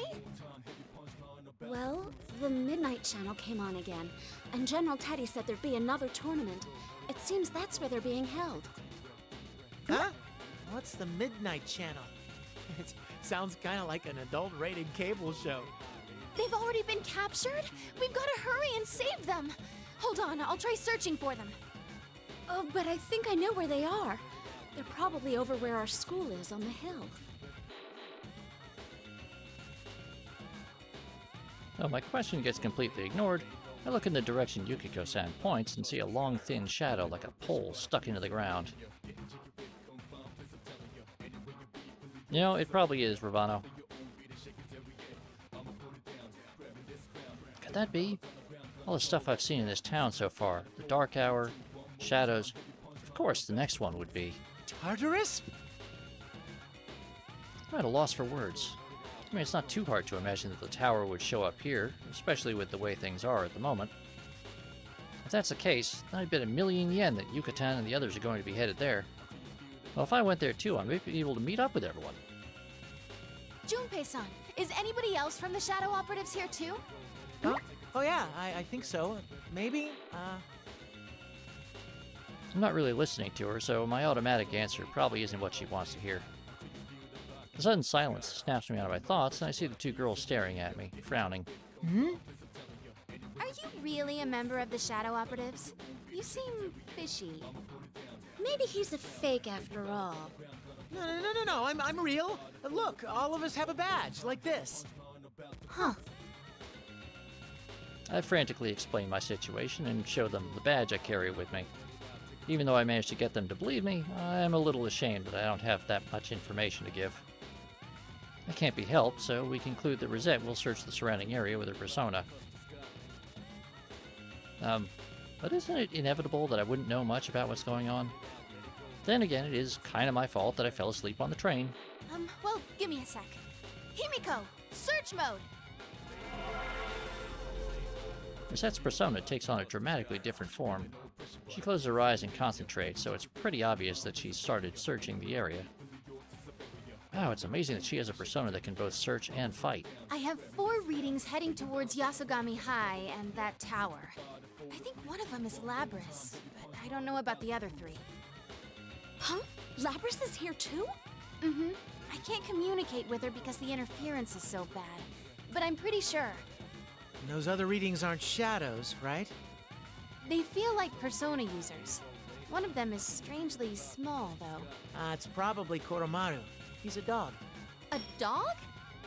A dog can use a persona? How? I don't know. He just can. Junpei-san, you seem pretty vague about everything. I feel like they're being really harsh, without any hesitation. 3 readings that Rosette doesn't know. If one of them is Koromaru, then the one next to it must be Ken. Then the last one should be Yucatan.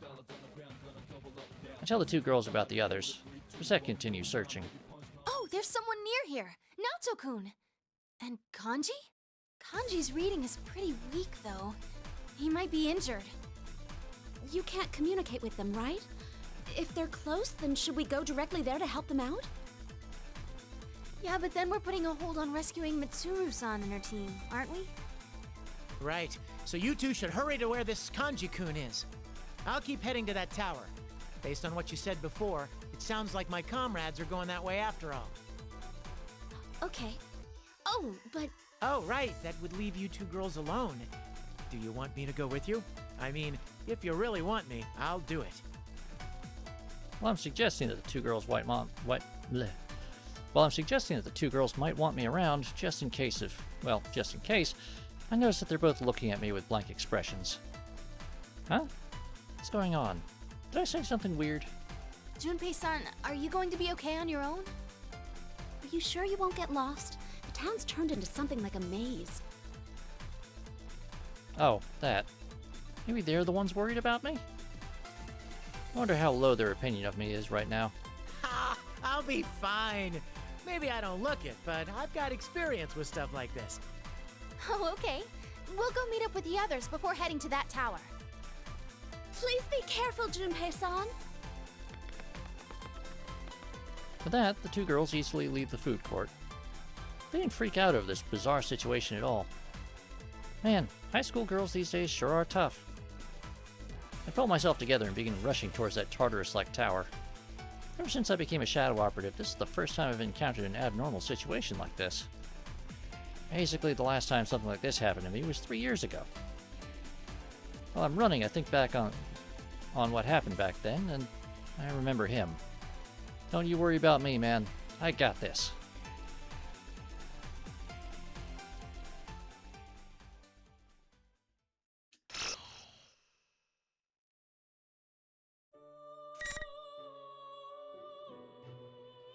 Okay. So... that, I think, is where we're going to call it for today. Which means that's it for me for the week. Persona 4 Arena, Ultimax. I'll be back on Monday at my usual time. And let me check real quick and see if there is someone to raid.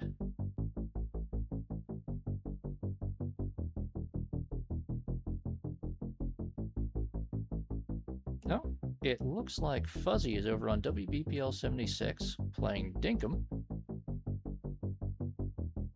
So I'm going to send you over there.